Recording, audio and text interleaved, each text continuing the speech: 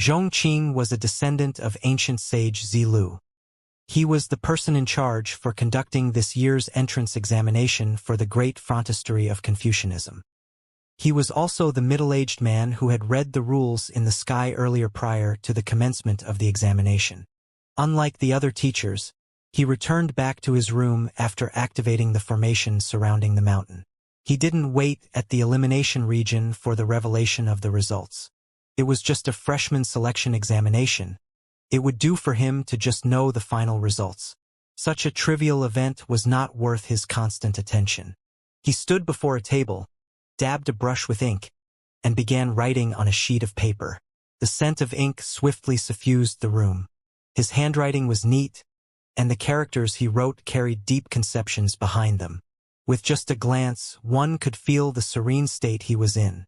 Who? A figure suddenly appeared in the room. Seeing that the middle-aged man was leisurely writing calligraphy, the figure's eyebrows shot up as he exclaimed, "Brother Zhong, what are you doing here? You need to head over to the examination venue to take a look. There's something weird going on with the examination." If Zhang Xian was here, he would surely be able to recognize the figure who had just appeared in the room. Nangong Yuanfeng. Yuanfeng, you are panicking once again. I have always told you that you need to calm your mind, but you just wouldn't listen. It's just an examination amongst the younglings. What's there to panic about? If you don't try to correct that problem of yours, you'll never be able to advance your cultivation any further than it is. Even without raising his head, Zhongqing seemed to still be able to recognize the identity of the person standing before him. As his brush continued moving on the paper elegantly, he replied with a calm voice, "Brother Zhong, I appreciate your kind advice, but this isn't the moment to be calm at all. The elimination examination has already descended into a huge mess." Nangong Yuanfeng exclaimed anxiously. "A huge mess? What kind of mess is it?" Zhongqing asked calmly as he continued writing his calligraphy with cadence. "The examinees are being eliminated too quickly in large numbers. I fear that the examination might end before the 6 hours are up. Furthermore, a lot of the examinees whom we have thought well of have all been eliminated. It's unlikely that those who remain at the end of the examination would be really the strongest 100 of the examinees." Nangong Yuanfeng explained worriedly. He was on the scene earlier, so he saw everything clearly. Even a top-notch genius like Xianxia ended up being eliminated too. The other experts whom they had been keeping a special eye of also ended up failing terribly too. And the reason was solely because they had encountered the descendants of ancient sage Ziqi. By this point, it had almost become an unspoken rule of the examination that anyone who encountered ancient sage Ziqi's descendants would be eliminated. At this rate, the examination would no longer be a test of strength but a complete test of luck. It would bank solely on whether one was lucky enough to avoid ancient sage Ziqi's descendants throughout the entire examination. For a solemn examination to be reduced to such a farce, how could he possibly not panic? "Oh, isn't this for the better?" Zhongqing didn't appear to be surprised to hear the news at all. He dabbed his brush in ink once more and began writing another character before continuing on with a light chuckle. "The talents of the descendants of the 100 schools of philosophers don't vary too much from one another. All we want is to narrow down the numbers to 100 of them. As for who they are, that's of secondary concern. No matter how powerful they are at the moment, they are bound to achieve great things after undergoing the tutelage of the great frontistery of Confucianism." "Well, I guess that your words make sense too." Seeing how calm Zhongqing was, Nangong Yuanfeng's worries seemed to slowly dispel as well. It was true that they were interested in just narrowing down the numbers to 100 examinees. As for who the examinees were, that was not of too much importance. The elimination examination was not completely fair, but ultimately, everything could be traced back to the limitations of their strength. If one had neither the strength nor the means to survive until the end, they only had themselves to blame for. While what you say do make sense, the issue is that most of the examinees have been eliminated by the same person, and their numbers are still growing. Furthermore, it seems like they have formed some kind of weird fellowship," Nangong Yuanfeng said. "They were eliminated by the same person? Who is it?" Yan Xiao? Or is it Duan Muxiao? Zhong Qing asked. That's not it. They are all eliminated by a descendant of ancient sage Ziqi, Nangong Yuanfeng replied. A descendant of ancient sage Ziqi? Not expecting to hear such an answer, Zhong Qing was visibly stunned for a moment. You are referring to Fan Xiaoxiu, Fan Xiaofeng, and Fan Xiaoxing, right?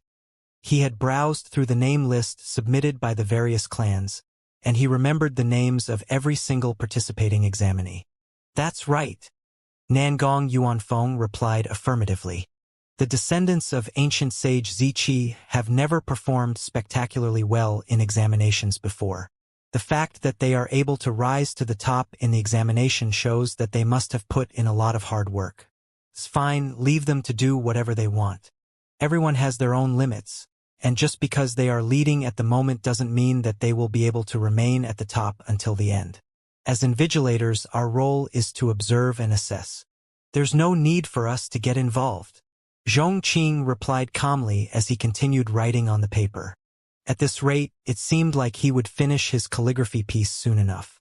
Since you have said so, I guess there's nothing else I can say. Seeing how calm Zhong Qing was, Nangong Yuanfeng shrugged nonchalantly. He was just about to turn around and leave when he suddenly recalled a matter. Oh, I forgot to tell you. The chief of the Fellowship of Examinees, eliminated by the descendants of ancient sage Ziqi, seems to your grandson, Zhong Zixuan. Hula! The brush gorged out a pitch-black stroke on the white paper as Zhong Qing raised his head in astonishment. He knew that his grandson had participated in the examination too, and he thought that his grandson would survive till the very end. Yet, he became the chief of some kind of eliminated examinees fellowship? What the heck did that mean? Hold on for a moment. You are telling me that Zixuan has been eliminated? Even though Zhong Qing dared not to believe what he was hearing, he still forcefully maintained his patient and calm attitude. Indeed, he was extremely proud that he has been eliminated early, and the fact that he serves as one of the chiefs of the organization means that everyone heeds his words. Nangong Yuanfeng said. That bastard! Zhong Qing clenched his fists tightly. How in the world did that wastrel even appear in their lineage? Not only was he not embarrassed of being eliminated, he even viewed it as an honor. He really had to teach that fellow a good lesson. Forget it. Just leave him be. Taking a deep breath, Zhong Qing calmed down from his rage before shaking his head. In any case, I have 8 of my descendants participating in the examination.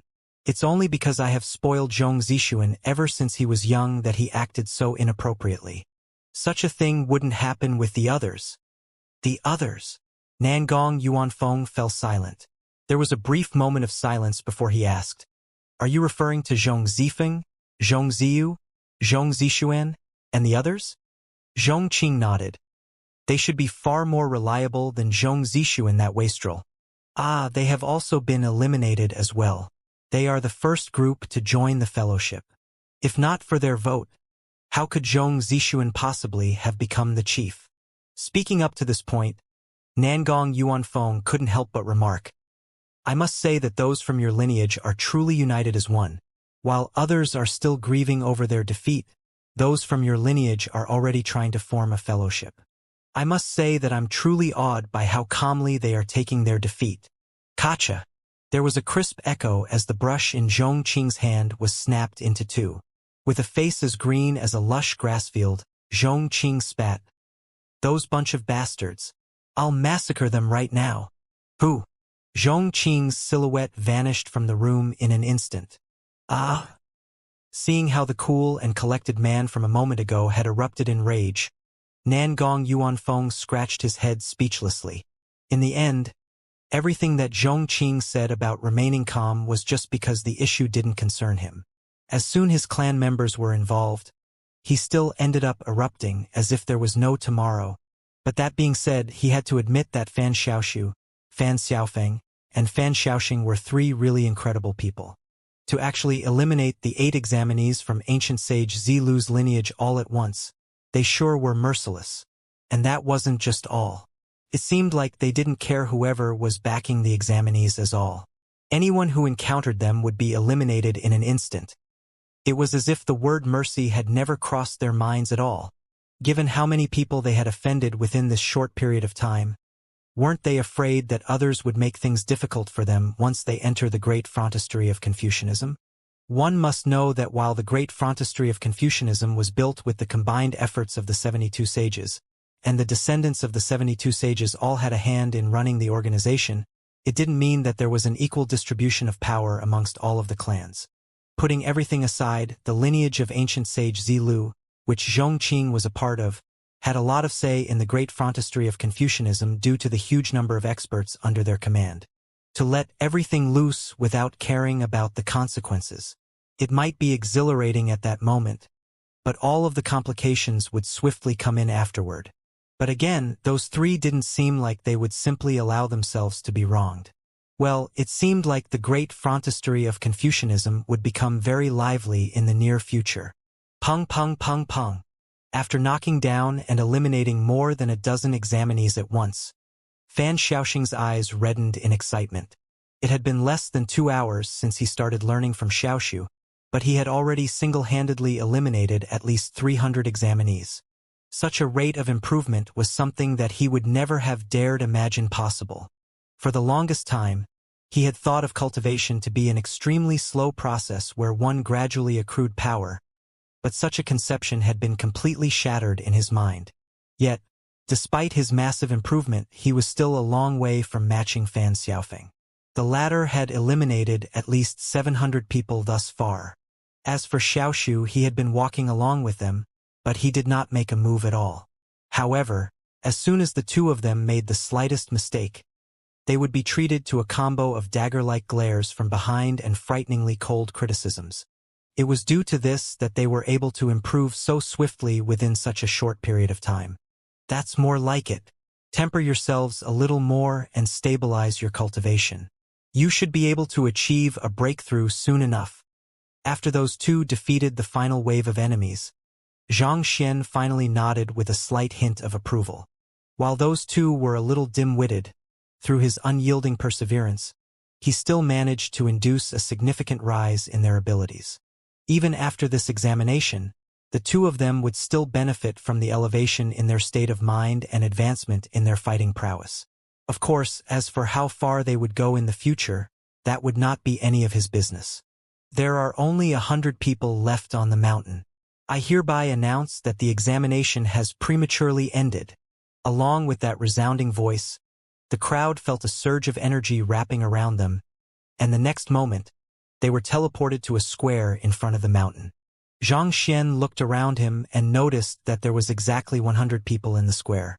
However, other than the three of them, everyone seemed to have been inflicted with some kind of energy and looked rather unkempt. Even though most of those people looked ordinary, the fact that they could survive to the end among 2,000 other competitors meant that they likely possessed extraordinary means. Of course, more importantly, they had also had the fortune of not encountering the three of them. First and foremost, I would like to extend my congratulations to all of you for officially being recruited into the great frontistery of Confucianism as this year's batch of students. Zhongqing announced grandly. As he spoke, his eyes inconspicuously fell on Zhang Xian and the others, and his cheeks twitched a little. He felt an urge to rush forward to pummel them, but he eventually held himself back. The fact that his descendants had been eliminated by them only meant that they were still lacking. He would not abandon his honor just to make things difficult for them. Taking a deep breath, Zhongqing continued on. After this, you will each exchange your jade token for a storage ring. Within the storage is the route and method to get to the great frontistery of Confucianism, an introspective convalescence realm cultivation technique, and cultivation resources. You have 3 days to enter the great frontistery of Confucianism with your own abilities. Only if you succeed will you become full-fledged students of the great frontistery of Confucianism. I know that this test won't be too difficult for you, but allow me to give you some words of advice in advance. The earlier you get to the great frontistery of Confucianism, the higher your chances of picking out a good teacher. Naturally, it goes without saying that it will pave the way for your future cultivation. Similar to other academies, mentorship in the great frontistery of Confucianism was a mutual relationship. While the students were allowed to choose their teachers, the teachers were allowed to choose their students. The number of students that each teacher could take on was limited, so those who entered earlier would have a better chance of catching the eye of the teachers they wanted. At the same time, the resources that they were entitled to would be different as well. All right, submit your jade tokens now. Shortly after those words were spoken, the jade token pinned on everyone's chest rose into the air, and 100 storage rings flew into everyone's hands simultaneously. Xianxia placed his finger lightly on the ring, and the items that were inside swiftly appeared in his mind. Just as he had been told, there was an introspective convalescence realm cultivation technique manual inside. Similar to how there was no common cultivation technique that all cultivators could practice for this realm, the cultivation technique manual that was in the storage ring only pointed out a general direction.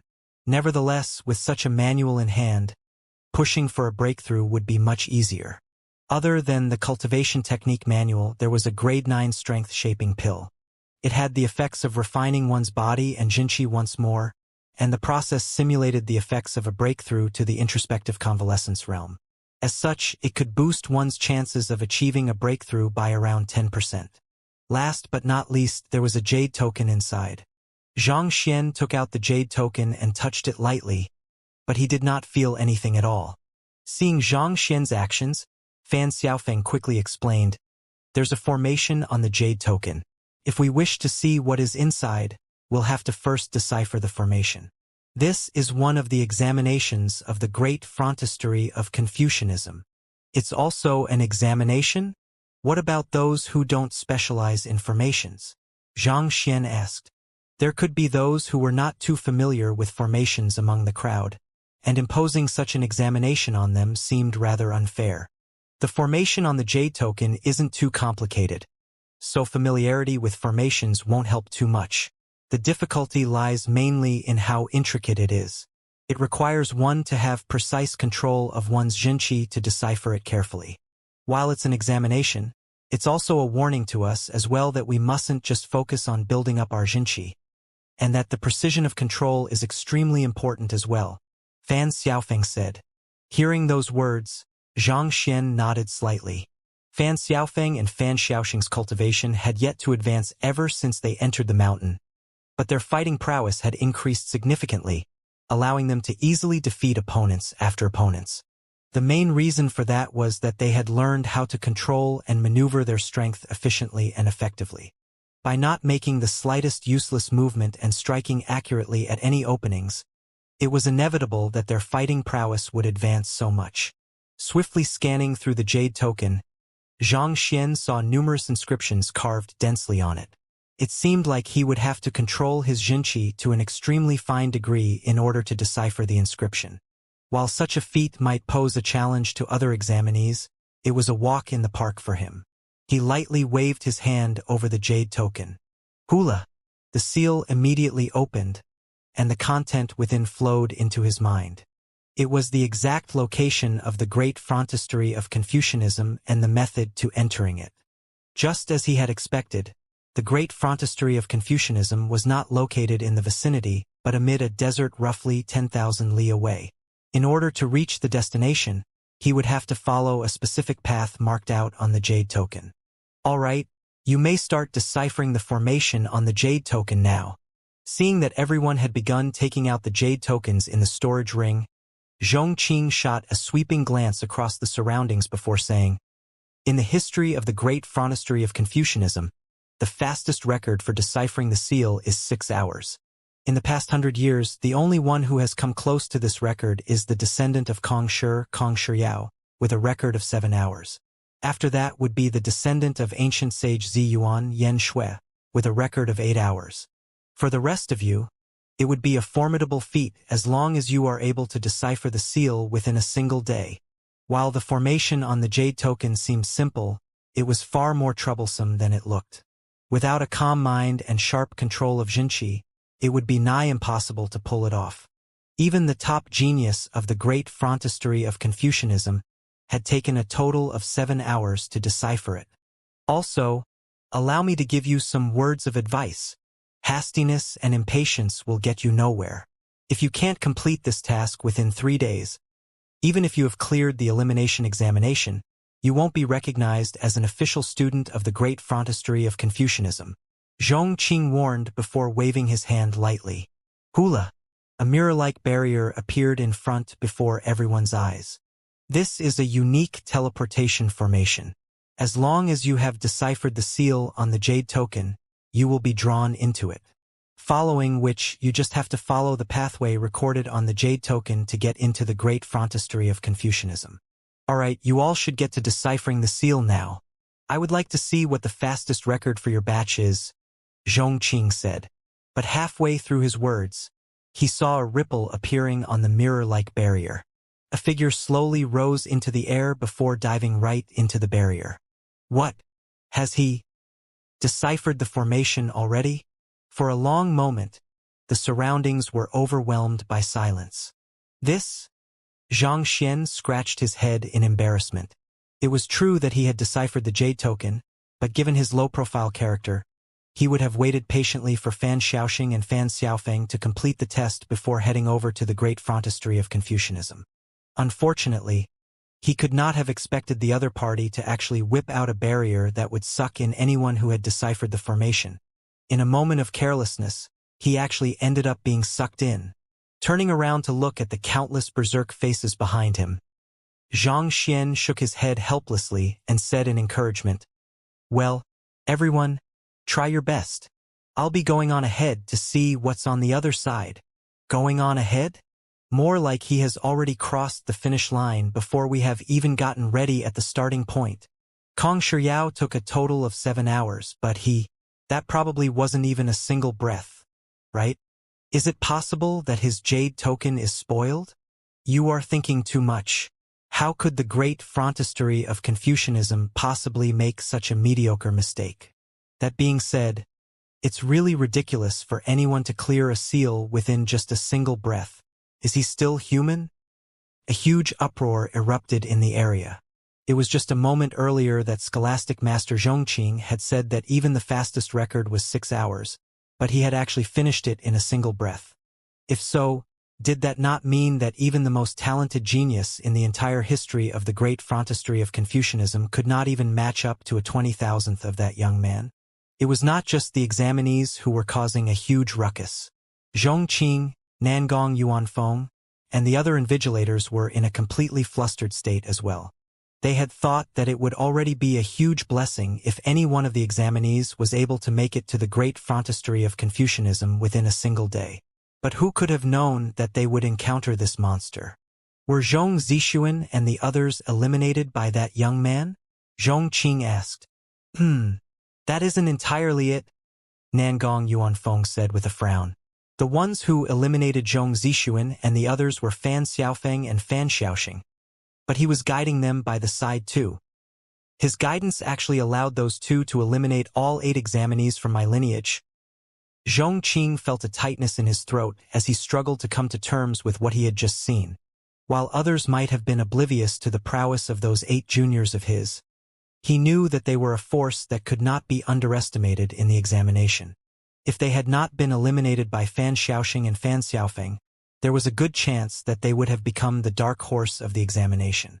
Those 8 had specially undergone a rigorous training regimen in order to clear the examination, and even if they had encountered Yan Yixiao, there was a good chance that they would have been able to get away safely.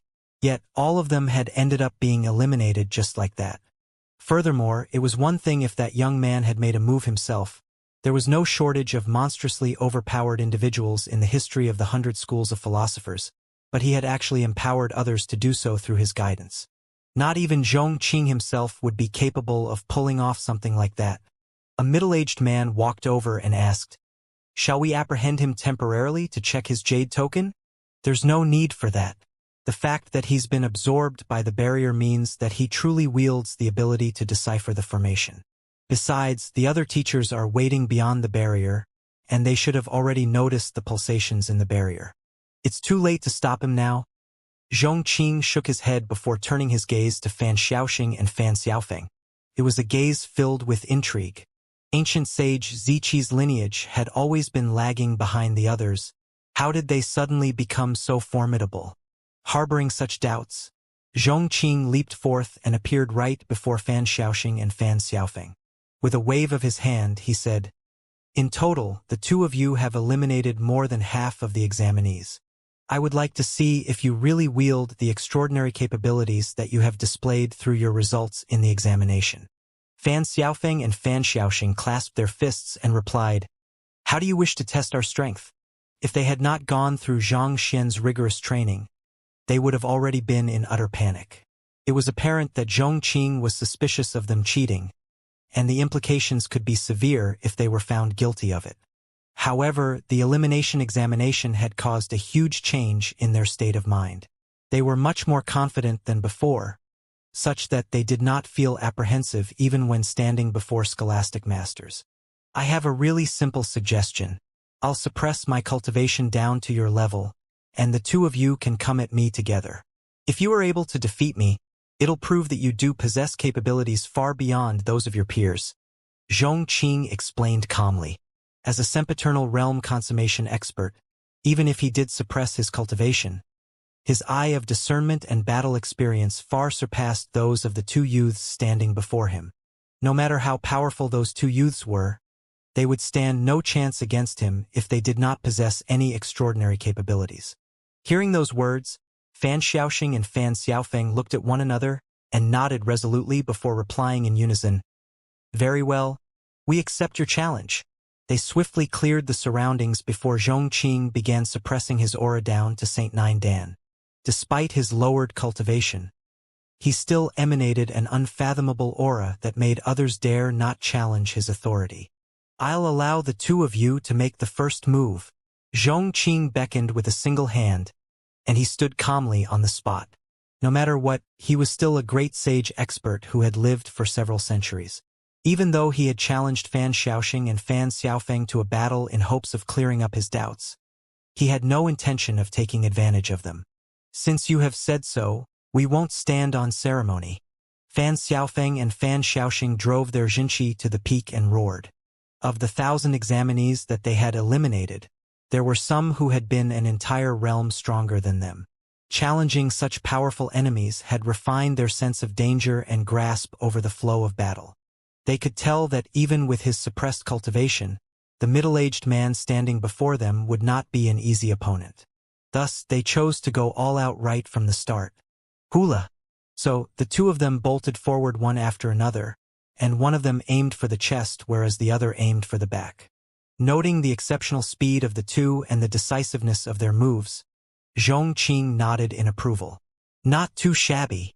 It was no wonder they had been able to eliminate so many people in the examination, such that even his juniors had ended up falling victim to them. Their fighting prowess was indeed not to be underestimated. Putting everything aside, just the fact that they were able to empty their movements of hesitation was already an incredibly remarkable feat. It was a subconscious reflex to falter before powerful enemies and doubt one's decisions, and this was a problem that even top cultivators faced.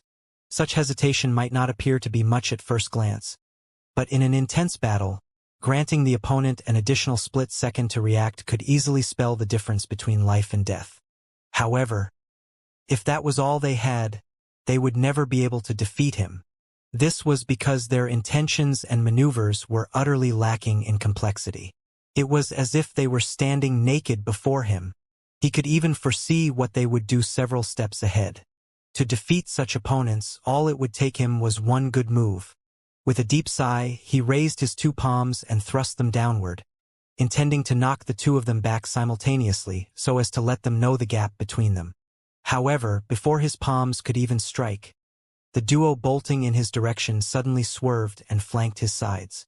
Using the incredible momentum of their movements, they sent out a left punch and a right punch simultaneously to the both sides of his face. "What?" Zhongqing narrowed his eyes in astonishment. In a usual battle, should they not have started with minor movements to test out their opponent before leaping in for a decisive attack to overwhelm him in an instant? They had already been in an advantageous position earlier, so why would they change their moves all of a sudden? Furthermore, was it really fine to aim the attacks at the face of an elder like that? Humph! With a cold snort, Zhongqing swiftly redirected his palms to block the trajectory of the punches from the duo. After which, He was just about to move in to teach those two a good lesson on respecting their elders when he suddenly felt a sharp pain assaulting his chest and crotch. Lowering his head, he found that Fan Xiaoxing's leg had struck his chest whereas Fan Xiaofeng's foot had shot up his crotch. Ah! With a piercing cry of agony, Zhongqing flew over and collapsed onto the ground. His body scrunched up like a cooked prawn. Even though he was a sempiternal realm consummation cultivator, it did not mean that he had cultivated his body equally throughout. As such, he still shared the common weakness that all men faced. To be struck with such a decisive kick, it was a huge blessing that they had not cracked on the spot.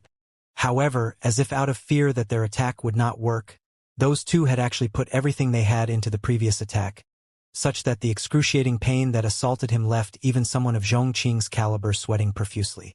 Kacha! Kacha! He had to swiftly release the seal on his Jinqi and recover to his sempiternal realm consummation before he was able to alleviate the injuries. Just as he was about to talk, he heard the hushed whisperings of those two not too far away. Is it just me? Or does he seem really weak? Could he just be going easy on us? That can't be the true strength of a scholastic master, right? Those words were the earnest thoughts of the confused Fan Xiaoxing and Fan Xiaofeng. All along, the great frontistery of Confucianism had been the ultimate goal that they had envisioned in their minds, so they could have never imagined that they would actually be able to incapacitate one of the almighty scholastic masters with just a simple kick. It was as if the heroes whom they had worshipped since they were young had turned out to be all talk. Weak? Going easy. Zhongqing felt a surge of blood gargling within his mouth, and he completely lost his cool. Zhongqing had always valued the cultivation of character and state of mind. Calligraphy was the art of sharpening one's concentration and self-control, so he would often spend his free time with a brush in hand. Due to his devotion to the art, the calligraphy works that he produced were of exceptional quality, such that many experts would specially pay him a visit to request his pieces so as to find inner peace within them. Given his character and state of mind, an ordinary examination among the younger generation should not have fazed him in the least. But, contrary to his expectations, all 8 examinees in his lineage, including his own grandson, had actually been eliminated in the examination. This had shaken him a little, so he wanted to challenge the 2 youths responsible for it to test their abilities. However, who could have known that a reputed scholastic master like him would end up being looked upon in disdain? Weak? Weak your head. How in the world am I weak? Zhongqing was overflowing with rage, but when he thought about the earlier battle, he found himself unable to find the words to refute their claims. While those 2 young men did not use a collaborative formation, their coordination was impeccable. Despite being a sempiternal realm consummation expert, he had been too complacent and ended up falling for their feint, which had eventually led to his downfall. Zhongqing swallowed the blood swirling in his mouth and took in a deep breath before turning to the 2 young men. Is this what Fan Xiaoxiu has taught you? He had never seen these 2 young men in person before, but he had read their records. Given their track record, they should not have been so formidable in battle. That's right. Fan Xiaofeng and Fan Xiaoxing nodded in response. In truth, they were also a little surprised by the outcome of the battle. They had thought that a scholastic master would be an extremely difficult foe to deal with even if his cultivation was suppressed. But as soon as they used Fan Xiaoxiu's battle insights, everything ended so quickly that even they were caught off guard. It was as if the other party was nothing more than a weak little chicklet. Did that not mean that as long as they continued working hard on their fighting skills, they would really be able to become invincible among their peers? Then, do you know who imparted these moves to him? Zhongqing asked. He comprehended them himself, Fan Xiaofeng replied. He had asked Fan Xiaoxiu that question during the examination, and the other party had replied that these techniques had come out from sudden bouts of inspiration. He comprehended them himself? If that's really the case, his talent is really… Zhongqing remarked as his breathing hastened slightly. Yuanfeng, I need you to help deal with the issues here for the time being. I'll be making a trip back to the great frontistery of Confucianism to see who Fan Xiaoxiu chooses to be his teacher. Unable to endure his curiosity, Zhongqing quickly turned around and left. No matter who Fan Xiaoxiu chose to be his teacher, he would have to make sure to keep on good terms with that person. As long as Fan Xiaoshu did not die a premature death, it was only a matter of time before he rose to the top echelon of the 100 schools of philosophers. Oblivious to the fact that Zhong Qing had been pummeled by Fan Xiaofeng and Fan Xiaoxing, Zhang Xian was currently navigating his way through a desert according to the directions given on the Jade token. To be honest, he wanted to maintain a low profile. However, it was as if the entire world was denying him of his efforts. As the first one to reach the great frontistery of Confucianism in record time, there was no way he would be able to blend in with the crowd anymore.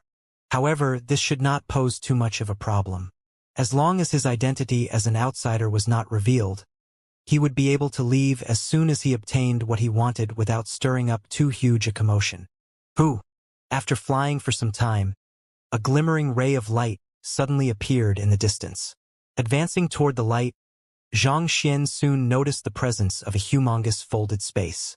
Shockingly, this folded space was even more stable than the Kungsu domain itself, such that it almost felt as if he was returning to the master-teacher continent. The concentration of spiritual energy was also extremely high, comparable to that of a typical grade 9 spirit-gathering formation. As soon as he stepped into the folded space, his acupoints swiftly opened and began greedily absorbing the spiritual energy. There were innumerable majestic buildings towering all around. They were designed in a traditional architectural style, as if they had been built tens of thousands of years ago.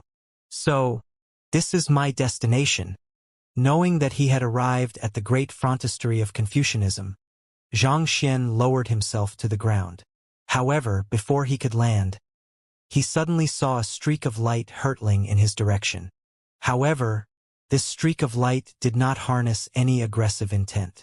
It stopped right before Zhang Xian, revealing its true form to be a gigantic copper gong.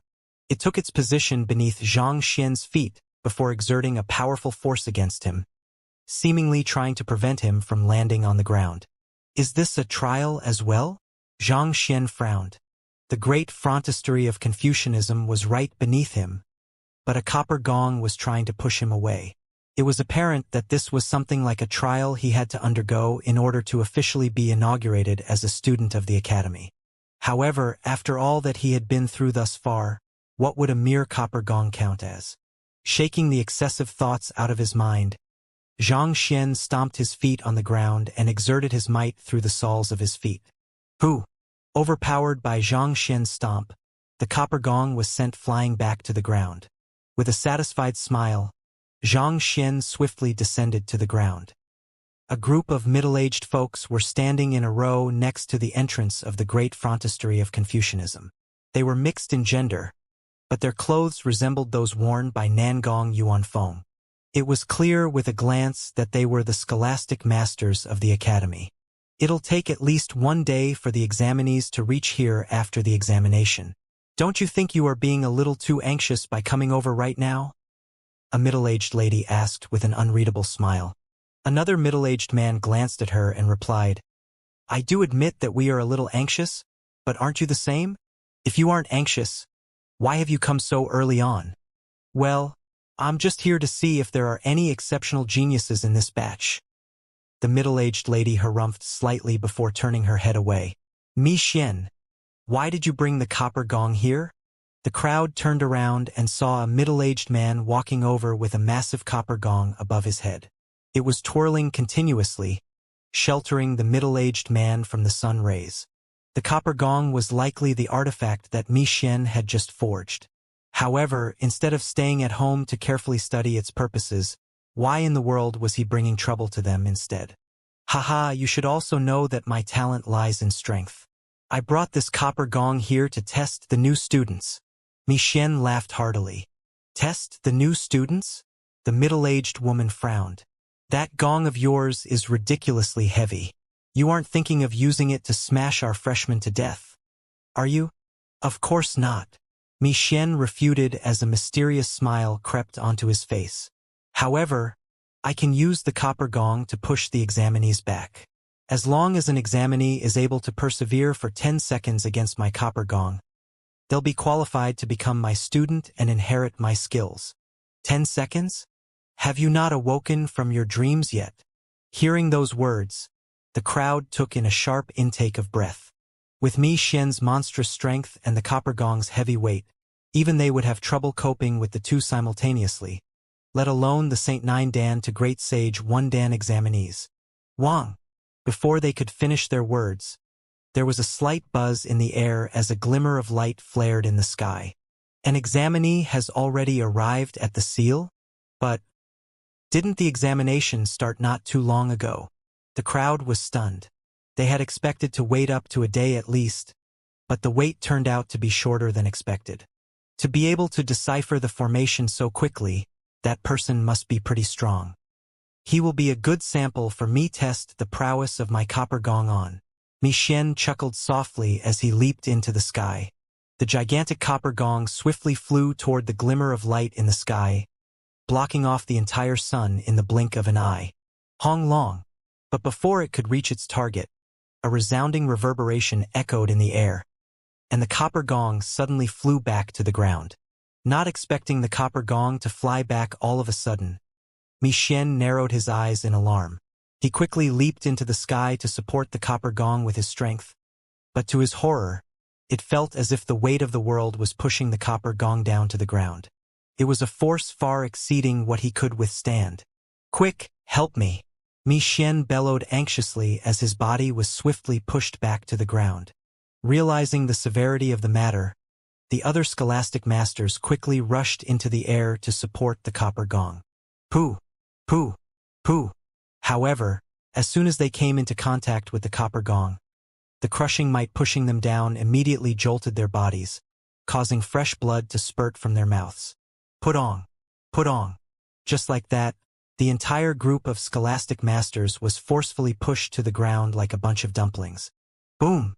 The copper gong finally landed on the ground with a reverberating metallic gong, and the scholastic masters were pinned underneath, completely disappearing from view. Who? Barely after all of this happened, a figure descended from the sky and scanned his surroundings with a frown on his face. Didn't they tell me that there would be a lot of scholastic masters waiting for me here? Why can't I see anyone? Shaking his head helplessly, Xianxia proceeded deeper into the great frontistery of Confucianism. It seemed like the rules written on the jade token were not to be taken exactly. It was detailed on the jade token that one would be welcomed by the teachers upon arriving at the great frontistery of Confucianism, at which point, one would have a chance to choose among them. However, all that was there to welcome him upon his arrival was a mere copper gong and nothing else. Did I come so quickly that no one was able to react in time? Xianxia muttered under his breath. In any case, he had no intention of waiting there for them, so he proceeded ahead without any hesitation. This was his first time entering the great frontistery of Confucianism, and he was so overwhelmed by the changes in the spatial laws and the concentration in the spiritual energy that he failed to notice the crowd crushed beneath the copper gong. Besides, he had not exerted too much strength in the earlier stomp, so he did not expect that anyone would end up injured as a result of that. Thus, he had completely failed to notice the bunch of scholastic masters. It was just like how an elephant would not feel an ant struggling beneath it when stepping on it. So, shortly after Xianxia disappeared, Zhongqing appeared before the copper gong. He scanned the surroundings with a confused look in his eyes for a moment before his eyebrows shot up in horror. He quickly grabbed the copper gong and tugged, and it took him a while before he was finally able to lug it away. A bunch of scholastic masters were imprinted messily in the ground. Their faces were ghastly pale, and fresh blood was oozing out from the corners of their mouths. Seeing that everyone was almost on their last breath, Zhongqing exclaimed, "Mi Xian, what in the world happened here?" Those scholastic masters were the strongest experts of the great frontistery of Confucianism. They should have been the ones demonstrating their abilities to attract new students to come under their wing. But why would they end up lying beneath the copper gong like a bunch of dead fish? Did someone just decipher the seal and enter the premises? Mi Xian asked with a tearful look on his face. Yes, Fan Xiaoshu from ancient sage Ziqi's lineage. Zhongqing replied before realization struck him, and he widened his eyes in shock. Are you saying that he was the one who caused this? Wait a moment, Tell me what happened here. With an awkward look on his face, Mi Xian began explaining. I took out my copper gong, hoping to find someone who can survive 10 breaths against it and bring him under my wing. So, when I saw that someone was entering the great frontistery of Confucianism, I swiftly brought it out to block his way. However, I didn't think that the other party would stomp down on it so forcefully. In order to prevent it from damaging the buildings around, everyone offered their strength to stop it. But, well, you can see the results for yourself. He sent the copper gong flying. Even with so many of you around, none of you were able to stop him. Zhongqing shook his head in incredulity. But how could that be? Fan Xiaoxiu is a Saint Nine Dan pinnacle cultivator. Putting aside the fact that the copper gong was a great sage artifact, it appeared that a stomp from Fan Xiaoxiu was already more powerful than a dozen scholastic masters. A Saint Nine Dan pinnacle cultivator being stronger than so many great sage experts? How could that be possible? There's no way Saint Nine Dan cultivators could wield such strength, Mi Xian remarked deeply. In fact, not even great sages would be able to pull something like this off. Such strength can only be wielded by an ancient sage. Ancient sages were extremely dense in weight, such that their body seemed to harness a world in itself. With how swiftly Fan Xiaoxiu had been moving earlier, if his body carried the weight of an ancient sage, he would have been able to pull something like that off with a simple stomp. Perhaps, he might not even have been aware of how powerful his stomp was. In any case, one thing was for sure. There was no way a Saint Nine Dan cultivator could draw forth such strength. Hearing those words, Zhongqing frowned. But I checked Fan Xiaoxiu earlier, and he is indeed a member from ancient sage Ziqi's lineage. Fan Xiaofeng and the others can testify for him too, so it seems unlikely that he would be an impersonator. Furthermore, if an ancient sage barged into the great frontistery of Confucianism, the Great Formation would surely activate, and the hibernating ancient sages would swiftly regain consciousness. However, nothing is happening at all. Similar to the ancient sages of the Master-Teacher Pavilion headquarters, the ancient sages of the great frontistery of Confucianism spent most of their time hibernating. It was only in the presence of those who wielded strength equal to them would they be forcefully woken up from their long sleep. The fact that the surroundings were completely silent was more than enough to prove that there were no ancient sages who had breached the barrier and barged into the area. But, if that was not the case, how were they to make sense about what had happened? No matter who Fan Xiaoxiu truly is, let's find him before deciding our next move. Knowing that they would only be able to resolve the problem with the person in question present, Mi Xian quickly stowed his copper gong before flying over to the cluster of buildings. Zhongqing and the others followed tightly behind. It did not take long before they saw a silhouette standing in the square, scratching his head in confusion. It was none other than Fan Xiaoxiu. Voila! Everyone swiftly descended to the ground and surrounded Fan Xiaoxiu tightly. You are... Fan Xiaoxiu had a confused look on his face that seemed to say, "What am I doing here?" You are currently at the great frontistery of Confucianism. You cleared the examination with ease, deciphered the formation within a breath, and overpowered all of us simultaneously shortly after entering the premises. A scholastic master among the crowd could not take it anymore. Tell me, just who in the world are you? I am at the great frontistery of Confucianism? Cleared the examination. I have already cleared the examination. Fan Xiaoxiu was taken aback as the information plunged him deeper into confusion. Furthermore, I overpowered all of you? What does that mean? Seeing how Fan Xiaoxiu was acting as if he had lost his memory, another scholastic master sneered coldly. Don't bother playing the fool. We'll know your true strength with a simple look. With a tap of his finger, a book materialized in the air. It swiftly flipped open before a ray of light descended from it. It was one of the treasures of the great frontistery of Confucianism, the Book of Veracity. It was able to gauge a person's true cultivation and bloodline, and there was no way to possibly deceive it. It had been created through the principles of ancient sage Bo Shang's Eye of Insight, and the book possessed the ability to dispel all falsehood. Wang, shrouded with a ray of light, the flow of Fan Xiaoxiu's Jinqi, the strength of his meridians, and everything else about him was clearly displayed. Even the color of his bloodline and his cultivation was visible to the eye. He's indeed from the lineage of ancient sage Ziqi, and there's no doubt that he's a Saint Nine Dan pinnacle cultivator. Hearing those words, the crowd grew even more confused. Under the inspection of the Book of Veracity, it turned out that there was no mistake about the identity of the young man before them. He was Fan Xiaoshu through and through. But could a Saint Nine Dan pinnacle cultivator really overpower all of them so thoroughly that they were unable to retaliate? Could a Saint Nine Dan cultivator decipher the formation and get in there within a single breath?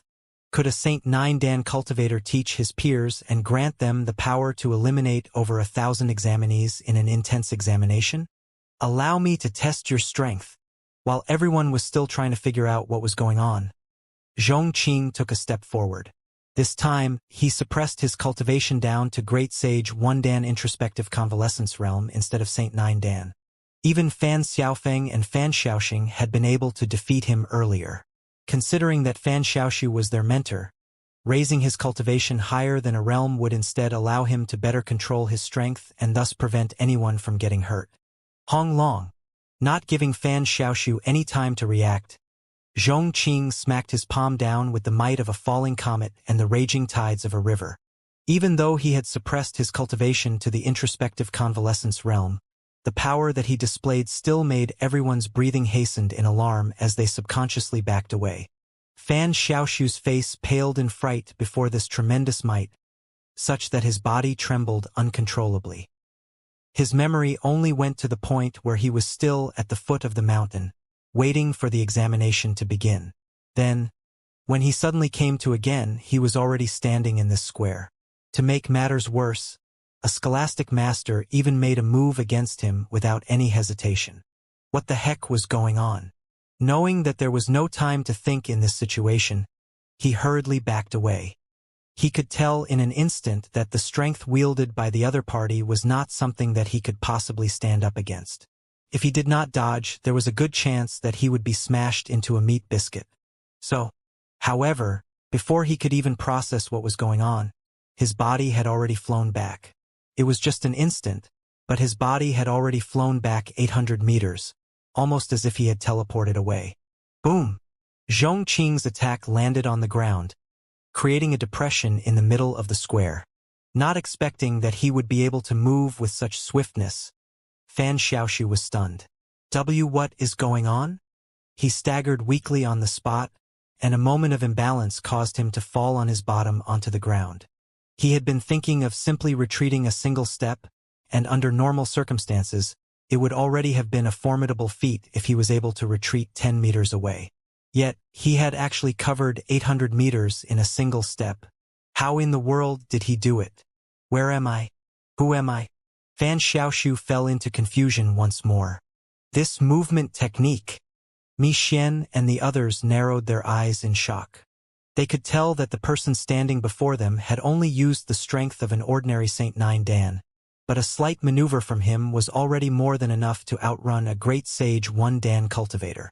The speed that he was able to travel at was terrifying. On the other hand, Zhongqing was not too surprised to see that his attack had failed to land. He had been unable to defeat Fan Xiaofeng and Fan Xiaoxing when his cultivation was suppressed to the same level as them. So there was nothing surprising about the person who had groomed them being able to dodge his attack easily. Zhongqing exhaled deeply before kicking off the ground once more. His movements were flurried and random, like a raging blizzard. No matter how Fan Xiaoshu moved around, he found that he was unable to shake Zhongqing off his trail, leaving him feeling completely bewildered. This is the unique technique of scholastic master Zhongqing.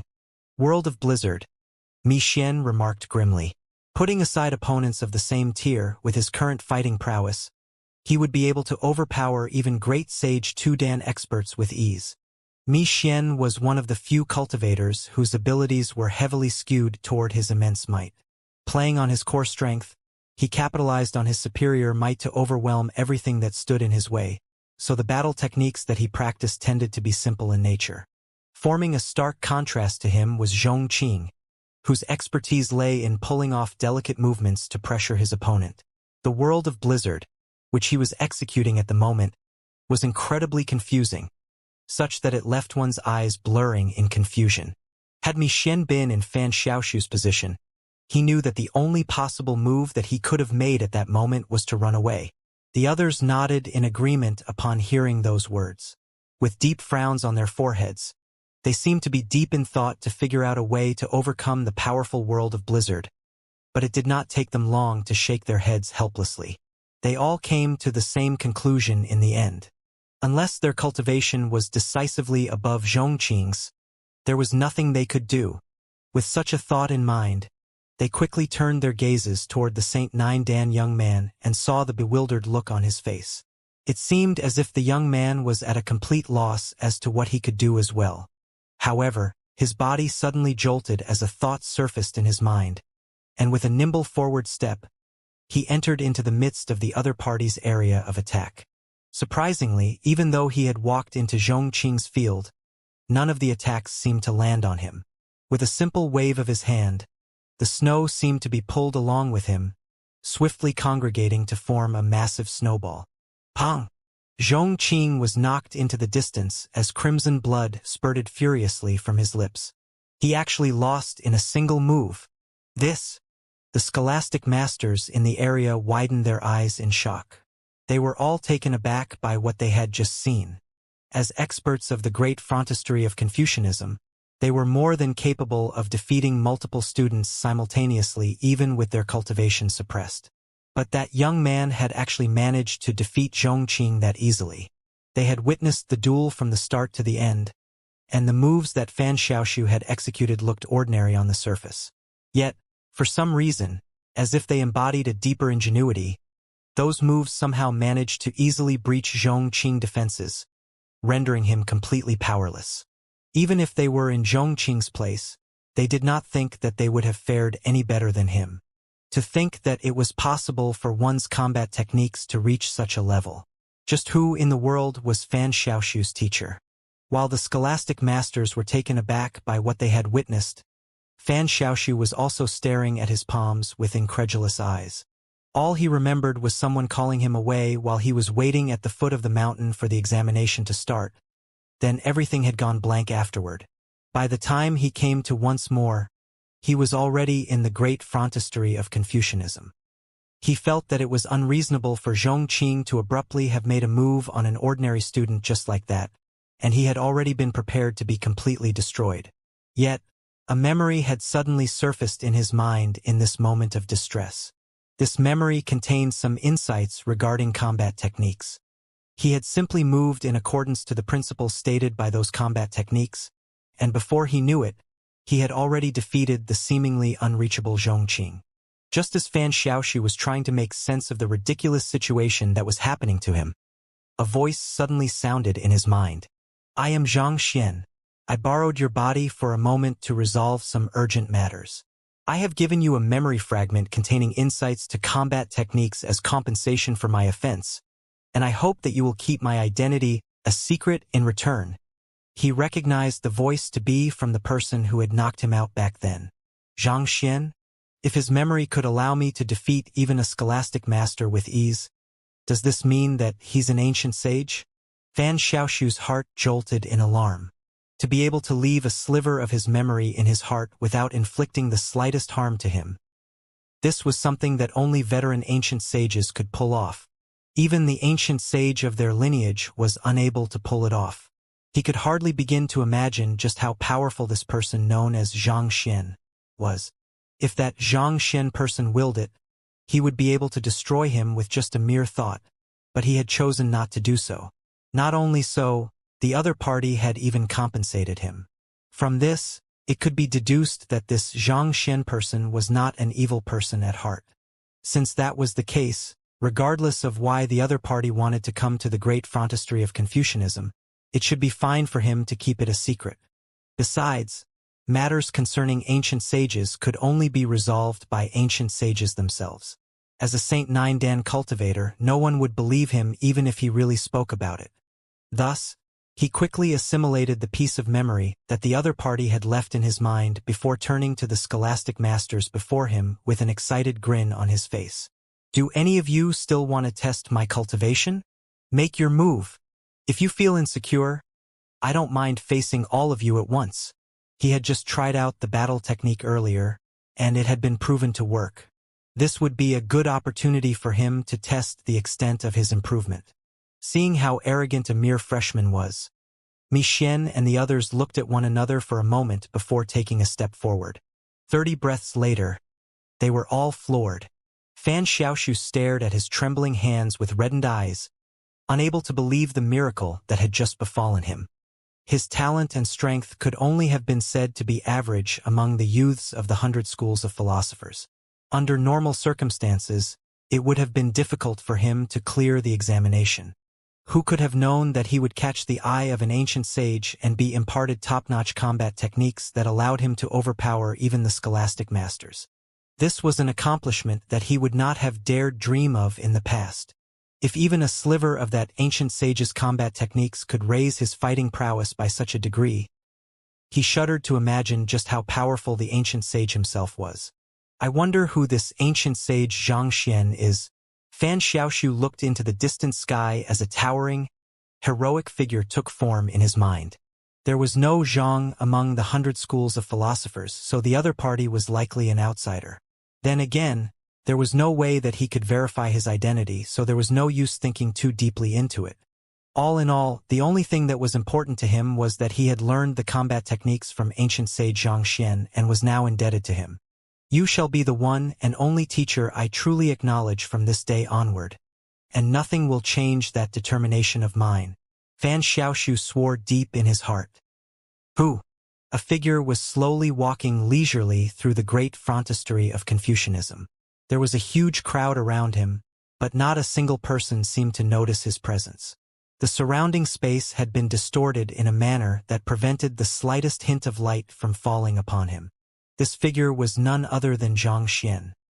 His goal was to enter the great frontistery of Confucianism without causing too huge a ruckus, and since he had achieved his goal, there was no longer any need for him to disguise himself. Thus, he had released Fan Xiaoshu not too long after arriving at the great frontistery of Confucianism.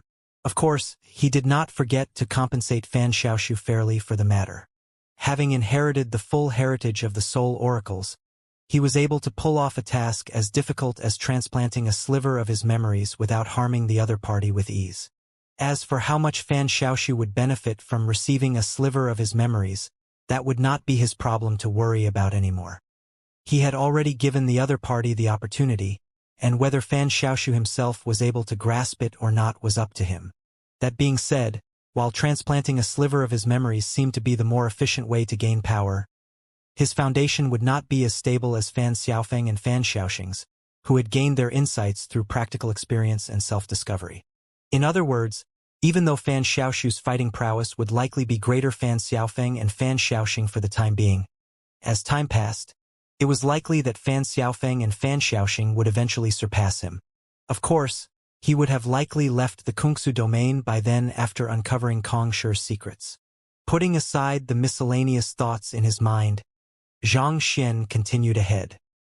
He strolled around the city-like great frontistery of Confucianism for a moment before finally setting his gaze upon a stately room. Sage Ancestral Hall. If Kong Shi has hidden any secrets in the great frontistery of Confucianism, they will likely be here, Zhang Xian thought. What was standing before him was a unique building that was absent in the master-teacher pavilions of the master-teacher continent, the Sage Ancestral Hall. Placed within the Sage Ancestral Hall were a sculpture of Kong Shi himself and his individual possessions. It was a room used specifically for paying respects to him. Of the entire great frontistery of Confucianism, this was the place that had the greatest relevance to Kong Shi. Thus, Zhang Xian took a deep breath before making his way over to the Sage Ancestral Hall. Wang. However, before he could reach his destination, a ray of light suddenly descended from the sky. It seemed like a formation had seen through the distortions of space that he had created around himself and discovered his presence. Hong Long, following which, a massive palm tore through space to slam down upon him. The surrounding space swiftly collapsed under the tremendous might, and it felt as if the entire Kungsu domain would burst as a result of the force. Zhang Xian did not think that he would be discovered even though he had hidden fairly well. He took a step back before pushing back against the palm with a powerful punch of his own. Even though he had not achieved a breakthrough to Ancient Sage, his fighting prowess was already on par with blood reincarnation realm experts.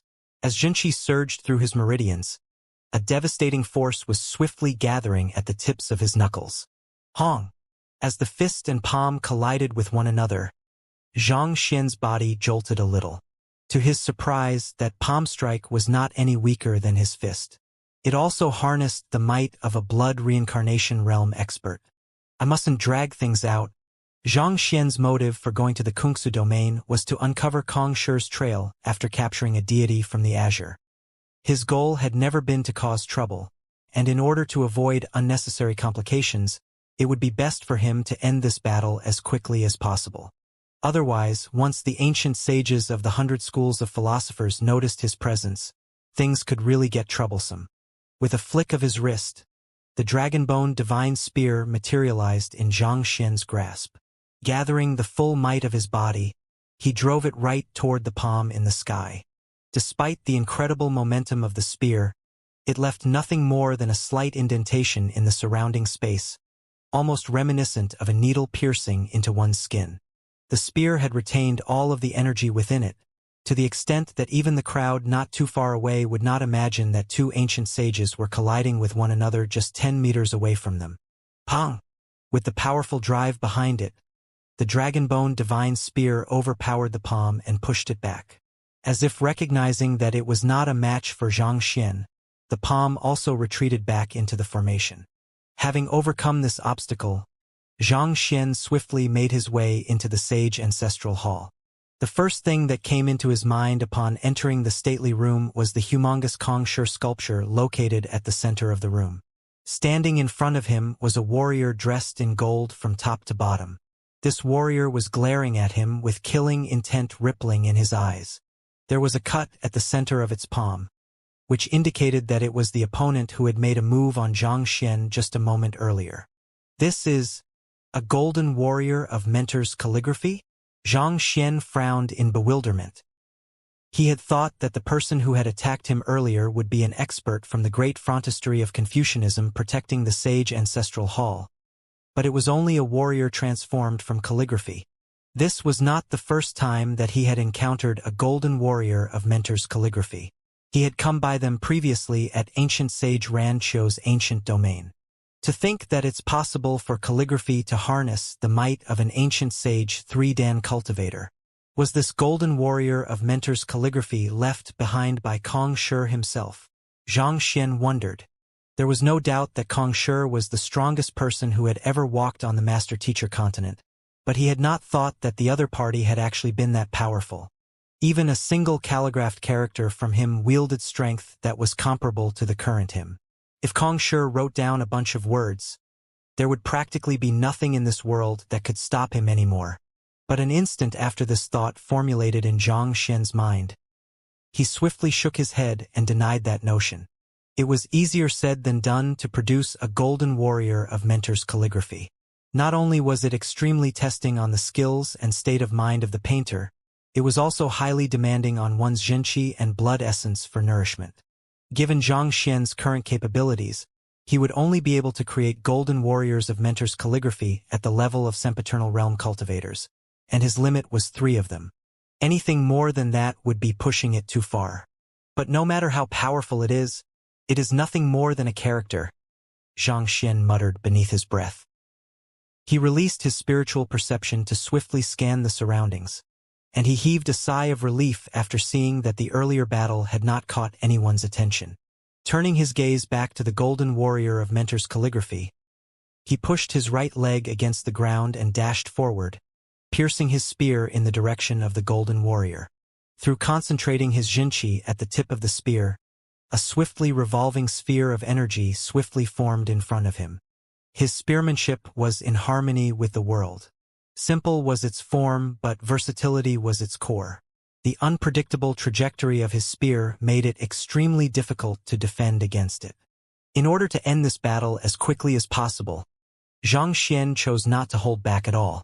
Gathering all of the strength at his disposal, he exerted a might that was almost comparable to a dimension-shatterer realm cultivator.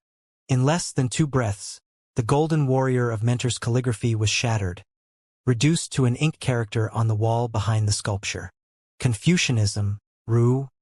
Seeing that the character had not made any move after the earlier offense, Xianxia walked up to the sculpture of Kong Shi and bowed deeply as a show of respect before looking around the area. It was likely that the golden warrior of Mentor's calligraphy from earlier was a trial that those who wanted to enter the sage ancestral hall would have to go through, similar to what had happened in ancient sage Ranxio's ancient domain. Only those who had defeated it would be qualified to explore the premises. The room was mainly empty except for the sculpture at the center. Thus, Xianxia walked up to the side door and saw a corridor beyond it. The corridor was wide and spacious, and there were numerous tablets floating alongside it. This is Kong Shi's entire life story. Xianxia's eyes lit up in excitement. The floating tablets were inscribed with the records of Kong Shi's life, detailing everything that had happened since his birth. Laying his eyes on one of the floating tablets, Xianxia felt as if his soul had traveled through space-time to witness the grand life that Kong Shi had lived. Unlike the usual depictions of his life, Kong Shi was not a connate saint. No matter how one looked at it, he was an ordinary individual. The only thing that was noteworthy was his deep interest in books and sharp wits. But a day suddenly came when he deviated from his ordinary life. It was as if an epiphany had suddenly struck him, causing his cultivation to surge. Within the short span of a year, he achieved a breakthrough beyond Fighter 9 Dan, Transcendent Mortal 9 Dan, and even Saint 9 Dan. In terms of progress, Kong Shi was no slower than him. It was still the era where the otherworldly demonic tribe ruled over the master-teacher continent back then, and the humans lived under oppression. Along his growth, Kong Shi's footsteps never halted. He fought country after country, salvaging mankind from the claws of the otherworldly demonic tribe. At the same time, he spread his teachings and ideals while taking in students. Before long, the master-teacher pavilion that they knew today was established. Feeling threatened by Kong Shi's presence, the otherworldly demonic tribe launched an ambush on Kong Shi and his disciples, trapping them in Xianxia for many months. Many thought that Kong Shi was done for, but in that crucial period, he created the Great Codex of Spring and Autumn and successfully achieved a breakthrough to ancient sage. That freed him from the danger that he was in, and he even successfully assassinated Vicious. Soon enough, the otherworldly demonic tribe was driven back and sealed within the otherworldly battlefield, thus liberating mankind once and for all. From the looks of it, it seems like Kong Shi's breakthrough to ancient sage wasn't just an ordinary comprehension of temporal laws. Xianxia pondered as he followed Kong Shi's journey through his life. The Great Codex of Spring and Autumn contained the secrets of time. Xianxia himself had been to the Temple of Confucius, and the flow of time in that folded space was indeed different from that of the world outside. Ancient sage Ran Qiu's breakthrough was built upon his spearmanship, and ancient sage Qiu Wu's breakthrough came from his deep comprehension of spatial laws. All along, he had thought that what Kong Shi had grasped in his breakthrough to ancient sage were the temporal laws, but it seemed like there was more to it. The founder of the Zhang clan was a person who had comprehended the time quintessence and successfully achieved a breakthrough to ancient sage based on it. There was no doubt that he was a powerful individual, but he still came nowhere close in comparison to the world's teacher.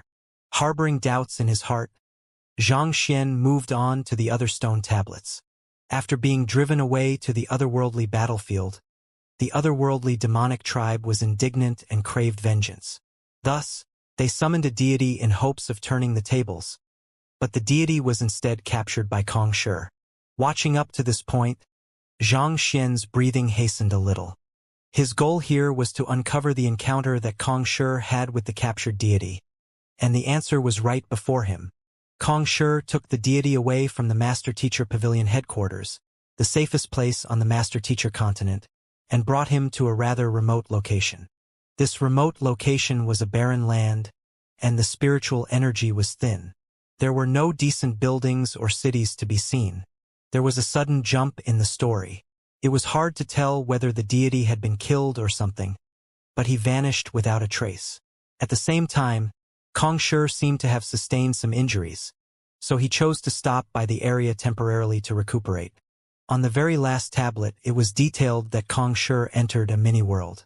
If his deduction was correct, this mini-world referred to the Kungsu domain where the 100 schools of philosophers resided. Kungsu domain? Could it be that? Xianxia took a closer look at the remote location where Kong Shi had taken the deity to, and his eyebrows suddenly started twitching. He actually recognized this remote location. It was none other than the current Tianxian kingdom. Could it be that the Kungsu domain wasn't created by Kong Shi? Xianxia pondered. He had known prior to coming here that the 100 schools of philosophers had departed from the master-teacher continent to reside in a mini-world that Kong Shi had created. This was also why he had not been surprised when he saw the Kungsu domain after breaking the seal. However, the stone tablet right before him was telling him that this was not the case. This mini-world seemed to have existed since time immemorial. It was not one of Kong Shi's creations.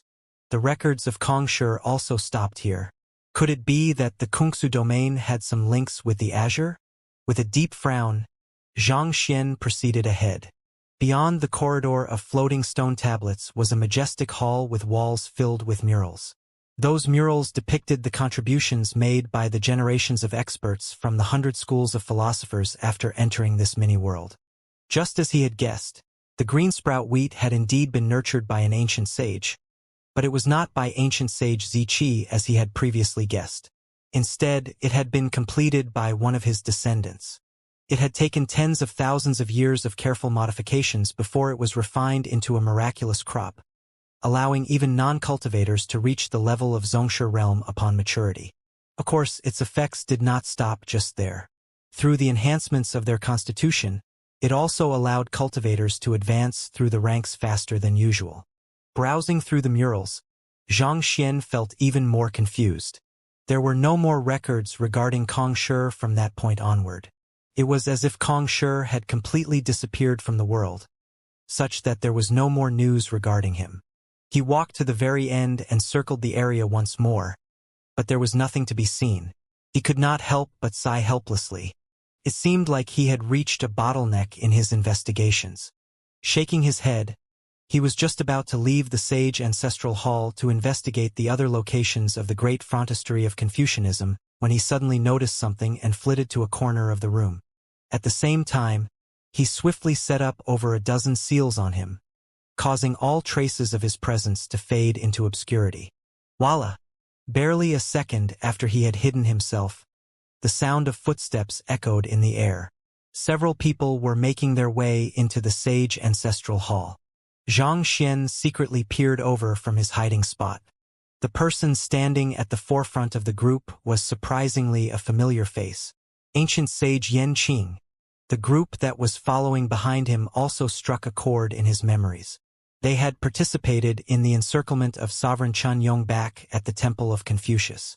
With his current strength and grasp of spatial laws, as long as he did not intentionally release his aura or communicate with anyone, he was able to completely conceal his presence even from ancient sages. They don't seem to be doing too well.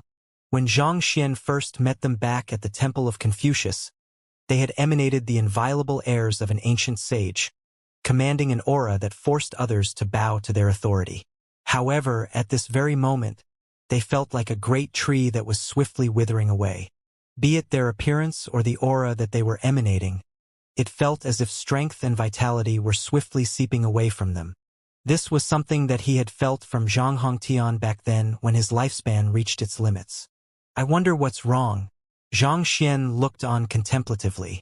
It was true that the battle against Sovereign Qinyong was intense, and many of them had sustained significant injuries throughout the course of the battle.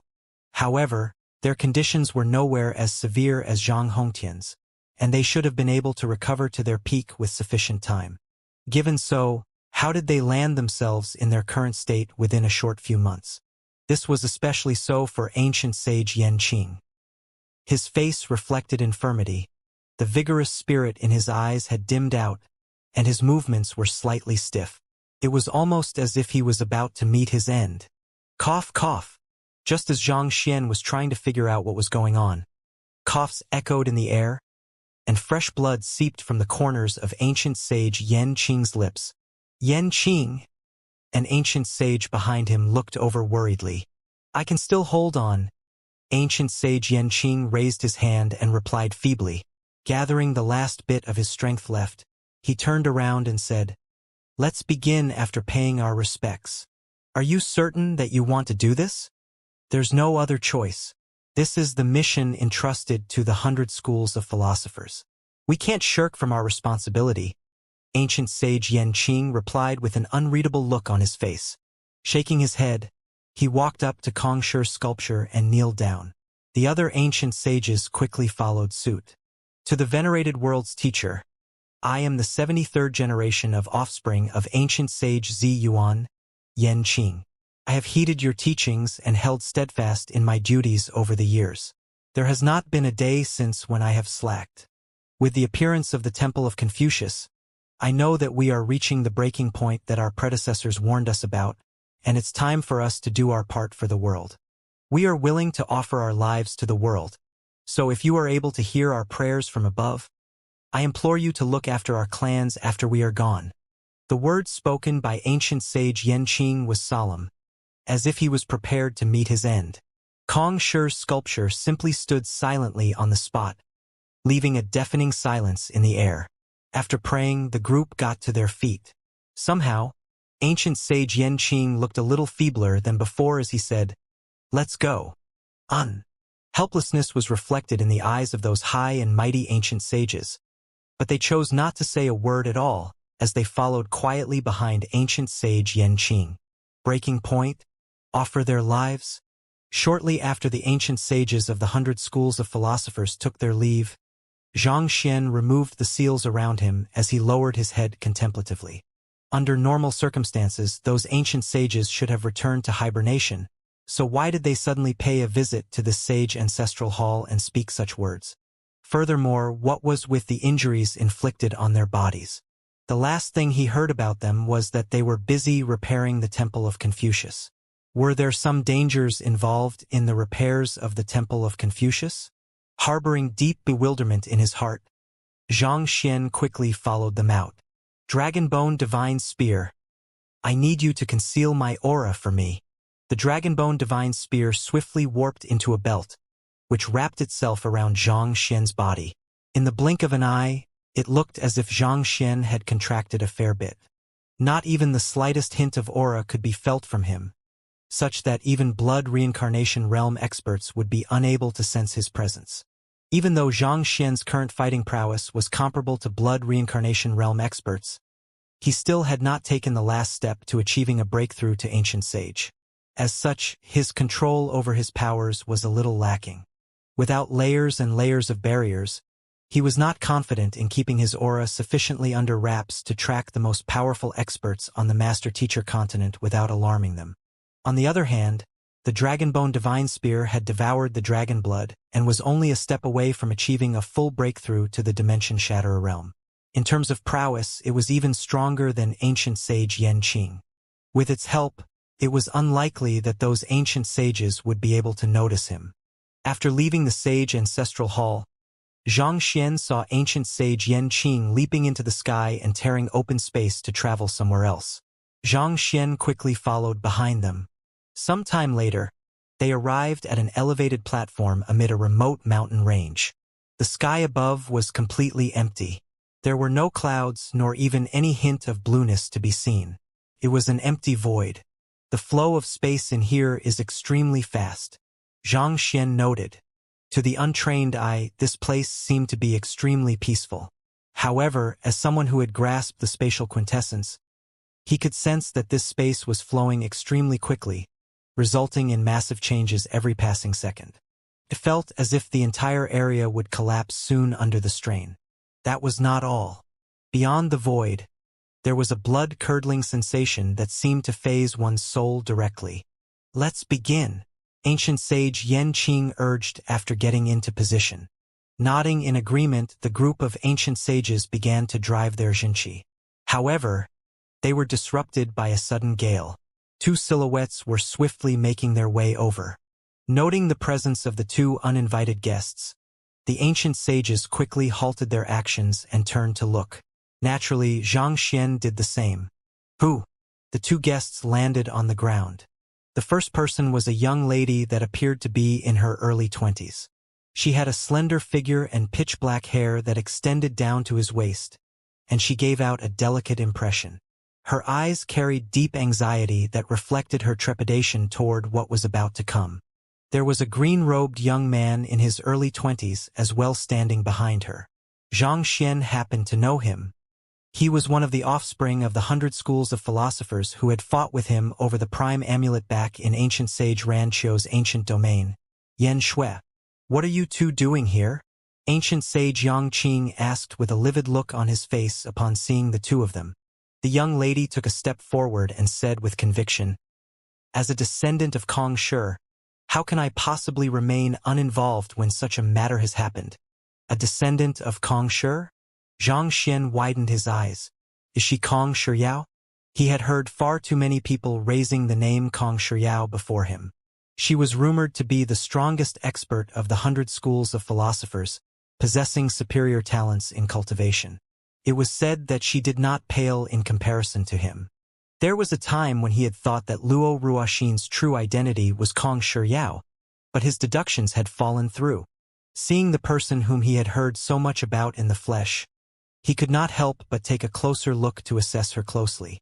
It had to be said that the rumors were not completely unfounded.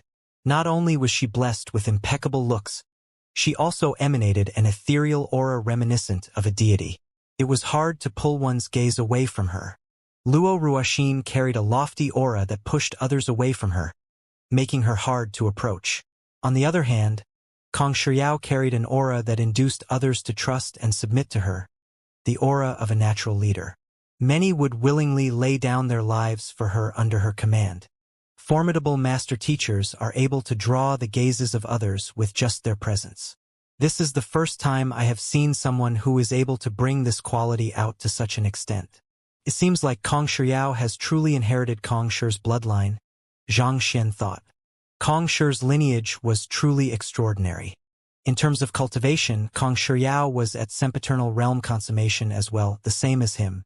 She had not achieved a breakthrough to ancient sage yet, but the aura in her body felt condensed and heavy. Most likely, her fighting prowess exceeded that of ordinary ancient sages. This was really the first time that Zhang Xian had seen someone whose talents were at a level similar to his.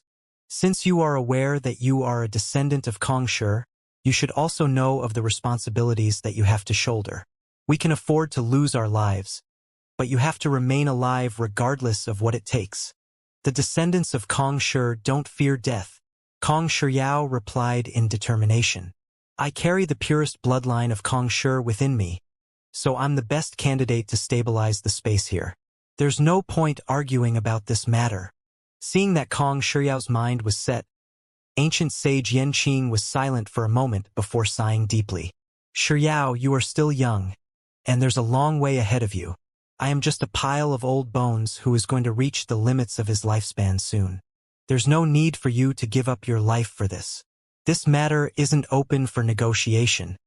As he spoke, he suddenly waved his hand. A sudden outburst of energy shrouded Kong Shiyao and sealed her on the spot, rendering her unable to move. Ancient sage Yan Qing. Not expecting ancient sage Yan Qing to make such a move, Kong Shiyao exclaimed in a fluster. A mixture of panic and anxiety welling up in her caused tears to brim in her eyes. But unmoved by Kong Shiyao's expression, ancient sage Yan Qing turned to Yan Shui and sternly commanded, Take care of her well. Even at the expense of your life, you can't allow any harm to fall upon her. Yes, Yan Shui replied resolutely. Ancient sage Yan Qing closed his eyes for a short moment before looking at the other ancient sages and nodding. Let's begin.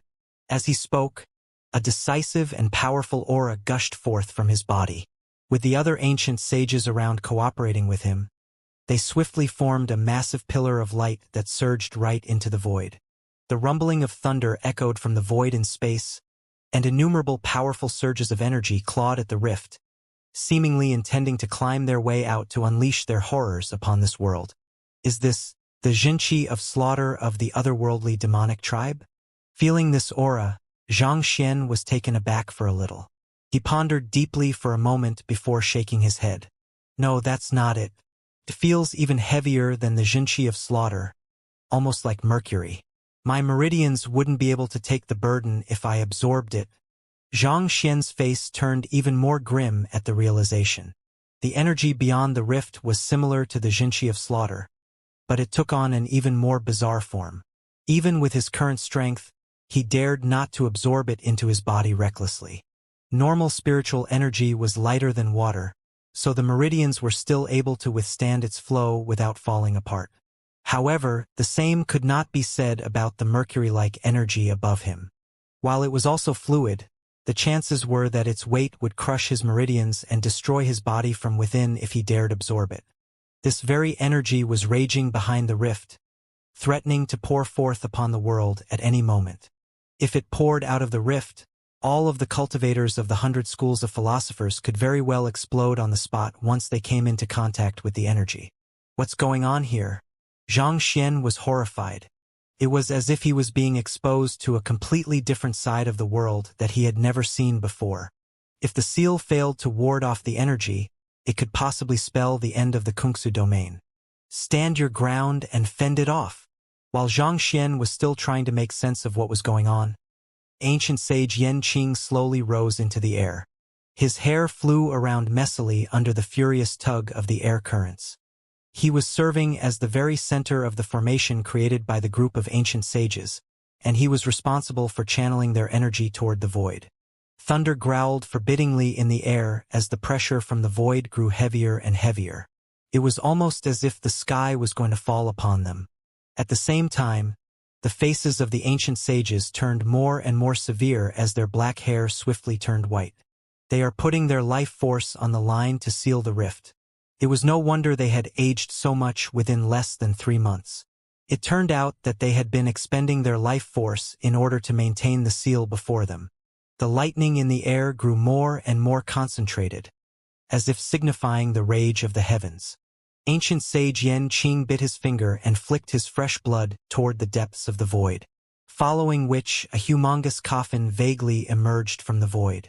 The appearance of the coffin caused the rift to shrink a little, and the mercury-like power that was going to descend upon the world also cowered fearfully in its face. At the same time, the pressure crushing down on the crowd lessened significantly. That coffin, Zhang Xian thought with a frown. It was already bewildering for there to be a coffin hidden in the midst of the void. But what was even more shocking to Zhang Xian was the design of the coffin. To his astonishment, it was identical to the one that he had encountered prior to entering the Kungsu domain, the one that ancient sage Ran Qiu's corpse was stored in. That coffin seems to be serving as the crux of the seal, Zhang Xian swiftly analyzed. This coffin was not made for the sole purpose of containing a corpse. Rather, it seemed to be a powerful artifact that was used to sustain the formation, sealing away the rifts in the air. It was due to the power of the coffin that the mercury-like power was unable to descend from the heavens and wreak havoc. Most likely, there's an ancient sage whose strength is on par with ancient sage Ran Qiu within the coffin, Zhang Xian deduced. The fact that the formation was able to prevent the mercury-like energy from descending evidenced its incredible prowess. Serving as the crux of the formation, there was no way the person within the coffin could be ordinary. The seal at the entrance of Kungsu domain used ancient sage Ran Qiu's body as its crux, and even the dimension Shatterer realm Vicious had been unable to break it open. Considering how this formation was even more powerful, it was hard to imagine how powerful the person had been back in his prime. Jia! The coffin in the sky jolted intensely, and several slight cracks appeared by its sides. Open! Along with the appearance of the cracks, veins popped out on ancient sage Yan Qing's temples. He swiftly sent a fresh stream of his blood toward the cracks of the coffin in order to further drive its opening. However, due to the severe loss of blood, his face was turning as pale as a sheet of paper. His body trembled uncontrollably from his overexertion, and his skin quickly lost its suppleness, turning loose and wrinkly. It was only an instant, but he looked as if he had aged another 10 years. Boom! The cracks on the coffin grew larger and larger under the influx of ancient sage Yan Qing's blood, and soon enough, there was a massive explosion. Amid floating dust, a towering silhouette emerged from the coffin. Just as Xianxia had guessed, there was indeed an ancient sage corpse placed inside the coffin. This silhouette was dressed in a flowing long robe, and he had smooth facial features that created a calming appearance. Even though he had been stored in the coffin for tens of thousands of years, his body looked no different from the time of his death. There was no hint of decomposition at all. Could this person possibly be? Looking at the corpse and ancient sage Yan Qing, a person's name surfaced in Zhang Xian's mind, and his body stiffened. Ancient sage Zi Yuan, Yan Hui. He had never seen ancient sage Zi Yuan's sculpture before, but that did not mean that he knew nothing about this renowned ancient sage at all. Ancient sage Zi Yuan was renowned for being Kong Shi's first direct disciple. While his fighting prowess was beneath that of ancient sage Ran Qiu, his reputation and prestige far exceeded that of the rest of the 72 sages. Putting aside his honorable character and exceptional proficiency in many different fields, he was also the person who had helped Kong Shi compile the heritages of numerous occupations and standardize the ranking system. In contrast to the sharp aura that ancient sage Ran Qiu commanded, the corpse before him seemed to emanate an aura more like the all-encompassing ocean that accepted the currents from hundreds of tributaries and assimilated them. It was through tapping into this superior strength that the mercury-like energy had not been able to breach the formation to seep into the master-teacher continent thus far. Most likely, ancient sage Zi Yuan was the only one among the 72 sages who was capable of this feat. Besides, the fact that ancient sage Yan Qing's blood was required to activate the coffin and nourish the corpse made it very apparent who was within it. First ancient sage Ran Qiu's corpse, and now ancient sage Zi Yuan's corpse. Zhang Xian thought as he trembled a little. These two ancient sages were figures whose names still resounded across the master-teacher continent even after so many years. He had thought that they would have left the master-teacher continent together with Kong Shi, but who could have known that he would find their corpses there? Tribute! Ancient sage Yan Qing bellowed deafeningly as his body began to break apart like a smashed ceramic vase. Blood spurted out from his veins and arteries before surging toward the corpse in a steady current. Taking in the blood, the stiffness in the corpse seemed to lessen, making it seem as though it would come to life at any moment. At the same time, the formation also strengthened significantly. The rifts that had been on the verge of bursting open earlier swiftly stabilized and mended themselves. Ancient sage Yan Qing originates from ancient sage Zi Yuan's lineage, so the latter's blood flows through his veins. He's trying to use his blood to augment and sustain ancient sage Zi Yuan's strength, so as to strengthen the formation sealing away the rifts. Zhang Xian finally understood what was going on. It was no wonder ancient sage Yan Qing had spoken of sacrificing himself earlier. The formation had come from his predecessor, and the blood of those from his lineage would be more effective in stabilizing the formation once more. Of course, considering that Kong Shiyao possessed Kong Shi's bloodline, her blood would likely have an exceptional effect on ancient sage Zi Yuan's corpse, perhaps even exceeding that of ancient sage Yan Qing. However, considering how valued Kong Shiyao was among the 100 schools of philosophers, there was no way ancient sage Yan Qing would allow her to sacrifice herself. It seems like everything is settling down. Under the influx of blood, the seal swiftly stabilized, and the pressure from the void gradually vanished. Ancient sage Yan Qing heaved a sigh of relief. The current him had expended most of his blood. He had already struck his limit. It was only a matter of time before the last bit of vitality in his body dried up, and he would come crashing back down to the ground as a lifeless corpse. Realizing this reality, Kong Shiyao pounded desperately on the seal that had trapped her with tears in her eyes. However, with her strength, she was completely powerless to change anything. At the same time, Yan Shui turned his head away and averted his gaze, not wanting to see the downfall of the man whom he had respected his entire life. Hong Long Long. It was at this moment that things started going awry. As the formation grew stronger and stronger under the influx of ancient sage Yan Qing's blood, it looked as if the sealing would be completed very soon. However, at that crucial moment, a massive hand suddenly pushed its way through the mending rift. This sight was similar to the descent of the deity, which he had witnessed previously during the fight against Sovereign Chen Ling. Who? The hand flicked its wrist lightly, An ancient sage Xianxia was suddenly slammed into the ground, halting the transfusion of blood. Pooh! Pooh! Pooh! At the same time, the ancient sages who were supplying ancient sage Xianxia with their strength spurted blood under the backlash and collapsed to the ground as well. A Dimension Shatter Realm expert, Xianxia's face darkened. The owner of this hand was clearly stronger than the deity whom he had killed with his golden page back then. Even without an altar on their side to establish a connection, he was able to breach the dimension barrier and tear open a passageway with brute force. Could it be that the void was the passageway to the azure that he had been looking for all along? With such doubts in his mind, the hand in the sky began thrashing around, causing the reinforced formation to weaken, such that it was beginning to falter. We need to stop him. Caught off guard by the abrupt turn of events, ancient sage Xianxia roared anxiously as he swiftly kicked off into the air. With a flick of his wrist, he pulled a saber in his hand down upon the thrashing hand. He knew that if he wanted to sustain the formation, it would be of paramount importance to sever the hand, or else anything they did would be swiftly unraveled by it. Humph! Sensing ancient sage Xianxia's aggression, the owner of the hand opened up his palm and pinched his fingers together lightly. The saber from ancient sage Xianxia was caught precisely in between his fingers. As if a pair of unyielding pincers, no matter how ancient sage Xianxia tugged, he was unable to retrieve his saber. We need to move together. Knowing the severity of the matter, the other ancient sages quickly flitted forth. With their combined might, many rifts swiftly formed around the already unstable space in the area. Several bundles of black flames descended from the void, raising an inferno around the area. Yen Shui, release me. Otherwise, all of us will die here. Kong Shiyao yelled out desperately at the young man beside her. Yen Shui's face warped in hesitation as he struggled with the conflict in his mind. What are you hesitating over?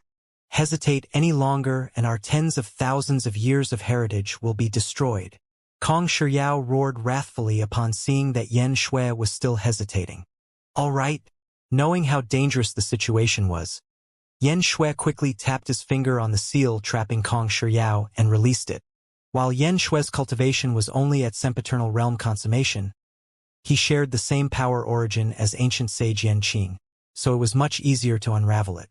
It did not take long for the seal around Kong Shiyao to dissipate entirely. Humph! With a ferocious cry, Kong Shiyao's eyebrows shot up as incredible energy swiftly built up within her. With a leap, she rose into the sky and whipped out a sword. Pointing the sword toward the hand, she brandished it with lightning speed. Remarkable! Xianxia nodded as he took this scene into sight. Just as he had thought, Kong Shiyao's fighting prowess was formidable despite her young age. Just like him, her strength had also reached the blood reincarnation realm. The sword that she wielded in her hand was extremely powerful, too.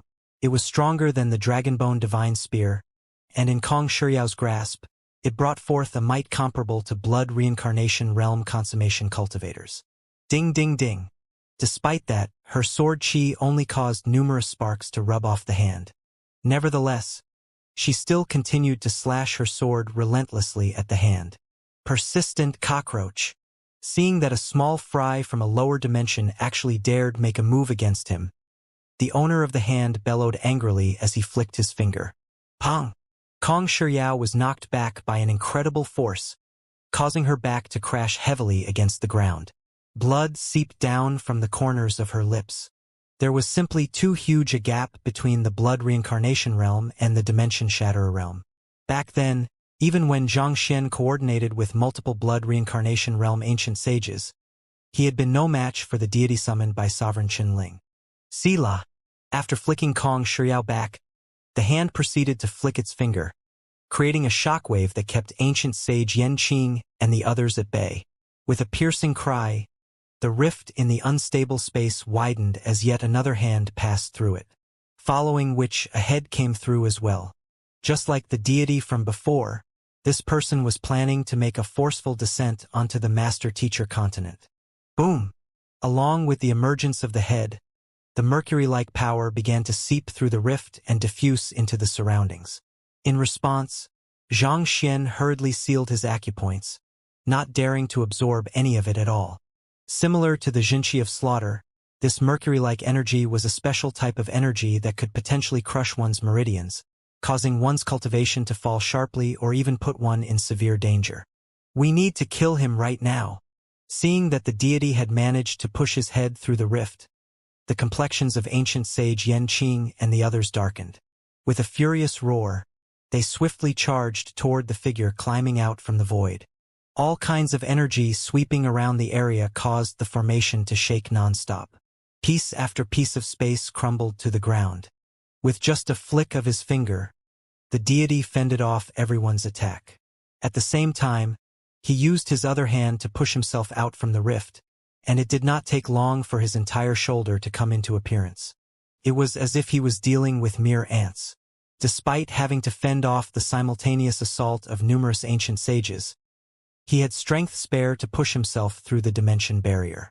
From that alone, it was certain that the deity was much stronger than that fellow whom he had killed with the golden page. We won't be able to stop him at this rate. Kong Shiyao spat through gritted teeth. She had already launched several hundred slashes, such that her Jinqi was on the verge of drying up, but she was unable to inflict any damage at all. Grinding her teeth, she turned to ancient sage Yanqing and said in a resounding voice, "Don't waste your strength on attacking anymore. Use your strength to pull ancient sage Zi Yuan's body here instead." This, as if having figured out what Kong Shiyao was going to do, ancient sage Yanqing shook his head instinctively. Ancient sage Yanqing, there's no other way around it. If we waste any more time, we'll all lose our lives here. Kong Shiyao berated. If that fellow climbed through the dimension barrier and descended to their world, they would all be slaughtered. At the same time, the 100 schools of philosophers would face a calamity of unprecedented proportions, and it would not be long before the devastation spread to the master-teacher continent. If they wished to overcome the current crisis, they needed the resolve to put their lives on the line. But you are the only one among Kong Shi's offspring to have a bloodline purity of over 8. You are the future of our 100 schools of philosophers, ancient sage Yanqing said anxiously. If Kong Shiyao did what she was thinking of, there was a good chance that she would lose her life. He was already old, so his death was inconsequential to the 100 schools of philosophers. However, the young lady was the descendant who had inherited the purest bloodline of Kong Shi in the past millennium. Furthermore, she had overcome 3 ancient sage ordeals to date. As long as she was given sufficient time, there was a good chance that she would become the first cultivator to reach the Dimension Shatterer realm since Kong Shi's era. If he allowed her to die, he would not be able to face his predecessors even after his death. If that fellow succeeds, all of us will lose our lives here. What use will the purity of my bloodline be after all of us are dead? Kong Shiyao exclaimed. She took a deep breath before spurting out a mouthful of blood. Boom! As soon as she spat out the mouthful of blood, it immediately burst into flames in the air. In an instant, it seemed as if the surrounding time had been halted. Even the deity who was climbing out from the rift came to a halt. It was as if someone had struck the stop button. After spurting out the mouthful of blood, Kong Shiyao's face grew significantly paler. Beads of sweat formed on her forehead as she looked at the coffin floating not too far away and commanded, "Come here, Wang." Hearing the order, the coffin slowly made its way over to Kong Shiyao amid a light rumbling sound. This is impartation of heaven's will. Xianxia was surprised. This was the ability that Kong Shiyao had activated through her bloodline. All along, he had been wondering what the bloodline ability of those of Kong Shi's lineage was, but who would have thought that it was impartation of heaven's will? Was this not a little too simple? Compared to the Zhang clan's time acceleration and the Luo clan's spatial seal, was impartation of heaven's will not a little too lackluster in comparison? This did not seem to match up to Kong Shi's incredible strength. This isn't right. Xianxia frowned as he activated his Eye of Insight to take a closer look. What he saw made his heart jolt in astonishment. This isn't impartation of heaven's will but. Impartation of heavens will require one to impart knowledge that was acknowledged by the heavens in order to induce cultivators to heed their commands. While the heart of teacher comprehended by Xianxia allowed him to command plants and artifacts too, these beings needed to possess spirit or be enchanted with one.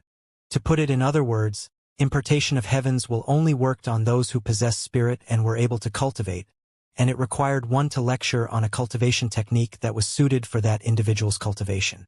It was easier said than done.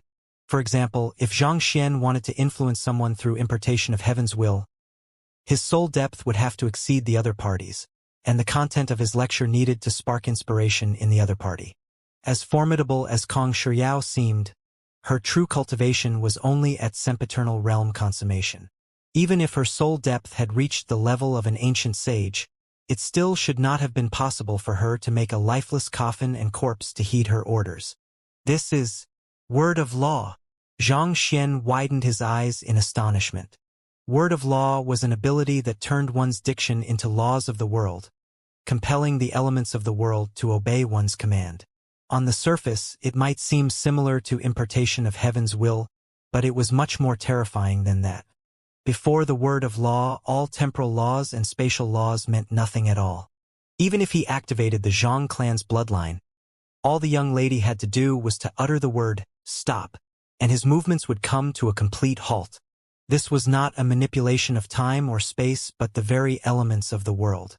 The act of stopping would become a new law of the world, forcing one to abide by it. This was how terrifying the ability was. To think that this was the ability that Kong Shi had comprehended during his breakthrough to ancient sage. It was no wonder he had boasted such incredible strength. Hong Long. Meanwhile, Kong Shiao flew over to the coffin and opened it. Ancient sage Zi Yuan's corpse swiftly flew out and floated in the air. Even though his eyes were tightly shut, the pulsations of energy that were coming from him made it seem as though he was alive. Pooh! After doing all of this, Kong Shiao spurted another mouthful of blood as her face turned even paler. Her body shuddered a little as it seemed to reach its limits. As powerful as the word of law was, her cultivation was still too low. Forcefully activating ancient sage Zi Yuan's body had caused too heavy a toll on her, damaging her foundations. Sighing deeply, ancient sage Yan Qing commanded, "Allow me." Boom!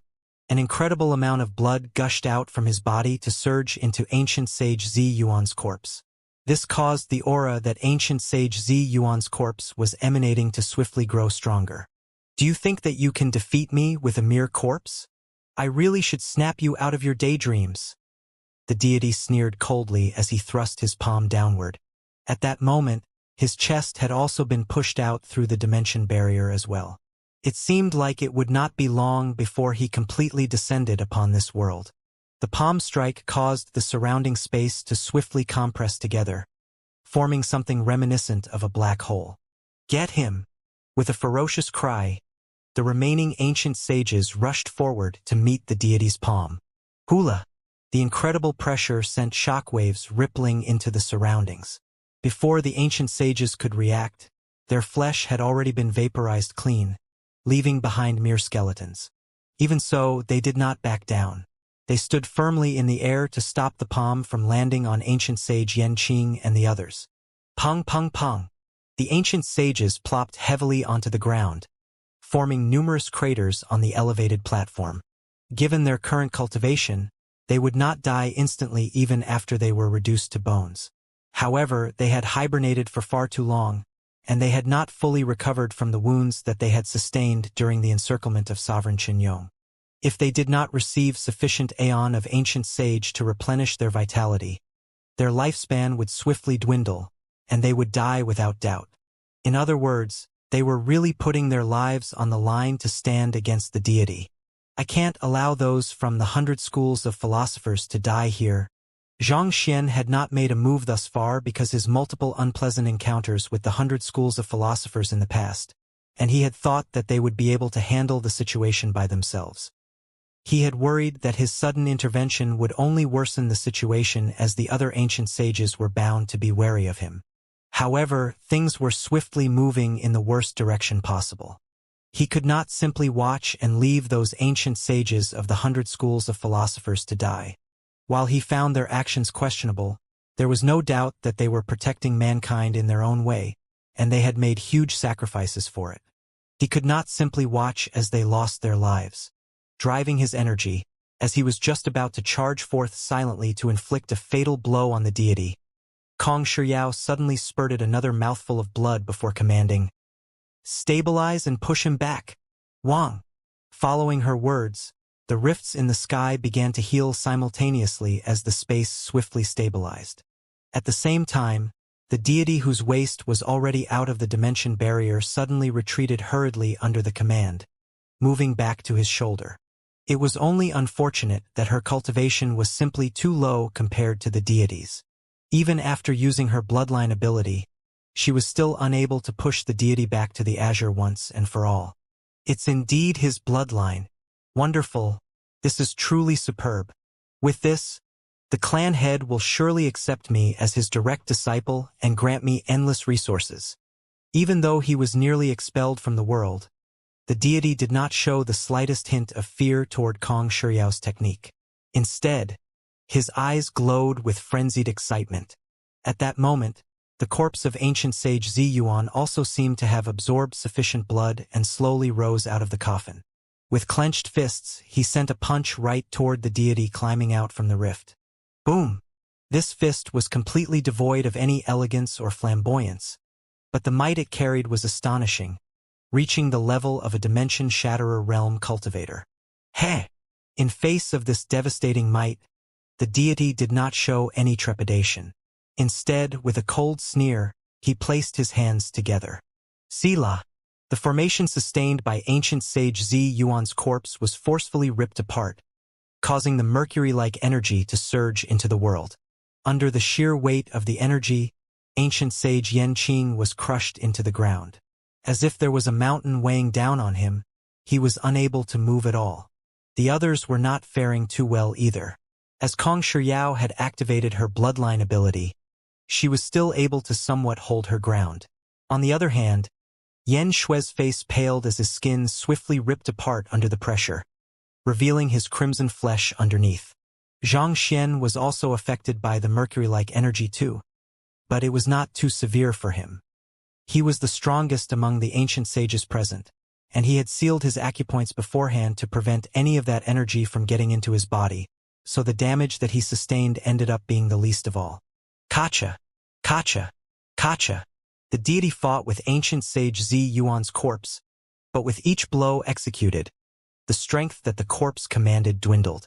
On the other hand, with the mercury-like energy suffusing the area, the deity seemed to be growing stronger by the moment.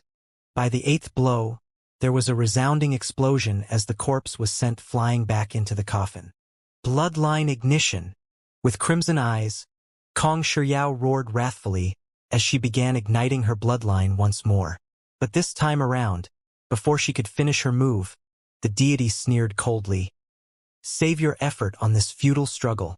Just because I need you alive doesn't mean that I'll overlook your insolence. Following which, another palm strike descended from the rift. Pooh! Kong Shiyao's body immediately plummeted from the sky from the impact. Bearing the risk of his meridians ripping apart, Yan Shui forcefully drove his Jinshi to catch her. Ha ha ha! After knocking back ancient sage Zi Yuan's corpse and striking down Kong Shiyao, the deity laughed heartily as he finally pushed himself out of the rift and floated in the air with his hands crossed triumphantly before his chest. The reason he had been troubled climbing out of the dimension barrier earlier was due to the formation obstructing his path. However, with the formation swiftly crumbling under the influx of the mercury-like energy, there was no longer anything that could stop him. I was curious as to what kind of environment could give birth to such an overpowered individual, but I must say that I'm very disappointed by what I'm seeing here. The deity sneered coldly as he reached out to grab Kong Shiyao. Alarmed, Yan Shui rushed forward to pull Kong Shiyao back, but he was sent flying with a simple flick of a finger. He crashed onto the ground, and the bones in his body shattered from the impact. You're coming with me, the deity commanded. Hula! He wrapped Kong Shiyao with a membrane of energy, trapping her. No! Seeing how the only descendant of Kong Shi to possess a bloodline purity of 8, over the past 1,000 years getting captured, everyone's eyes widened in horror. But with the huge disparity of power between them and the enemy, there was nothing they could do. They had already tried everything that was at their disposal, but it was futile. Is the Kungsu domain that Kong Shi created going to be destroyed in my generation? How could I allow this to happen? Ancient sage Yan Qing trembled intensely as he shook his head in disbelief, unwilling to accept reality. Back then, even though Kong Shi had spared the otherworldly demonic tribe out of magnanimity, he had been convinced that mankind would only grow stronger with time and that they would be able to overcome any threats that came their way. However, not even the great Kong Shi had expected the aeon of ancient sage to suddenly vanish from the world. This phenomenon had turned the tables around, and all of a sudden, mankind had been put in a precarious position once more. Even though they had successfully curbed the threat of the otherworldly demonic tribe, mankind was still unable to return to its golden era. Had it been before the emergence of the Temple of Confucius, there would have been no way anyone would have been able to bypass the dimension barrier. However, with the destruction of the Temple of Confucius, the formation sealing the dimension barrier was growing weaker with each passing moment. Even if they expended all of their lifespans right now to augment the barrier, it would bring them nothing more than temporary relief. Would things have been any different if that man was there? At this moment, ancient sage Yan Qing could not help but think of the celestial master teacher known as Xianxia. That fellow might have been young, but he had produced miracles time and time again. Based on what he knew, that fellow had managed to kill a deity that Sovereign Qinling had summoned a deity through a ritual. If that fellow was with them, would he have been able to kill the deity before them? Would he have been able to save the 100 schools of philosophers from the impending crisis that was lying just ahead of them? These are all futile thoughts. He isn't here, and our relationship with him is poor.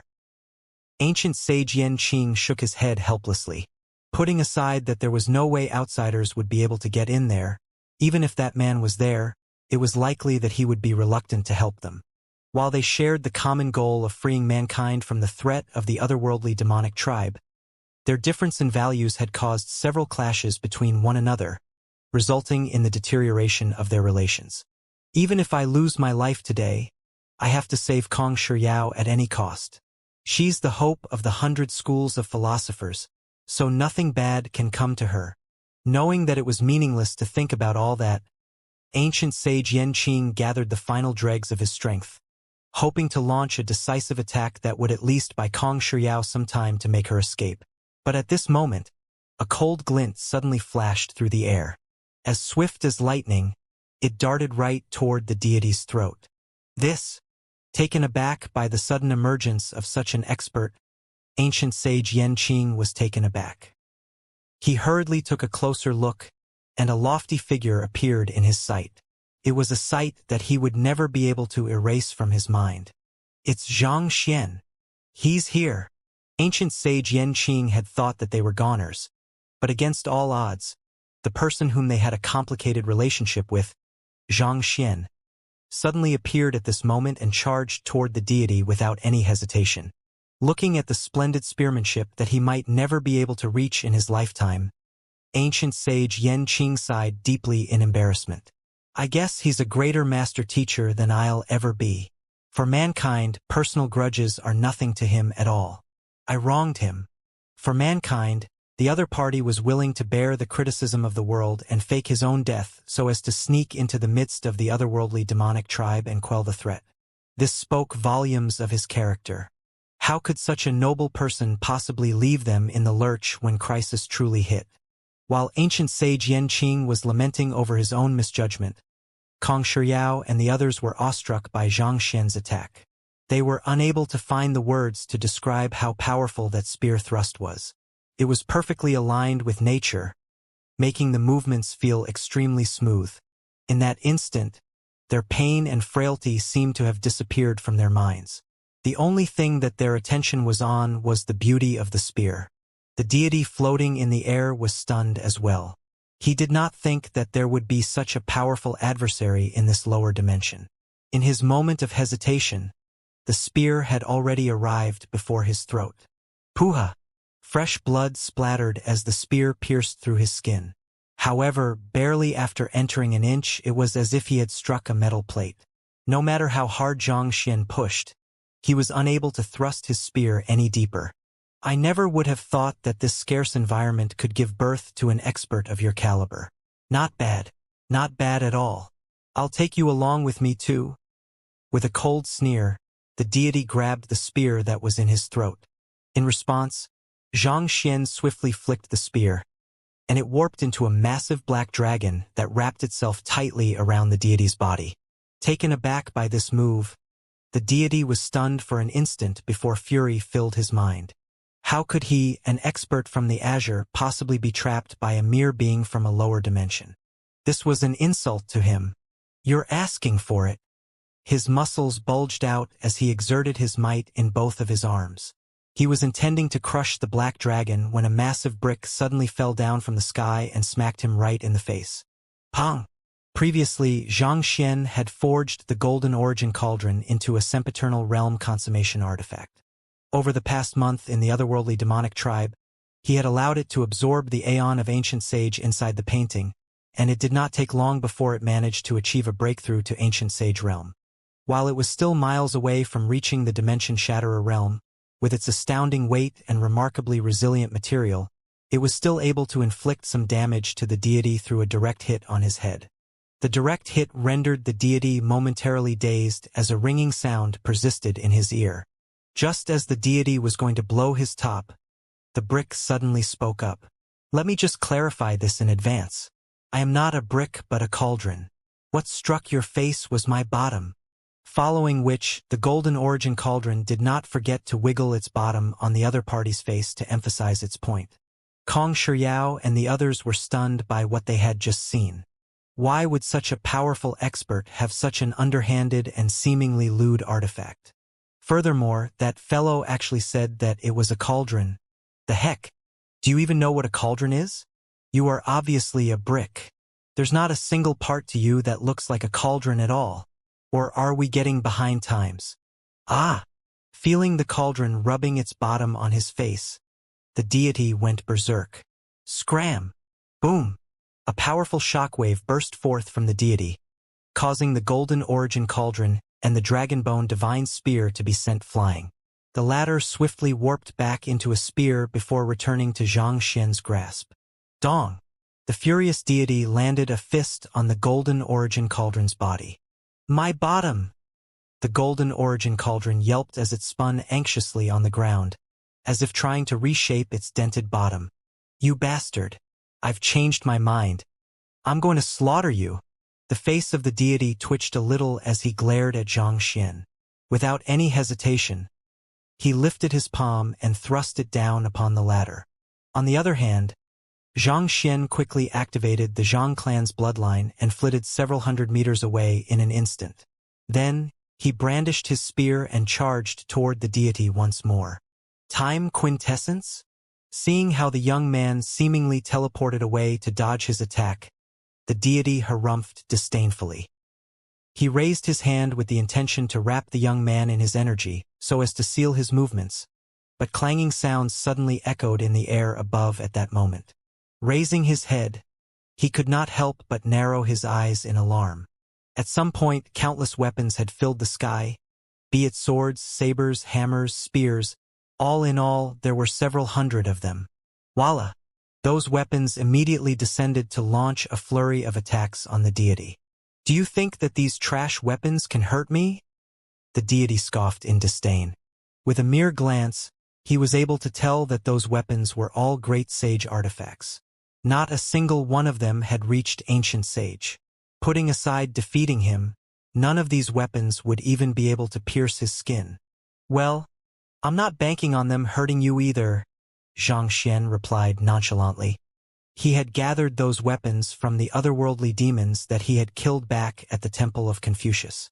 Placed on the market, they were artifacts that were highly sought after by other cultivators, but they were insufficient to harm ordinary ancient sages, let alone those who were at the Dimension Shatterer realm. You aren't banking on them? The deity was slightly taken aback. He was unable to figure out what Xianxia's intentions were. At this moment, the deity suddenly felt a coldness beneath him once more. Lowering his head, he saw the spear from earlier warping into a black dragon, once more to trap him tightly, sealing his movements for a moment. "You?" the deity bellowed with gritted teeth. In the end, the attack from all of those weapons was just a distraction for the spear to trap him once more. But so what? Even if they had him trapped temporarily, there was nothing that they could do to him. As long as he exerted his full strength, he would be able to swiftly break free from his restraints. It would be interesting to see how many times this black dragon could do this before it was broken into pieces. While the spear had been tempered many times, its cultivation was still far beneath his. Each time it was jolted away, it would sustain significant damage. With his eye of discernment, he could tell that the spear could only do this for another 5 times at the very most.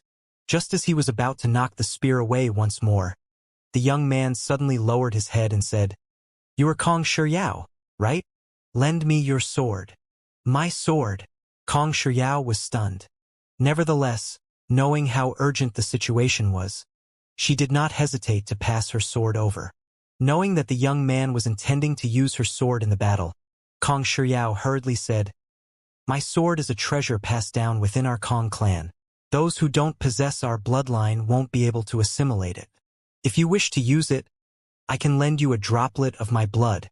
This sword had been forged by one of the best blacksmiths in the 100 schools of philosophers. The sword had already reached blood reincarnation realm consummation, a mere step away from reaching the dimension shatterer realm. Those who did not possess a sufficiently pure bloodline would not even be able to move the sword. It had taken her nearly 3 years before she was able to assimilate the sword and use a portion of its prowess. If the young man before her wished to use it, he would need to use her blood as a medium to temporarily tame the sword. "We don't have time for that now," Xianxia replied as he flicked his wrist powerfully. "Wang!" A crisp sound echoed by the sword, and the next moment, it bowed down before Xianxia, almost like a loyal, domesticated dog. "You've already tamed it?" Kong Shiyao's mouth widened in disbelief. With Xianxia's capabilities, taming a blood reincarnation realm consummation sword was a piece of cake. After assimilating the sword, he raised it high in the air and hacked it down upon the trapped deity. Dang! There was a resounding clang as sparks rubbed off the top of the deity's head. A layer of skin fell to the ground. Ah! The eyes of the deity turned scarlet with rage. On the other hand, Kong Shiyao widened her eyes as she muttered incredulously, "That's not how you are supposed to use a sword. The greatest strength of a sword lay in its swiftness, but that fellow actually used it as a hacking tool instead. Even the best of weapon would eventually spoil under such misuse." Dang dang dang. In a single breath, Xianxia executed over 100 hacks all on the same spot, causing a laceration to appear on the deity's skull. It was so deep that one could almost see his brain. Boom! Overflowing with the rage from being humiliated, the deity released a massive outburst of power once more and sent the dragonbone divine spear flying. He turned to Xianxia, intending to slaughter that arrogant young man who dared lay his hands on him, when a brick suddenly fell on his face once more. This time, the brick descended upon the laceration on his head, causing blood to spurt out like a fountain. The heck! The deity nearly lost his mind. That fellow's fighting style was really the epitome of underhandedness and despicableness. We are all top-notch experts. Shouldn't you show some honor in your fighting style? We should be crossing swords valiantly with one another instead of throwing out everything at our disposal as though we are mere ruffians. Your image is crumbling, you know?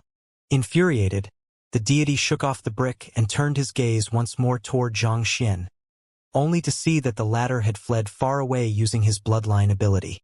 Trembling with rage, the deity turned his sights to ancient sage Yanqing and the others and bellowed, "Since you wish to play games with me, I'll start by slaughtering the lot of them." He needed Kong Shiyao alive for his own purposes, but as for the other ancient sages, their lives meant nothing to him at all.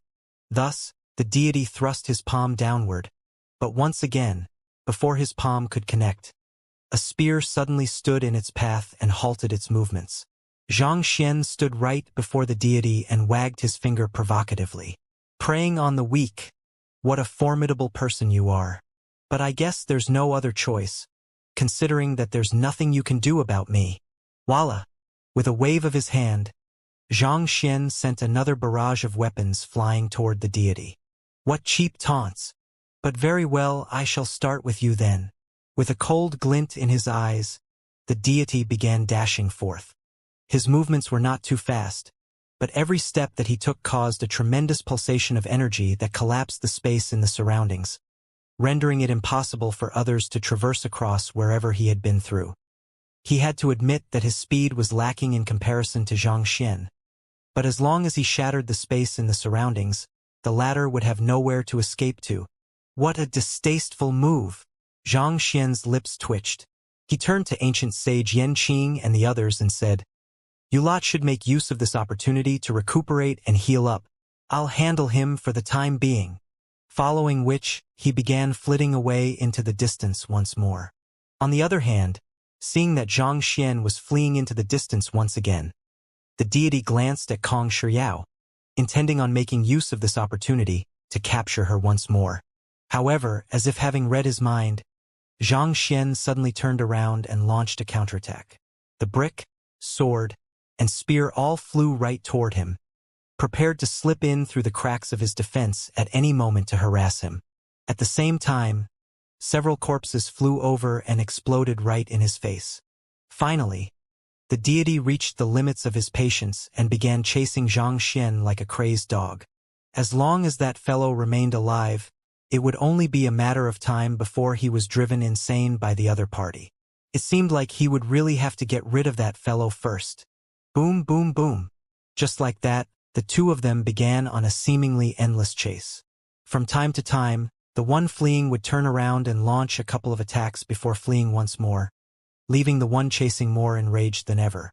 The battle between the two of them caused the whole of the Kungsu domain to rattle ceaselessly. Pang! Yet another scholastic master was sent flying. Standing on the spot, Fan Xiaoshu scanned his surroundings with a forlorn look on his face, reminiscent of an expert lamenting the lack of a rival in the world.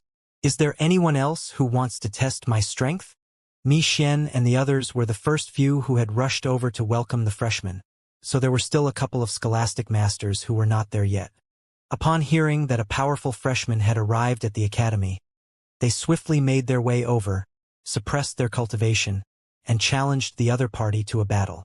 To their dismay, they found that none of them were able to survive a single blow from the other party. More importantly, Fan Xiaoshu seemed to be further refining his skills over the course of the battle, causing his fighting prowess to swiftly grow. By now, there was no one who could match him in his cultivation realm. In fact, even those a realm stronger than him were no match for him. There's no need for that. It'll be meaningless to continue the battles at this point. Zhongqing shook his head and sighed deeply. The result could not have been any clearer. None of them was a match for Fan Xiaoshu. Fan Xiaoshu scanned the crowd around him and asked, "Then, who should I choose as my teacher?" While he had defeated all of these scholastic masters, it still did not change the fact that he was only a St. Nindan freshman and needed a teacher to guide him around. "I'm unqualified for the role. I don't think that I have the ability to become your teacher." The defeated crowd lowered their faces in embarrassment.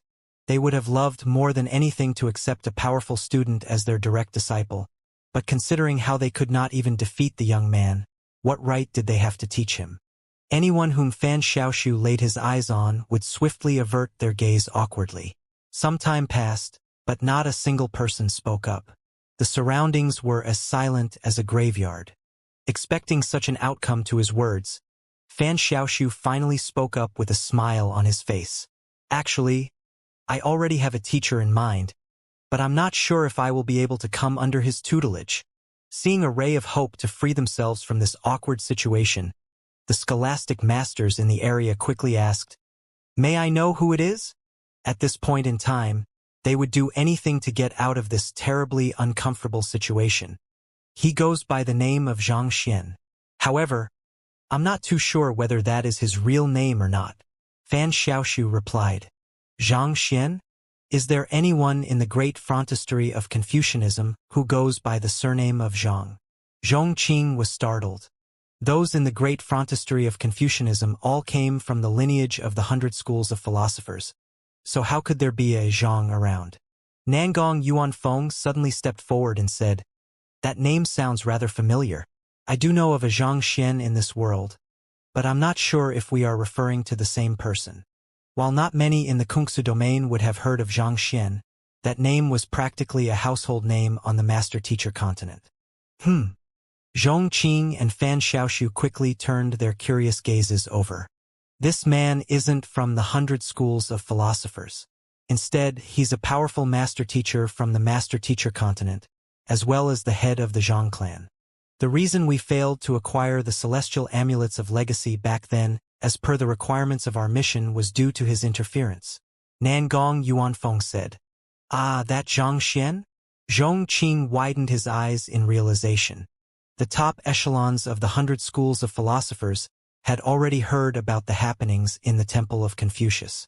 Based on the information that they had received, almost everything that they had sought to obtain, be it the canvas of 4 seasons or the Bodhi fruit, had ended up getting stolen by him. How did you hear of his name? Zhongqing stared at the young man before him intently. It was deeply suspicious how Fan Xiaoshu knew of Zhang Xian's name, even though he had spent his entire life in the Kungsu domain. There was likely something deeper to this. Fan Xiaoshu's body suddenly stiffened as he realized that he had just let something important slip. All along, he had thought that Zhang Xian was an ancient sage of the great frontistery of Confucianism, or at least someone who was close to the academy. But contrary to his expectations, it turned out that the other party was not even from the 100 schools of philosophers. That would explain why the other party had borrowed his identity in order to get in. He had really messed up. You've never left the Kungsu domain before, so you shouldn't have known of that name. Does this mean that Zhang Xian is currently in the Kungsu domain? Zhongqing's eyebrows shot up as a bad premonition struck his mind. Considering how Fan Xiaoshu and the others had suddenly grown so much stronger, as well as the fact that they actually knew of Zhang Xian's name, the most logical deduction that he could think of was that the renowned master-teacher of the master-teacher continent had somehow managed to find his way into the Kungsu domain. Fan Xiaoshu was in a quandary. He had no idea how he should respond in such a situation, but it turned out that he did not have to. A split moment later, a deafening rumbling echoed in the air, and the clear sky began to collapse into a void. Everyone hurriedly raised their heads in alarm, only to see 2 figures fighting one another in the air. Each time they clashed with one another, a gorge formed in the sky that extended over several li. Lightning rained down so furiously that it seemed as if the world would soon collapse under the devastation. Who the hell are you? A person with blood dripping down his head bellowed with gritted teeth. Your grandfather, Zhang Xian, the other person replied gleefully. He's Zhang Xian. Everyone was stunned. Words could not begin to describe how agitated Fan Xiaoshu felt at that very moment. He had guessed that Zhang Xian was an ancient sage, but he did not think that the other party would be that powerful among the ancient sages.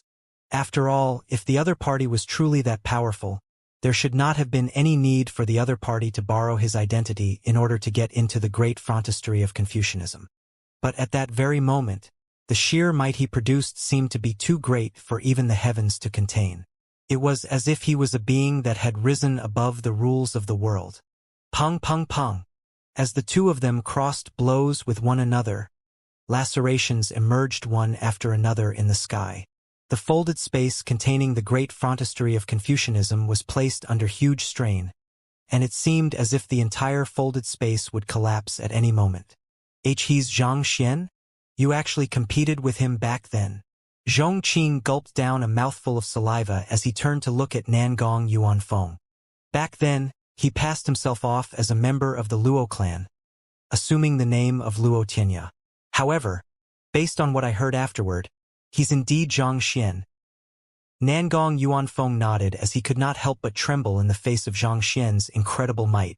It had at most been just a few months since he had last seen the young man, right?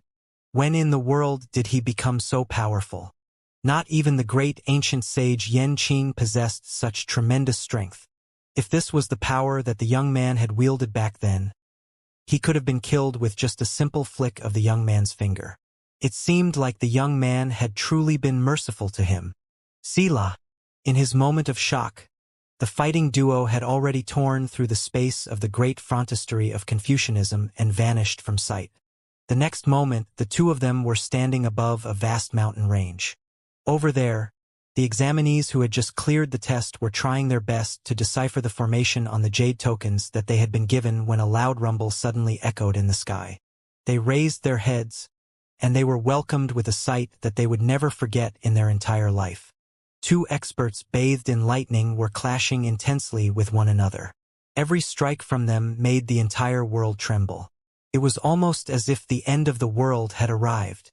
One of them had a head completely bathed in crimson blood, and he had a frenzied expression on his face that looked as if he would blow up from all of the rage that he had accumulated within. On the other hand, the other young man had a composed smile on his lips, and he brandished the sword in his grasp with grace. Are the two of them ancient sages? There's probably no one in the world who commands such tremendous strength other than the ancient sages. But why would the two ancient sages be fighting with one another? It looks as if they are fighting one another to the death. I don't know either. They might have some grudge with one another. A huge commotion broke out beneath. With fists clenched tightly by their sides, the examinees stared at the majestic battle unfolding before them with envy in their eyes. This was what they had been cultivating all their lives for. From the moment they took the first whiff of spiritual energy into their body and converted it into Xianxia, it had already become their lifelong pursuit to acquire greater strength. The tremendous strength that was right before their eyes could be said to be their terminal goal. It represented the top of the world to them. "Don't you dare hurt our teacher." At this moment, two voices reverberated in the air before two youths younger than them rushed into the air. The lightning in the air immediately became even more intense. Astonishingly, the person with his head bathed in blood was able to stand his ground even when faced with three opponents simultaneously. After crossing several blows, the two youths who had just joined the fray were sent crashing to the ground. "You aren't a match for him, so don't come over anymore. Don't worry. Leave him to me," Xianxia said. At the same time, he flicked his wrist and leaped into a dimension rift, disappearing from sight. "Where do you think you're going?" The deity immediately chased after Xianxia, determined not to allow the latter get away. Just like that, the two of them vanished from sight. If not for the countless lacerations in space left in the sky as a result of their fight, they would have thought that everything that they had seen a moment ago was just a dream. "You said that they are very likely powerful experts?" The head of the stone village looked at the village bell, Xiaoru, and he shook his head. "How could that be possible? If they are really as powerful as you've made them out to be, do you think that it's possible for them to maintain such politeness with us and even offer to compensate us for the losses in our fields?" It was as if the village bell's mind had not been working right ever since she returned from the short journey with those three guests. As soon as she returned, she had gone around telling everyone that the three guests that had been there not too long ago were actually Saint Realm experts. Of course, there was no one in the stone village who would believe such ludicrous news. There was no way that a Saint Realm expert would be so courteous to them, going to the extent of offering to compensate for their losses. Besides, if they were really Saint Realm experts, they could have just flown all the way to Fan City. Why would they waste their time riding on Xiaoru's tamed aerial spirit beast? In their view, Saint Realm experts were domineering and authoritative. They were being so far above them that even crossing them would have warranted the death penalty. They simply could not imagine an amiable Saint Realm cultivator. "It's true. Why won't any of you believe me? I saw them flying in the sky without any external support with my own eyes, and they flew at an incredible speed," Xiaoru exclaimed in exasperation. It was so frustrating to see everyone acting as if she was blabbering gibberish. She was certain that she had seen the three of them vanishing right before her eyes. While she had found it unbelievable at first, she was convinced that they were definitely Saint Realm experts. Had she known that they were Saint Realm experts right from the start, she would not have acted so haughtily. Instead, she would have humbly asked for their guidance in her cultivation. I know that you have great ambitions in mind, but Saint Realm experts only exist within major clans. People like us will never get a chance to see them at all. The village head sighed deeply as he tried to console Xiu, but at that very moment, the deafening rumbling of thunder filled the air. Everyone quickly raised their heads, and what came into their sights were two figures shrouded in lightning. They were crossing blows intensely with one another, and every strike they dashed out tore the fabric of space apart, causing dark rifts to appear all around the surroundings. Isn't that young man? Recognizing one of the two figures in the sky, the villagers widened their eyes in shock. It was certain that the young man equipped with a spear fighting in the air was the person whom they had welcomed into their village not too long ago. The village bell had just said that they could very well be Saint Realm experts, and they had thought that it was ridiculous. But what they were witnessing had already far exceeded what saints or even great sages could achieve. He is actually an ancient sage. The village head felt his throat turning dry as he spoke.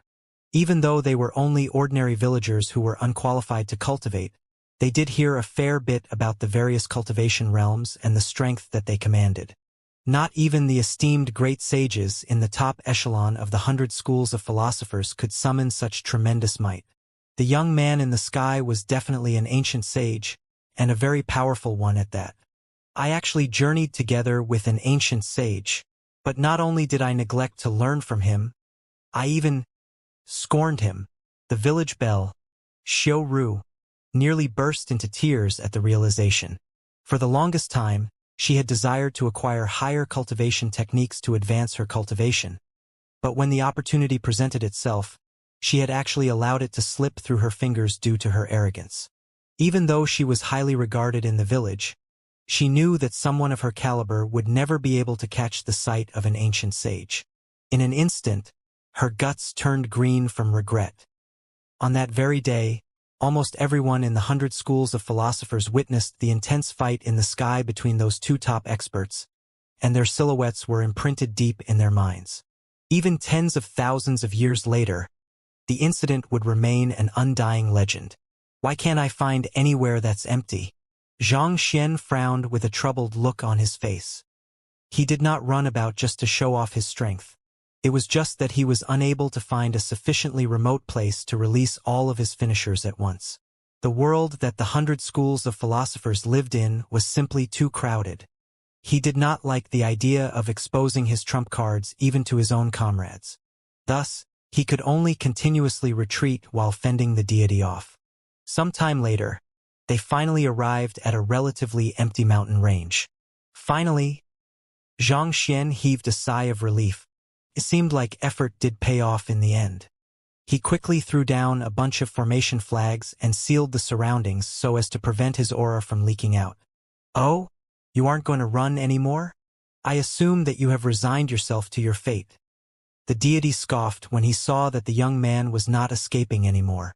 He had not been blindly chasing Xianxia around. During his pursuit, he had been able to fully ascertain the extent of Xianxia's abilities, and he was confident that he would be able to kill the latter easily as long as the latter stopped running away.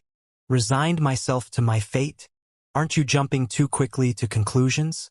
Well, it just happens that I have a twin brother who wishes to meet you. As Xianxia said those words, he flicked his wrist. Who? A figure identical to Xianxia appeared right next to him. Twin brother. Seeing the appearance of another figure with an identical appearance and soul aura, the deity was stunned for a moment before a knowing smile crept onto his lips. This is your clone, right? Spectacularly made, I must say. For a clone to possess strength identical to the main body, it must have been made using some kind of invaluable material. Wonderful, I shall claim it for myself. There were cultivators in the Azure who created their own clones to augment their fighting prowess, but most of them were just look-alike puppets that were similar to the main body in form. The clone that was standing right before him actually possessed a unique soul. This meant that the material used to create the clone was of extremely high quality, even by the standards of the Azure. If he could acquire such a treasure for himself and forge his own clone, his fighting prowess would effectively double in an instant. With reddened eyes, he pointed at the clone in front of him and spoke with quivering lips. "From this day forth, you shall be mine as well." Boom! Torrential energy poured out toward Xianxia's clone. But before it could even reach the latter, the deity saw a blur in his field of vision. Before he knew it, the clone was already standing in front of him, and a leg was flying toward his face. With a haughty look on his face, the clone demanded, "Who the hell are you? The likes of you actually think that you would be able to tame me? You?" With twitching lips, the deity swiftly grabbed the clone's leg to stop the attack when the latter's other leg came flying from the opposite direction. Pong! Just like that, the deity was knocked back as his cheekbone sunk inward from the powerful impact. What? How is this possible? The deity was stunned by the earlier strike. It was not due to the damage that he had sustained but by the sheer disbelief at how powerful the kick had been. The clones that he had seen thus far had always been weaker than the main body, but why would this person's clone be even stronger than the main body itself? How in the world did this even work? It was illogical. You sure make a huge fuss out of nothing. My main body is a weakling, so how could he begin to compare to me? The clone smirked as he charged toward the deity once more, whipping his leg over at a terrifying speed. As Xianxia had been suppressing his cultivation, he was still at sempiternal realm consummation. However, it was different for the clone. As a god artifact, there was no need for him to suppress his cultivation at all. A month ago, he had already pushed for a breakthrough to Ancient Sage using the Aeon of Ancient Sage, making him a full-fledged blood reincarnation realm expert. Even when they were in the same cultivation realm, Xianxia was no match for his clone, let alone the fact that there was a gap of 3 entire realms between them. If Xianxia had a fight with his clone, he would barely be able to protect himself with the Dragonbone Divine Spear in hand. Slowly, the surprised look on the deity warped into feverish excitement as he began laughing maniacally. "Ha ha ha ha ha! The heavens are really shining on me. Now I am more determined than ever to make you mine." With a piercing cry, he leaped forward to meet the clone's attack. He gathered all of his strength together in order to suppress the show-off of a clone once and for all when a shadow was suddenly cast over him. He hurriedly retreated in alarm before looking upward. It was a massive book, following which a pitch-black palm shot out from the book and darted right for his face. Pa! This strike caused him to spin around twice on the spot as fresh blood spewed all over the area. What the heck is this? The deity was a little astonished by all of the trump cards that Xianxia had up his sleeves. Just what other things did the other party have in store? First the spear, the sword, and the brick, and shortly after the clone, and now a book was joining the battle. More importantly, he could sense incredible pulsations of energy coming from within the book. There was some kind of existence that possessed strength comparable to him sealed within. Who? In that moment of astonishment, Xianxia charged forward with a spear in his left hand and a sword in his right hand. Brandishing the 2 weapons with surprising coordination, he was actually able to throw the deity into a fluster for a brief moment through the bizarre combination of attacks. Meanwhile, his clone and Vicious quickly rushed forward to further pressure the deity. Pung pung pung pung. Under the relentless assault, it did not take long for the deity to be struck by several hundred times, and the impact sustained caused his bones to shatter and internal organs to shift. There was not a spot on his body that remained unharmed. No, this can't be happening. For the first time throughout the entire battle, the deity tasted fear. He had rushed over when he noticed the weakening of the dimension barrier because he had thought that he would be able to acquire some rare treasures. But who could have known that he would end up being cornered in this lower dimension? Even Xianxia himself was already a tricky opponent to deal with, let alone having to simultaneously cope with another 2 experts who boasted strength similar to his. How could he win against such a lineup? In the depths of his heart, the deity began to despair. He knew that he could not allow the battle to continue any further. He had to escape. Thus, he gathered all of his energy seemingly with the intention to launch a desperate counterattack, causing the other 3 to immediately go on the defensive. However, it was, in fact, a feint. With no one tying him down, he immediately turned tail and ran away. However, before he could get far, the world suddenly turned dark. He barely had time to glance upward before a massive brick crushed down on his head once more. It was as if this fellow had been biding his time in the sky all along, waiting for the ideal opportunity to smash his face. Pong! While this smash did not deal a fatal blow to the deity, it did throw him off for a moment. This momentary lapse in attention turned out to be his undoing. The next instant, a spear and a sword pierced through his chest. Right after, a fist smashed right into his head, and a black hand stabbed into his heart. Put on. Even down to his last breath, there was an incredulous look on the deity's face, as if he could not believe that a superior being like him had been defeated by mere ants. As the last breath escaped his lips, his body grew limp, and he began plummeting from the sky. It would be a waste to leave the blood and body of an expert of such caliber lying around, Xianxia thought as he quickly stowed the corpse of the deity into the myriad anthive nest. Following which, he heaved a deep sigh of relief. The battle was finally over. No matter what, the enemy that he had faced was a true dimension-shatterer realm expert. Had he made any mistakes over the course of the battle, he would have been destroyed in an instant. As such, he had pushed his concentration to its very limits throughout the entire duration. Nevertheless, the rewards from the battle were well worth the fight. The deity's blood and body would surely prove vital for his breakthrough to ancient sage in the future. Placing his clone and vicious back into the myriad anthive nest, Xianxia turned his sight to the mountain range where the void was and stared silently for a moment before making his way back.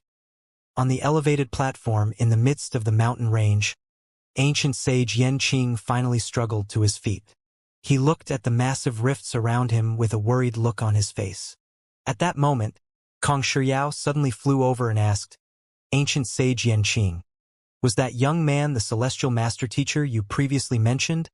Xianxia, having overexerted her bloodline ability, her face was horrifyingly pale as well. It took everything she had just to maintain her flight. "That's right," ancient sage Yanqing replied with a nod. "He's truly an extraordinary individual." Kong Shiyao nodded in awe. She had been blessed with a powerful bloodline at birth, so there had been no one who was able to compete with her in terms of talent. She had been confident that there was no one beneath ancient sage who would be stronger than her, but from the earlier battle, it was clear that the young man's fighting prowess exceeded even hers. Ever since she heard of Xianxia's existence, she had been wanting to meet and compete with him. She had thought that she could have a duel with him after achieving a breakthrough to ancient sage. However, from the looks of it, there was no need for that. Even after using her bloodline ability, she had been unable to stop the deity's movements. On the other hand, the young man was able to battle the deity on equal footing and even lure him away. It was apparent from this that there was a gap between their abilities. There's no denying that Xianxia is formidable, but he's still lacking in comparison to the deity from the azure. "I fear that he's in peril," one of the ancient sages remarked worriedly. "Given our current condition, there's nothing we can do to help him. Even stabilizing the formation is impossible for us at the moment." The ancient sages had already been reduced to a skeletal rack at the moment, and they would die soon enough without any aeon of ancient sage to replenish his energy. Given their states, there was nothing that they could do to help. Knowing this, ancient sage Yanqing also shook his head. While the deity had been lured away by Xianxia, it did not mean that the danger was over.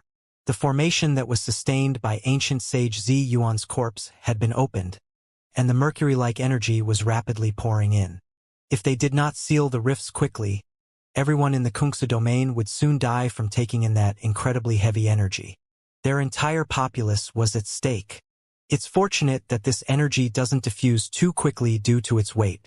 What's more urgent is for us to get rid of that deity, or else anything we do will be futile, Kong Shiyao said. As long as they sealed their acupoints, they would be able to bear with the mercury-like energy in the short term. However, as long as the deity remained alive, his existence would be like a guillotine hanging right above them, ready to snap down at any moment. "You're right. Even at the cost of our lives, we must eradicate that deity." Everyone nodded grimly in agreement, gathering the last bits of their strength. They were going to move in the direction that Xianxia had disappeared in when a young man approached with a nonchalant look on his face. He was dressed in a clean white robe that was completely devoid of dust. There was no hint of blood or wounds on his body, making it seem as if he had left earlier not to battle but to go on a leisurely holiday. Who else could that young man be other than Xianxia? Why, you're fine?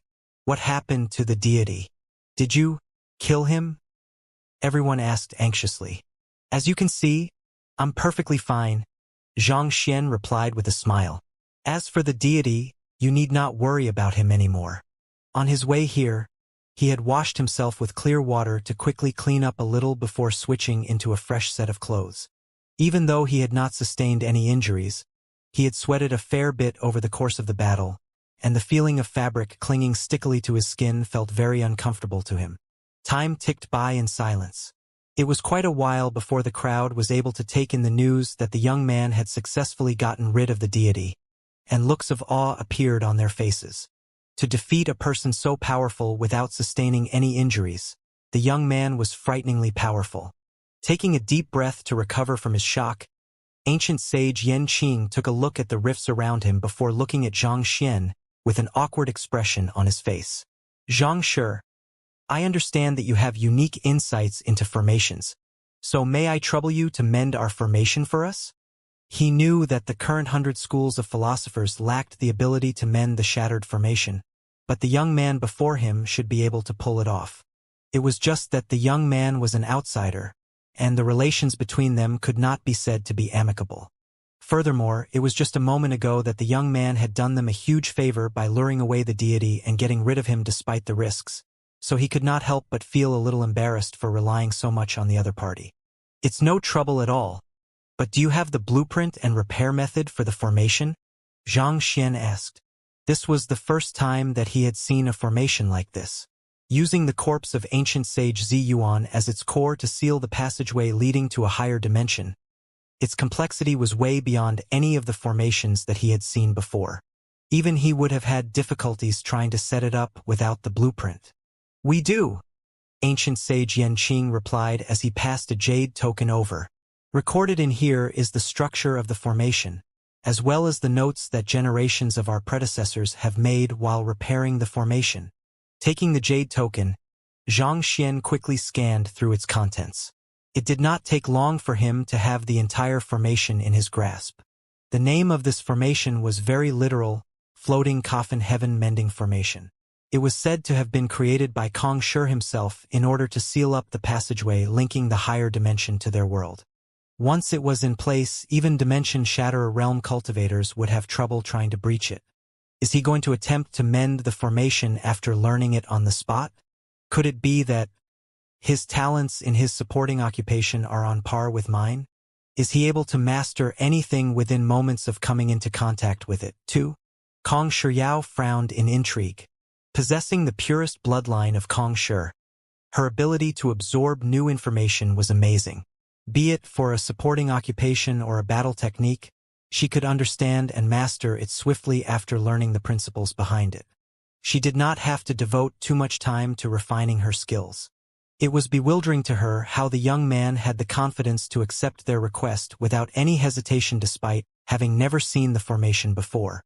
Could not be that he possessed the same talents as her, could it?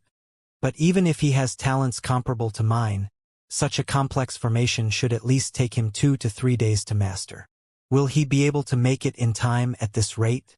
Kong Shiyao thought worriedly as she looked at the mercury-like energy gushing in from the rifts. Recalling the fact that the young man was a celestial master teacher just like Kong Shi, it should not come as any surprise that the young man was extraordinary. However, there were still limits to what a human could achieve within a limited time frame. The floating coffin heaven mending formation was so complicated that it had taken her 3 days before she was able to grasp how the entire system worked.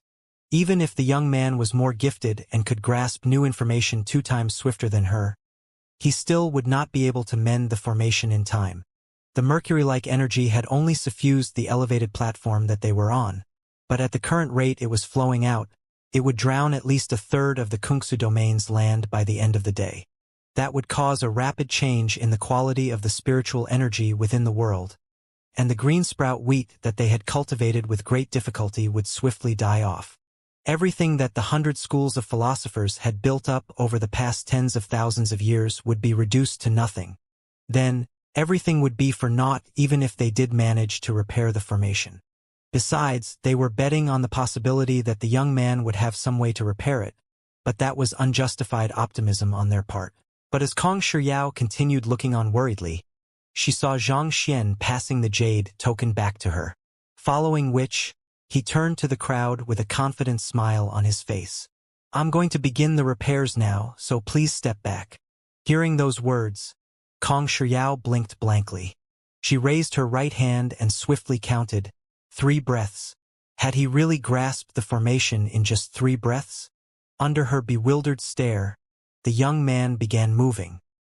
He opened his fingers wide and pumped his jinqi toward the sky like a rapid current, swiftly forming illusory bridges of a myriad colors across the void. Standing in the very middle of those seemingly divine bridges, Xianxia looked as if he was the ruler of the world. He gently moved his finger to maneuver those illusory bridges, reminiscent of a demonic tunist performing a moving melody. Along with his movements, a faint but beautiful humming from the wind could be heard. "Is that the voice of the heavens?" Kong Shiyao trembled. Legend had it that if anyone achieved the level of perfect harmony with the heavens, no matter which occupation they were from, the voice of the heavens would emerge. The young man had only browsed through the blueprint for 3 breaths, but not only did he manage to grasp the formation perfectly, he was even able to elevate it to a much higher level. Was she really so lacking compared to him? But she was the descendant of the legendary Kong Shi, possessing a bloodline that none could match. With deep indignation, she looked on and saw Zhang Xian's fingers moving faster and faster, and it did not take long for afterimages to appear in the midst of his movements. The illusory bridges danced elegantly in the air, crossing one another to swiftly form an intricate design. "He's speeding up? Isn't he afraid of making a mistake?" Kong Shiyao shuddered at the sheer speed that Zhang Xian was moving at. Given the complexity of the formation, she had thought that even if Zhang Xian could comprehend it, he would need their help to form the primary structure to seal off the inflow of the mercury-like energy before slowly reinforcing it. All in all, she had expected the entire process to take a whole month. However, at that moment, Zhang Xian's hands were moving so quickly that she could hardly keep up with them anymore. If he made a single mistake, not only would his previous work be unraveled, he would also suffer a severe backlash from the formation. A few breaths passed, but not only did Zhang Xian's movements not slow down, they continued still to grow swifter. Unable to stand the tension any longer, Kong Shiyao flicked her wrist and took out a mirror. She gently reflected it against Zhang Xian. This mirror was a family heirloom passed down in the Kong clan, and it was known as the profound Empyrean mirror. Through analyzing the intensity of the pulsations of energy coming from the formation, it was able to determine whether the formation master's movements were correct or not. If the formation master's movements were correct, the characters Dengqie, correct, would be reflected in the mirror, and a white light would emanate from its surface. Incorrect, and the characters Cuowu, wrong, would be reflected with black light emanating from its surface. Wang Wang Wang. Upon reflecting Zhang Xian's silhouette, the profound Empyrean mirror immediately emanated a brilliant white glow as lines and lines of characters swiftly flowed across its surface. Zhengqie, correct. Zhengqie, correct. Zhengqie, correct. As the profound Empyrean mirror in her hand got filled up with the characters Zhengqie, correct, its surface glowed so brightly that it seemed to become a mini-sun that blinded everyone in the surroundings. Kong Shiyao's lips quivered in disbelief. She had seen plenty of geniuses in her lifetime, and she was one herself. But to master such a complex formation within 3 breaths and repair it so quickly without making the slightest mistake, was that young man really a human? Who? Her astonishment did not last for long before the fingers of the young man in the air came to an abrupt halt. He gracefully placed his hands behind his back before gazing into the void. What's wrong? The formation's repairs mustn't be halted halfway through, or else you will have to start anew. Kong Shiyao yelled anxiously. The formation was not just complex. The repairs must also be finished at a single go. Otherwise, if there was even a momentary interruption in between, the mercury-like energy would swiftly crush everything that had been built thus far. This was similar to repairing a dam. One had to finish the repairs in a single shot, or else any weakness in the structure would swiftly be exploited by the accumulated water, eventually resulting in a leakage. I didn't halt the repairs halfway. Hearing those words, Xianxia glanced at Kong Shiyao and replied, I have already finished the repairs. You have already finished? Kong Shiyao was taken aback. Given that ancient sage Zi Yuan's body was still with her and the mercury-like energy was still flowing through, how could this be considered as a completed repair job? Noticing Kong Shiyao's incomprehension, Xianxia chuckled softly. He looked at the void above once and commanded, Activate! Hong Long. The coffin beside Kong Shiyao immediately soared into the void and vanished, and the surrounding space was swiftly stabilized. All of the rifts were mended in an instant, and it looked as if nothing had happened there at all. The formation had actually activated under his command. The word of law. Isn't that the Kong clan's bloodline ability? Kong Shiyao could not believe what she was seeing. To be able to repair the formation with a single word, could it be that the other party possessed the same bloodline as her, allowing him to use the word of law ability? But very soon, Kong Shiyao realized that was not the case. While the move that Xianxia had used appeared similar to the word of law, there were some differences between the two. To be more exact, it was a more advanced use of the impartation of heaven's will. However, this floating coffin heaven-mending formation harnessed the energies of the heavens, so even activating it manually was extremely grueling. How could it possibly be so easily swayed by the impartation of heaven's will? Ancient sage Yanqing, who harbored the same doubts in his mind, swiftly posed the question to Xianxia. Well, the formation blueprint you gave me had quite a few problems, so I made some corrections while I was setting up the formation. Xianxia replied with a smile. Corrections? Kong Shiyao's body froze in shock. That's not possible. This formation was created by Kong Shi himself, so there's no way there could have been any flaws in it. How could there be any imperfections in the things left behind by Kong Shi? Well, the formation that Kong Shi created didn't have any flaws. The problems originated from the huge changes in the Kungsu domain in the past tens of thousands of years. The formation that Kong Shi created is no longer optimal given the current environment in the Kungsu domain. Otherwise, you wouldn't have to keep repairing it generation after generation, Xianxia said. There was nothing in the world that time could not erode. Without a doubt, the Kungsu domain from tens of thousands of years back was bound to have been very different from what they saw before them. Since even the world had changed, how could formations remain flawless without adapting to the changes? Those words rendered Kong Shiyao speechless as shock swept through her mind once more. The young man's words did make perfect sense. But this was Kong Shi's formation they were talking about. The young man had actually modified Kong Shi's formation. Furthermore, he had even succeeded in doing so. Kong Shiyao felt as if the world was whirling around her. All along, she had never doubted her own talent. She had felt that there was nothing that she was incapable of as long as she gave it her all. However, compared to the monster before her, she felt like she could sprint for her entire life and never catch up with him. On the other hand, seeing that the mercury-like energy had been completely sealed away, Xianxia heaved a sigh of relief. He turned his gaze away from the stupefied Kong Shiyao to the relatively calmer ancient sage Yanqing and said, I guess the situation is stable for the time being. Ancient sage Yanqing, may I trouble you to explain the situation to me? He felt like Kong Shiyao was making a huge fuss out of nothing. It was as if she had never seen the larger world out there before. Taking 20 breaths to set up this formation was really no remarkable feat at all. If anything, it was rather slow. If he had achieved a breakthrough to ancient sage, such a thing would not have taken him 2 breaths. Xianxia, what do you think of that heavy energy from earlier? Do you think that you will be able to absorb and assimilate it into your body? Ancient sage Yanqing replied with another question. Xianxia pondered for a moment before replying. The heavy energy shares some commonalities with spiritual energy, but its sheer weight makes it impossible for anyone from the master-teacher continent to absorb. If I absorb it, the chances are that my meridians will collapse as a result of the weight. Hearing those words, ancient sage Yen Qing sighed deeply before saying with a bitter smile, I see. To be honest with you, that heavy energy is the spiritual energy from the azure.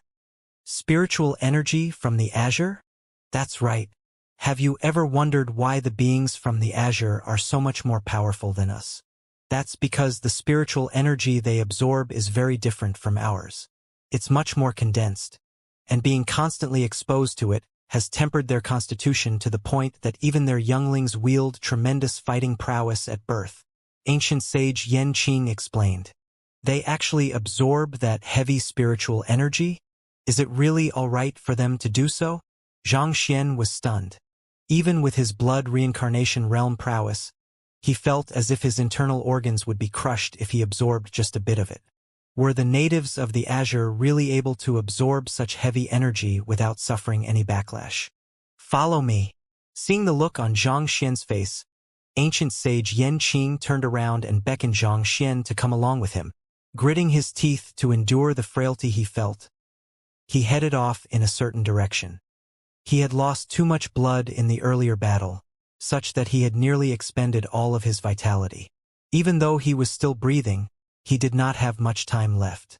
The two of them flew for quite a while before arriving at a tightly sealed palace. Ancient sage Yen Qing pushed open the door of the palace and walked in.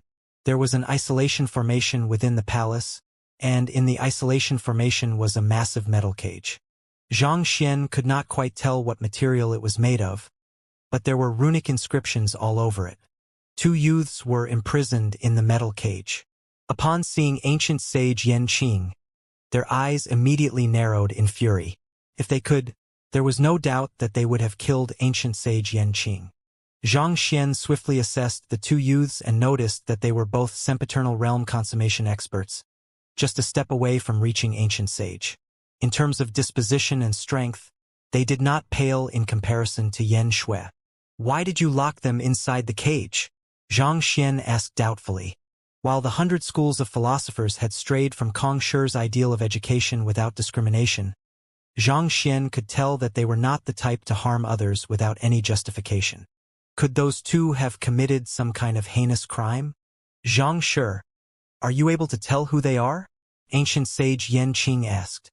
Hearing that question, Zhang Xian frowned. Based on the other party's words, it seemed like he was expected to know these two youths, so he took a closer look at them. However, he was still unable to figure out their identities, so he eventually shook his head. They are otherworldly demons, ancient sage Yen Qing replied. Those words made Zhang Xian freeze on the spot. They are otherworldly demons? How can that be? Could it be that they are otherworldly demon emperors in disguise? The otherworldly demon's Xianxia of slaughter was so overpowering that it was impossible to disregard it. The two youths standing before him were releasing no killing intent at all. So how could they be otherworldly demons? Could it be that they were otherworldly demon emperors who had used some kind of special means to disguise themselves? But that should not be either. Except for Luo Ruoxin's disguise amulet, there was no disguise that had been able to escape his eye of insight thus far. He was certain that the two youths before him were not disguised. They were in their natural form. I know that you have your doubts, but they are really otherworldly demons. They absorbed the heavy energy earlier and turned into their current states. Ancient sage Yen Qing replied. This? Zhang Xian's body shook in astonishment. He was still wondering whether that mercury-like energy could be absorbed or not, but it turned out that it was so powerful that it could even turn otherworldly demons into humans. Was this for real? Who? Without explaining himself, ancient sage Yen Qing stepped forward and flicked his wrist. The mercury-like energy from the elevated platform earlier immediately gushed toward the two youths in the cage. In response to the arrival of this unique energy, the two youths did not show the slightest hint of fear. Instead, their eyes lit up in excitement as they swiftly sat down, opened their acupoints, and absorbed the energy. As the energy flowed into their bodies, it immediately began to billow like boiling water. Their aura and energies swiftly grew more and more condensed. It's really possible, Xianxia thought as he clenched his fists tightly together. The otherworldly demons were actually able to absorb the mercury-like energy that even he was unable to absorb, and it increased their rate of cultivation a frightening degree. He immediately turned to ancient sage Yanqing, hoping to receive answers about this curious observation from the other party. This has something to do with one's innate constitution. As long as one's innate constitution is sufficiently strong, one will be able to adapt to the heavy energy and assimilate it into one's body. The innate constitution of the otherworldly demons is far stronger than that of humans. Just the fact that they are blessed with the strength of a transcendental mortal at birth speaks volumes. Nevertheless, of the 10 I have experimented on, these are the only 2 survivors, ancient sage Yanqing said. Furthermore, I have tested this on over 10,000 men over the past year, but none of them survived in the end. Hearing those words, Xianxia's face warped in horror. What he was horrified by was not ancient sage Yanqing's callousness but the significance of what he had just said. He had thought that while otherworldly demons had a head start in front of humans due to their innate constitution, they would be on equal footing with one another in the later stages. However, it seemed like the rift was much wider than he had thought. If this mercury-like energy one day covered the entire master-teacher continent, would mankind not go extinct and the otherworldly demons rise in power? Alarmed by this notion, Xianxia asked, "Is this why Kong Shi used ancient sage Zi Yuan's corpse to create that massive formation to block the dimension passageway? Is it all to prevent the heavy energy from leaking into this world?" "That's right." Ancient sage Yanqing nodded in response. When Kong Shi first noticed the Kungsu domain, it was nothing more than an ordinary passageway between the master-teacher continent and the Azure. The heavy energy that lingered in it wasn't too great then, but he swiftly realized that while humans would quickly lose their lives upon absorbing it, there was a chance that otherworldly demons could survive the assimilation of the energy and become tremendously stronger as a result of that. That was also how Vicious came about. In order to prevent mankind from being destroyed, ancient sage Zi Yuan willingly gave up his life to become the crux of the floating coffin heaven-mending formation that we have now. Nodding in realization, Xianxia recalled another thing that he had noticed in the Kungsu domain and asked, "What about the green sprout wheat and the superior constitution of the ordinary populace?" Knowing what Xianxia was asking, ancient sage Yanqing replied, "After years of research, Kong Shi found that the main reason why there was a chance for some otherworldly demons to survive the assimilation of the heavy energy was due to their superior innate constitution. This realization highlighted the importance of enhancing the average constitution of humans. But Kong Shi knew very well that the enhancement of an entire race's constitution was bound to be a long battle. It's impossible to make significant advancement within a short period of time. One of the key factors that Kong Shi identified that would effectively enhance the constitution of an entire race was their diet. As such, he entrusted ancient sage Ziqi and his descendants with the responsibility of developing a crop that could achieve this effect. After many years of trial and error, they eventually successfully nurtured the green sprout wheat. This crop has the effect of continuously cleansing and enhancing one's constitution, and after tens of thousands of years of nourishment, there was indeed significant growth in the constitution of the 100 schools of philosophers. Unfortunately, we are still a long way off from matching the constitution of the otherworldly demonic tribe, and we are still unable to directly absorb the heavy energy. Xianxia nodded in enlightenment. The doubts that he had harbored previously had all been cleared up. It was no wonder the 100 schools of philosophers had suddenly disappeared from the master-teacher continent. It turned out that they had devoted themselves to protecting the seal in the Kungsu domain so as to prevent the mercury-like energy from leaking out. At the same time, they viewed it as their mission to nurture stronger humans. Once those in the Kungsu domain were able to adapt to the mercury-like energy, their strength would grow by leaps and bounds. Their means might have been different from the master-teacher continent, but their ultimate goal was the same, the development of mankind. Ancient sage Yanqing continued on. The Kungsu domain is a small world, and the resources that it contains are severely limited. Furthermore, with the strengthening of the average constitution of the general populace, the spiritual energy that we require is growing significantly too. As such, we have no choice but to limit the qualifications to cultivate to just a selected few. This is also why we have so many tests and trials in place. We can only afford to invest our resources in talents who have the potential to reach the top. While ancient sage Yan Qing mentioned that the Kungsu domain was a small world, that was only in relative comparison with the master-teacher continent. Its scale comfortably exceeded that of any of the major empires on the master-teacher continent. However, in order to nurture the greensprout wheat properly, the Kungsu domain had to seal off its connection to the master-teacher continent. Thus, it carried the risk of its spiritual energy drying up should there be too many cultivators. In a sense, the Kungsu domain was similar to a greenhouse. No matter how huge the greenhouse was, it could not reach the same level of self-sufficiency as the external world to provide nourishment for any number of plants. In Xianxia's previous world, a scientist had once set up a massive greenhouse and placed countless plants, animals, and insects within it as an experiment. However, within less than a year, the entire habitat had completely collapsed. Such was the case for Kungsu domain.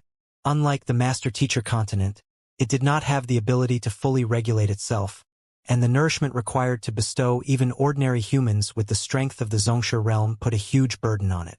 So, it was inevitable that they had to limit the number of cultivators.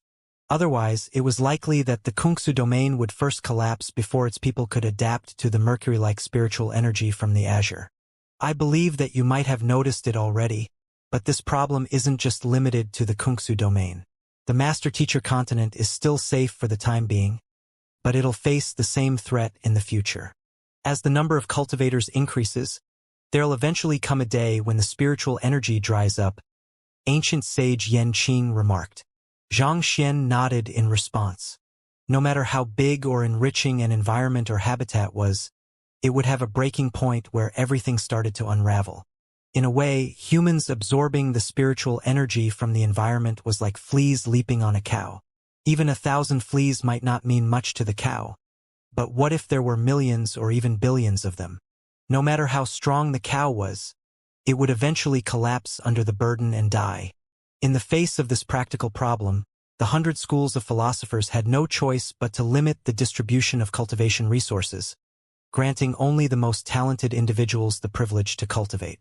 Perhaps the master-teacher continent might find itself forced to make the same decision as well in the distant future. Since we're on the topic, is that why the master-teacher continent lost its ability to support the birth of newer ancient sages? Xianxia asked. Be it the master-teacher continent or the Kungsu domain, not a single ancient sage had been born from 10,000 years back to before the recent emergence of the Temple of Confucius. Could this possibly be the reason? Well, overpopulation does play a part in that, but it isn't the primary reason, ancient sage Yan Qing replied. As you might know, the aeon of ancient sage is the necessary catalyst for any cultivator to achieve a breakthrough to ancient sage. However, the aeon of ancient sage is not something that naturally appears in the master-teacher continent nor the Kungsu domain, or to be more exact, this entire world doesn't have the ability to create the aeon of ancient sage. It is an energy that is unique to the azure. The sealing of the heavy energy meant that the aeon of ancient sage is unable to flow down to our world anymore. As such, with the birth of more and more ancient sages, it eventually came to a point where it dried out completely. You mean to say that the heavy spiritual energy contains the aeon of ancient sage? Xianxia asked with raised eyebrows. He had absorbed a sliver of it back when he was at the mountain range, but as soon as it entered his body, its weight had nearly crushed all of his meridians. This had forced him to seal all of his acupoints. Yet there was actually aeon of ancient sage in it? Perplexed, Xianxia quietly absorbed a small bit of it. The mercury-like energy felt as heavy as ever, but upon closer inspection, he did sense a hint of aeon of ancient sage in it. It was just a small amount, but as one absorbed more and more of it, it was only a matter of time before one overcame the great sage bottleneck and rose to become one of the top experts of the master-teacher continent. But that was assuming one was able to assimilate this domineering energy. Given how even he himself was unable to absorb it, he was not too hopeful for the other cultivators. There was no other choice. If we didn't seal the energy from the azure, the otherworldly demons would only have grown stronger and stronger, eventually leading to the eradication of mankind. It was a decision our predecessors made after careful deliberation. It hasn't led to a good outcome, but it's the lesser of two evils, ancient sage Yanqing explained bitterly. Xianxia also fell into deep contemplation. There was no denying that the presence of more ancient sages was good news for mankind. But as long as they did not deal with the mercury-like energy, the greatest beneficiary would ultimately still be the otherworldly demonic tribe. As long as the mercury-like energy existed on the master-teacher continent, it was only a matter of time before the scales were tipped in the favor of the otherworldly demonic tribe. Not to mention, there were deities from the azure who could descend through the dimension barrier. The threat that they posed could not be underestimated either. Is it true that the otherworldly demonic tribe are the descendants of the gods, just like the legends depict them to be? Xianxia asked out of curiosity. Was it really just a problem in the compatibility of their constitution that meant they were unable to absorb the mercury-like energy, whereas the otherworldly demons were able to? I don't really know the exact answer, but there are written quotes from Kong Shi that suggest that the otherworldly demonic tribe are the descendants of an exiled god tribe. He said that it's due to the scarce spiritual energy on the master-teacher continent that resulted in their severe weakening, and as long as they are supplied with pure spiritual energy, they will swiftly return to their former glory. Speaking up to this point, ancient sage Yanqing suddenly turned to the two caged youths and sighed deeply. These two over there are perfect examples. They were ordinary otherworldly demons when they were first captured, but under the nourishment of the heavy spiritual energy from the azure, they grew so much stronger within less than 10 years. On top of that, their appearances have also become no different from those of ordinary humans. Even the most talented human would have to cultivate for hundreds of years before reaching sempiternal realm consummation. However, those otherworldly demons were actually able to reach such a height within a shorter period of time just by absorbing and assimilating the heavy spiritual energy. It sure was frustrating. But if deities are able to pass through the dimension barrier to descend upon our world, we should also be able to ascend to the azure through the same way, right? Xianxia asked as his heart leaped in agitation. The reason he had gone through so much effort to enter the Kungsu domain was to find the passageway leading to the azure in order to reach Luo Ruoxin.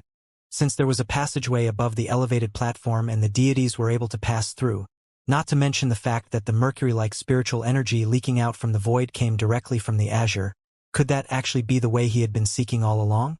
To be honest, I don't really know. Ancient sage Yanqing shook his head. I see. Then, do you know how Kong Shi left the Kungsu domain to enter the azure?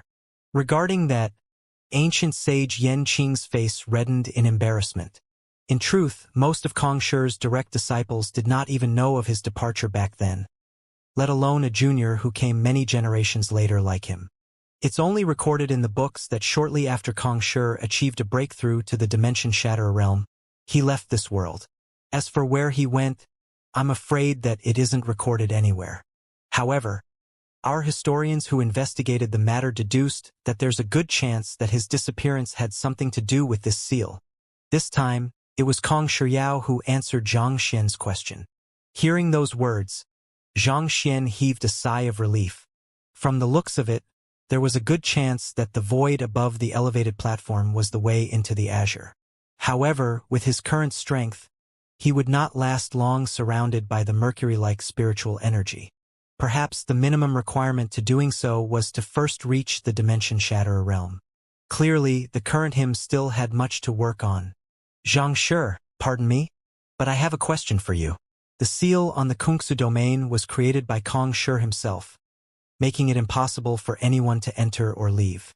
The reason we were able to enter the Master-Teacher continent previously was because we were able to tap into the power of the Temple of Confucius to temporarily breach the seal. So, how did you manage to get in here? Ancient sage Yanqing asked with a doubtful frown. This question made the others direct intrigued looks at Zhang Xian. It was an established fact among them that it was impossible for them to enter or leave the Kungsu domain. The emergence of the Temple of Confucius had been the only exception to the rule in the past tens of thousands of years. However, it had been several months since the Temple of Confucius closed, so it should be impossible to exploit this loophole. Given so, how did Xianxia manage to get in there? Feeling that there was no reason to hide this matter from them, Xianxia replied honestly. While I was visiting the Tianxian kingdom, I found a seal that was centered around ancient sage Ranqiu. Out of curiosity, I broke the seal, and before I knew it, I was already in the Kungsu domain. Wait a moment. Did you say that you broke the seal? You broke that seal. Ancient sage Yan Qing and the others shook in agitation. What's wrong? Quick! Let's head over to take a look. With no time to explain, ancient sage Yan Qing swiftly opened up a dimension rift and leaped in. The others quickly followed suit. In just a moment's time, they had already arrived at where Xianxia had entered the Kungsu domain. The seal was still standing firm, but the hole that Xianxia and the others had entered through was gradually expanding. They could just about see black flames pressing firmly against the exterior of the Kungsu domain, attempting to force its way in. Xianxia was taken aback. What's going on here? He knew just how powerful the seal was, and he had needed to make use of the powerful ordeal of lightning armament in order to open up a small hole to open. Why would there suddenly be such powerful black flames pressing against the seal? Not to mention, they bore an uncanny resemblance to the Empyrean heavenly flames. This is the backlash from the heavens, ancient sage Yan Qing grimly explained. Backlash from the heavens? While we have isolated the Kungsu domain from the master-teacher continent, it still doesn't change the fact that they are actually one entity. What we are doing here, the cultivation of the greensprout wheat and the enhancement of the fundamental constitution of mankind, is going against the laws of nature, thus creating a distortion in this world. The reason ancient sage Ranqiu's body was left outside is not just to sustain the seal. More than that, it's to prevent the heavens from peeking in. However, now that the heavens have learned of what we have done in the Kungsu domain, they've sent down divine retribution to punish us and undo what we have done. At this rate, it won't be long before the Kungsu domain is swallowed by the raging flames of the heaven's fury. Ancient sage Yan Qing exclaimed worriedly. Xianxia's body stiffened. Every world had its own rules, and these rules were enforced by the heavens. Anyone who tried to breach these rules would find themselves faced with the wrath of the heavens.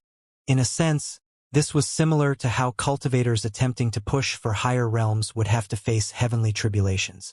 Putting everything aside, in his previous world, Wang Mang, being a transmigrator, had attempted to change the world. But in the end, the heavens had sent down the son of the heavens, Lu Xiu, in retaliation, and the latter had easily destroyed everything that he had built. The rules of the world could not be disregarded, and even ancient sages were no exception to the rule. Xianxia had thought that the reason no one was able to find the Kungsu domain was due to the lofty 100 schools of philosophers trying to steer clear from the rest of the world, but it turned out that their main goal was to conceal themselves from the detection of the heavens. If people frequently entered and left the Kungsu domain, it was only a matter of time before the heavens detected the existence of the Kungsu domain. Once that happened, everything would be utterly destroyed, be it the greensprout wheat, the 100 schools of philosophers, or even the domain itself. Knowing that this was a catastrophe that he had caused, Xianxia turned to ancient sage Yan Qing and asked, "Do you have any blueprints of it for me to mend the formation? I'll seal off the Kungsu domain once to prevent the heavens from peeking in." "We do have the blueprint to the formation, but it's of no use." Ancient sage Yan Qing shook his head. What has been breached isn't just this seal but the illusory formation that was set up outside too. Previously, if the heavens attempted to peer into the coffin, Kongshi's body would appear, which would lead the heavens to think that Kongshi has passed away, thus halting their investigation right there. However, the fact that the black flames have reached this seal means that the illusory formation has been undone. The heavens are already aware of everything. Any reparation work done now will only delay the inevitable. Xianxia fell silent. On his way to the Kungsu domain, there had been 2 stone coffins. One of them contained ancient sage Ranqiu's body, and it was used to maintain the illusory formation. As for the second coffin, what Zhengyang saw was Kongshi's corpse, whereas what they saw was Zhengyang himself. It was the breaking of the illusory formation that had brought the seal isolating the Kungsu domain from the master-teacher continent to his attention. With these 2 preventive measures breached, the eyes of the heavens were already fixated on the Kungsu domain. Even if they mended everything right now, it would make no difference at all. Is there nothing that can be done? There's only one way out of this.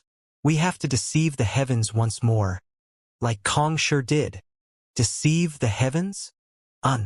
Back then, when Kong Shi first developed the Kungsu domain, a hint of the energy contained within leaked out, and it swiftly caught the heavens' attention.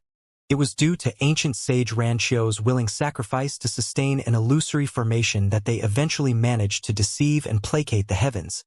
Ancient sage Yanqing said grimly, "There's only one way for us to resolve the problem. We have to find a dimension-shatterer realm cultivator who is willing to sacrifice himself to die under the hands of the heavens. Using his death as a catalyst, we'll create an illusion of the entire Kungsu domain falling into ruins.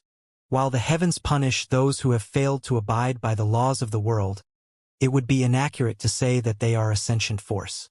As long as our means are sufficiently convincing, there's a chance that we'll succeed." Those words made Zhang Xian's eyebrows shoot up. Be it in the entire master-teacher continent or the Kungsu domain, there was not a single dimension-shatterer realm expert still alive.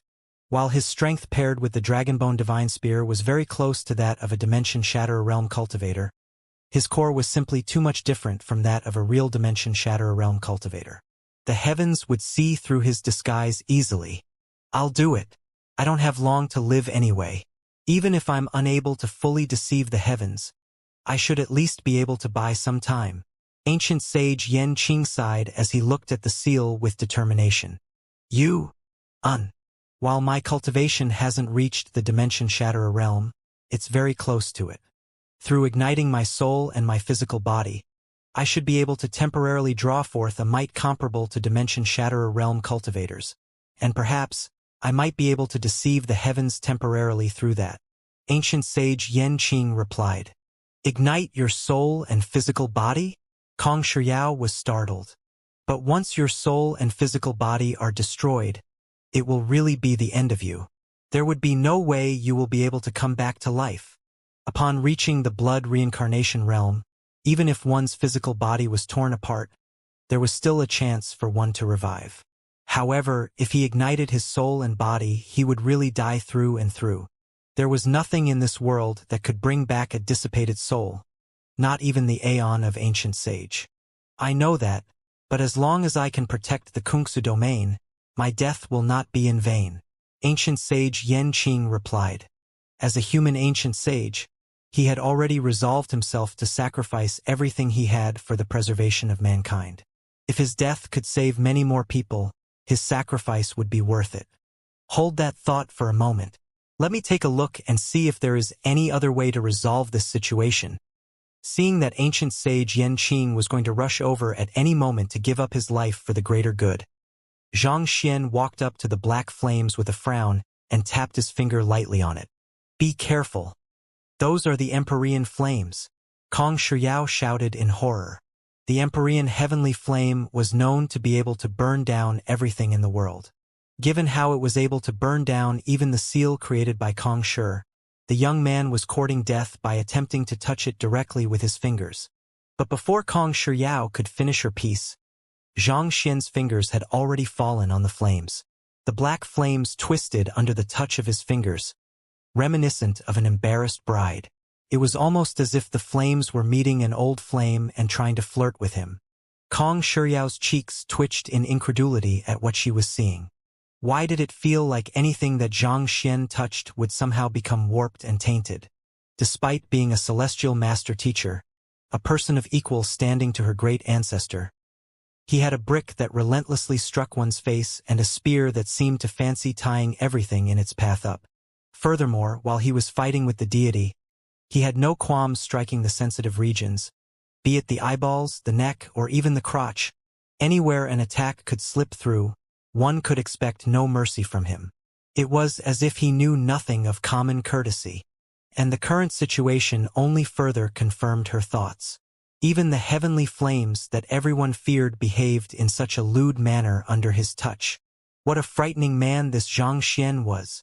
Ignoring the shocked crowd, Zhang Xian looked at the flames burning at his fingertips and asked, "Little Huahua One, did Dao Tu send you here?" Seemingly comprehending Xianxia's words, the black flames shook a little. This etched a frown onto Xianxia's forehead. Based on the response from the Empyrean heavenly flames, it was clear that they had been dispatched by the heavens to destroy the Kungsu domain. If one viewed the master-teacher continent as a human's body, the heavens would be its immune system. Its role was to destroy all foreign objects and anomalies in order to ensure that everything followed its intended course. The presence of humans with exceptionally powerful constitutions in the Kungsu domain could be viewed as a cancerous tumor, and to the heavens it was something that had to be destroyed at all costs. Xianxia pondered for a moment before slipping out of the hole to return to the master-teacher continent.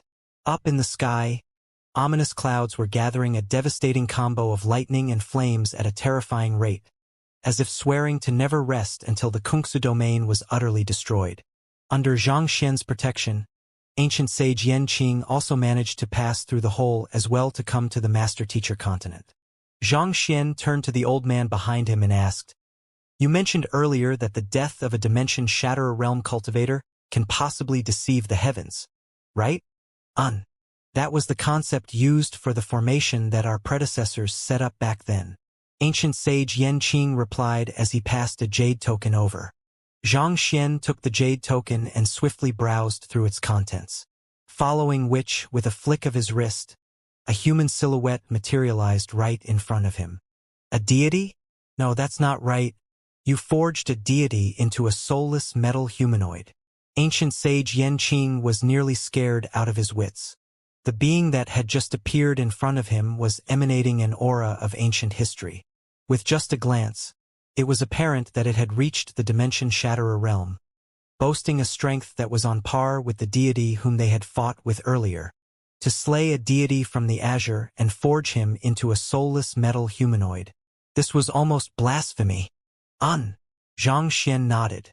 Since things had progressed to this point, there was nothing for him to hide anymore. He drew his soul out from his body and slipped it into the soulless metal humanoid. With his means, he was still unable to enchant the soulless metal humanoid. Thus, he could only drive it while his soul was within the soulless metal humanoid. This was a good opportunity for him to try his hand and see if it was really possible to imitate what Kong Shi and his direct disciples had done back then to deceive the heavens. Under Xianxia's refinement, he had already shaped the soulless metal humanoid to have an extremely high compatibility with his soul. As such, the prerequisites to conduct the process should have already been met. Hong Long. As soon as Xianxia's soul slipped into the soulless metal humanoid, the ominous clouds immediately gathered around his body. Everyone's eyes lit up in agitation as they clenched their fists tightly in excitement. It seemed like things were going to work out after all. But a moment later, the ominous clouds abruptly dispersed from Xianxia, as if having lost interest in him. What's going on here? Xianxia was surprised to see that things were not proceeding in the direction that he had expected. Based on what was stated on the jade token, the appearance of a dimension-shatterer realm cultivators should have drawn the wrath of the heavens upon him.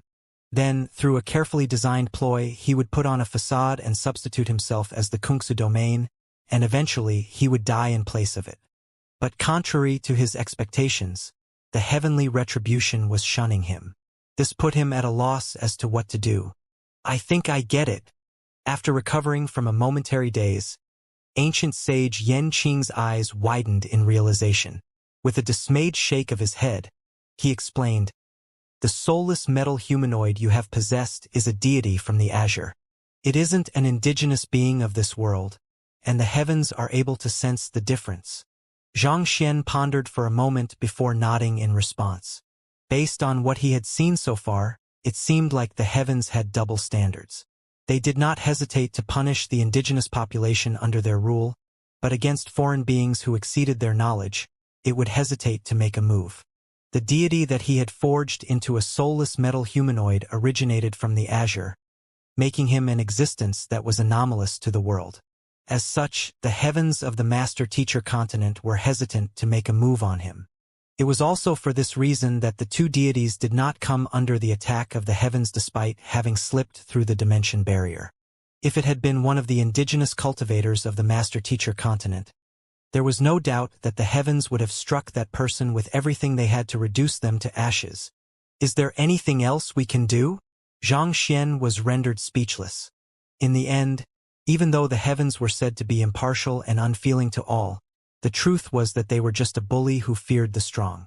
For example, even though Luo Ruoxin's very presence posed a huge threat to the world, the heavens chose to only drive her away forcefully, not daring to provoke her through heavenly flames or lightning bolts. That question obviously stumped ancient sage Yan Qing. He was silent for a moment before he proposed, "Xianxia, try leaving the soulless metal humanoid for a moment." He had no idea what they could do either, so they could only give everything a try in hopes that something would work out. Hearing the suggestion, Xianxia quickly extracted his soul from the soulless metal humanoid and began to return to his main body. Perhaps due to the heavens sensing that the consciousness within the soulless metal humanoid earlier had departed from it, the heavens began gathering around it once more. But this won't work either. Xianxia scratched his hair in distress. He had to be within the soulless metal humanoid to drive it in order to facilitate the entire process of deceiving the heavens. Given that he was unable to control the soulless metal humanoid remotely, this plan was a flop as well. If this doesn't work, I could try to refine the other corpse of the deity that I have in my storage ring right now. But as Xianxia spoke, his voice gradually faded into silence. He did have another deity corpse in his storage ring that he had not refined yet. However, the corpse had to be first refined into a soulless metal humanoid in order to catch the attention of the heavens, but the refinement process was not something that could be accomplished within a short period of time. We can't refine the other soulless metal humanoids in time, and there are no indigenous dimension Shatterer realm experts. What else can we do? Watching the black flames assault the seal to the Kungsu domain relentlessly, Xianxia racked his brain at such a ferocious speed that it seemed as if sparks were going to fly from his head. A thought flashed across Xianxia's mind. Right, the Library of Heaven's Path. The Library of Heaven's Path represents the will of the heavens. Given so, is it possible for me to use the golden page to bend the will of the heavens? However, there was an issue with this course of action as well. He had used his only golden page to smash the deity summoned by Sovereign Chun Ling back then. Furthermore, the requirements to produce a golden page were uncertain. So far, he only knew that he needed someone to acknowledge him as his teacher and be earnestly grateful to him for his impartation. Nevertheless, he had to give it a try. Thus, he turned to Kong Shiyao and earnestly asked, Are you willing to acknowledge me as your teacher?" "What? No way." Kong Shiyao replied without any hesitation. Awkward. Xianxia scratched his head. The others who were present there, such as ancient sage Yan Qing, were beings who had lived for more than 10,000 years. It would be difficult to win them over in a moment's time, especially given the fact that they had once had a conflict with one another. The same went for Yan Shui. Thus, he deemed Kong Shiyao to be the one that he could most likely win over. Of course, he did not expect that he would be rejected in an instant. In truth, it was understandable why Kong Shiyao was reluctant to take Xianxia as her teacher. The fact that she possessed Kong Shi's bloodline and had inherited Kong Shi's lineage meant that she was already standing on the shoulders of a giant. Not even ancient sage Yan Qing was qualified to be her teacher, let alone others. It did not make a difference even if the person asking was a celestial master teacher. She admitted that her talent might be beneath that of Xianxia, but she had at least this much of pride in herself. This matter concerns whether or not we will be able to resolve the crisis concerning the Kungsu domain, Xianxia insisted. Furthermore, I have no plans of accepting you as my direct disciple. You just have to acknowledge me as your teacher. Based on his previous encounters, as long as the other party sincerely acknowledged him as his teacher and was grateful for his teachings, there was a chance that the golden page would form. It did not matter whether the other party was his direct disciple or not. How can me acknowledging you as my teacher resolve the current problem we are facing? Kong Shiyao frowned. If not for the fact that the young man had just slain a deity and saved the 100 schools of philosophers from a huge crisis, she would have thought that he was a scammer. Why don't we do this for now? I'll give you some pointers on your cultivation, and as for whether you are willing to acknowledge me as your teacher or not, I'll leave it up to you. Looking at the swiftly gathering ominous clouds above him, Xianxia knew that the heavenly retribution was just moments away from descending. It was clear that time was not on his side, so he had no time to waste convincing Kong Shiyao. Besides, putting aside the fact that he was not willing to reveal the existence of the Library of Heaven's Path, if he had to make Kong Shiyao acknowledge him as her teacher using such a method, it was unlikely for her feelings to be truly sincere. If so, that could affect the chances of the formation of the Golden Page. Thus, without waiting for Kong Shiyao's response, he began speaking. Flowing in your body is the purest bloodline of Kong Shi in the past 1,000 years. You are able to master any battle technique and cultivation technique in the blink of an eye, and the rate of your cultivation far exceeds that of ordinary people as well. Furthermore, if I'm not mistaken, even though it has only been 3 years since your cultivation has reached sempiternal realm consummation, you have already faced 3 ancient sage ordeals thus far, but you chose to suppress your cultivation instead of pushing straight for a breakthrough. Kong Shiyao nodded as she waited patiently for Zhang Xian to continue on with whatever he was going to say. Nothing that Zhang Xian had mentioned thus far could be considered a secret. Most of those who were close to her knew all of that. Considering Zhang Xian's means as a celestial master teacher, it should not have been too difficult for him to uncover such information. With each ancient sage ordeal you faced, your cultivation did grow stronger, and it will play a vital role in determining whether you are able to struggle free from the restraints of the heavens and achieve a breakthrough to the Dimension Shatterer realm in the future. However, you probably noticed that a problem has arisen as a result of your multiple attempted breakthroughs. Zhang Xian said. The power of the ancient sage ordeal has already melded into your core. Your body still contains traces of the energies from the multiple ancient sage ordeals that you have been through, and this buildup of unassimilable energies eventually became a bottleneck to your cultivation. You challenged the ancient sage ordeal 3 times within the short span of a year 2 years ago, but ever since then, you haven't attempted anything at all. I think it's worth questioning why you chose to delay the 4th ancient sage ordeal for 2 whole years. Based on what I'm seeing, I would say that it's not because you don't want to do it, but because you dare not to. As if Zhang Xian had struck dead on, Kong Shiyao's face turned frighteningly pale. She subconsciously took a step back as she stared at Zhang Xian with eyes enlarged wide. This matter had been the deepest secret in her heart, and she had not dared speak of it. She did not think that a young man whom she had just met would actually expose it in a few moments.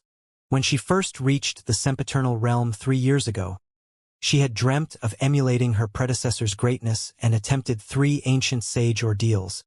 Her first 3 ancient sage ordeals had been fraught with danger, but she had eventually managed to overcome them with her tenacity. But after the 3rd ancient sage ordeal, to her horror, she found that the energies from the ancient sage ordeals had already seeped into her bones. No matter how she tried to cleanse her body, she was unable to get rid of them. Her gut feeling told her that if she attempted another ancient sage ordeal and allowed the energies scourging her body to continue building up, there was a good chance that her consciousness would be corroded by the energies, causing her to lose herself. In the worst-case scenario, she might even be assimilated to become a part of the heavenly tribulation itself. It was this deep fear that had led to her to stop her breakthrough despite having overcome 3 ancient sage ordeals within the short span of a year. 2 years had passed since then, and she had not managed to find a suitable solution. However, her physical condition had been deteriorating as she began to lose control over the energies scourging her body. She had browsed through countless books, hoping to find a solution to purge her of this trouble, but her efforts were to no avail. However, to hear Zhang Xian pointing everything out spot on at this moment, could it be possible that he had a solution to her woes? As if he was able to read her mind, Zhang Xian chuckled softly. Since I can see through your problem, it goes without saying that I have a solution for it. You should be able to tell that I, like you, have overcome multiple ancient sage ordeals, but I am not plagued by the issue that afflicts you. Kong Shiyao nodded vigorously as the same realization dawned upon her, and hope rekindled in the depths of her eyes. Just like her, the young man standing before her was at the sempiternal realm, but he was actually able to fight on equal footing with Dimension Shatterer realm cultivators. Other than the fact that he was a celestial master teacher, it was likely that he had faced multiple ancient sage ordeals while suppressing his cultivation, or else there was no way he could have become so powerful. If I may, how can my affliction be resolved? If you are really able to solve my problem, I am more than willing to acknowledge you as my teacher, Kong Shiyao exclaimed in agitation. As long as her affliction was resolved, with her foundation of having overcome for ancient sage ordeals, she was confident that she would be able to catch up with her ancestor and eventually reach the Dimension Shatterer realm. With such strength, even if problems cropped up with the seal once more, she would have the strength to resolve them by herself. Perhaps, she might even follow her predecessor's footsteps and enter a higher dimension, rising through the ranks. The problem is actually very simple. Unlike the cultivators on the Master-Teacher continent, the energy required to form the cultivation ordeals within the Kungsu domain comes not from the heavens but the energy existent in the Kungsu domain. As the Kungsu domain was constructed by Kong Shi, this world harnesses his energy within it. To any other cultivator, this fact wouldn't make a difference at all, but unfortunately, you share the same power origin as Kong Shi, which resulted in your inability to expel the energies from the ancient sage ordeal, as well as your gradual assimilation with it. Xianxia explained. The Kungsu domain had two major seals to prevent the heavens from peeking in, so it went without saying that the ancient sage ordeals that Kong Shiyao had undergone did not come from the heavens. From the looks of it, it was likely that Kong Shi had implemented the system of cultivation ordeals within the Kungsu domain as well. It should have worked out fine for any other cultivator, but that was not the case for Kong Shiyao. While the energies of the ancient sage ordeal came from the same origin, their violent nature rendered her unable to fully control them.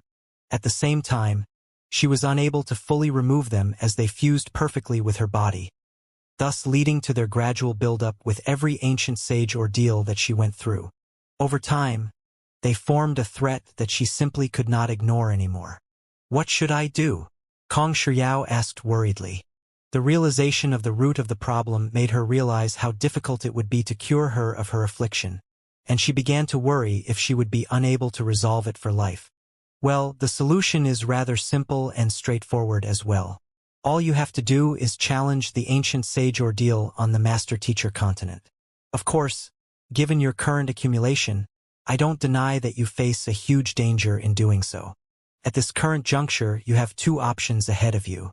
If you choose not to push for a breakthrough, as your Xianxia further builds up, you will eventually lose your opportunity to make a breakthrough. On the other hand, if you do push for a breakthrough, considering that you have never come into contact with the lightning tribulation of the Master-Teacher continent before, even I am unable to fully predict what will happen as a result of that, Xianxia explained with a knowing smile. However, if you acknowledge me as your teacher, I'll teach you a method that will allow you to overcome your ancient sage ordeal with certainty. Seeing that there was no other way out of this, Kong Shiyao decisively kneeled down and kowtowed several times. All right, I'll acknowledge you as my teacher. I hope that you will save me from my plight. Xianxia took a look at the Library of Heaven's Path and saw that no golden page had been produced yet. Knowing that Kong Shiyao's feelings were not yet earnest, he sighed deeply and said, "Overcoming the ancient sage ordeal on the Master-Teacher continent isn't tough at all. The key lies in that you mustn't think of it as a burden but a family member. You need to love it, care for it, consider its needs, feel its presence, give it your warmth and concern." Kong Shiyao's face twisted in incredulity, and at that very moment, she really wanted to bust the head of the fellow standing before her. Somehow, she felt as if she had just been scammed. Cough, cough. Zhang Shi, the main point. Even ancient sage Yan Qing could not bear looking on. The ancient sage ordeal was one of the greatest crises a cultivator would face. Even with ample aeon of ancient sage, if one did not possess top-notch talent, it would be impossible to achieve a breakthrough. The reason that Kong Shiyao was able to make a breakthrough was partly because she was allocated with a more generous portion of the resources in the Kungsu domain due to her standing as a descendant of Kong Shi. Even though the aeon of ancient sage had already run out in the other clans, they were still able to preserve a hint of it for her. Even so, every breakthrough that she had gone through was no different from walking on thin ice. One wrong step, and she would have plunged into the abyss of despair. Yet, that fellow was telling her to treat the cultivation ordeal like a family member and show care and concern for it, Do you take me for a fool?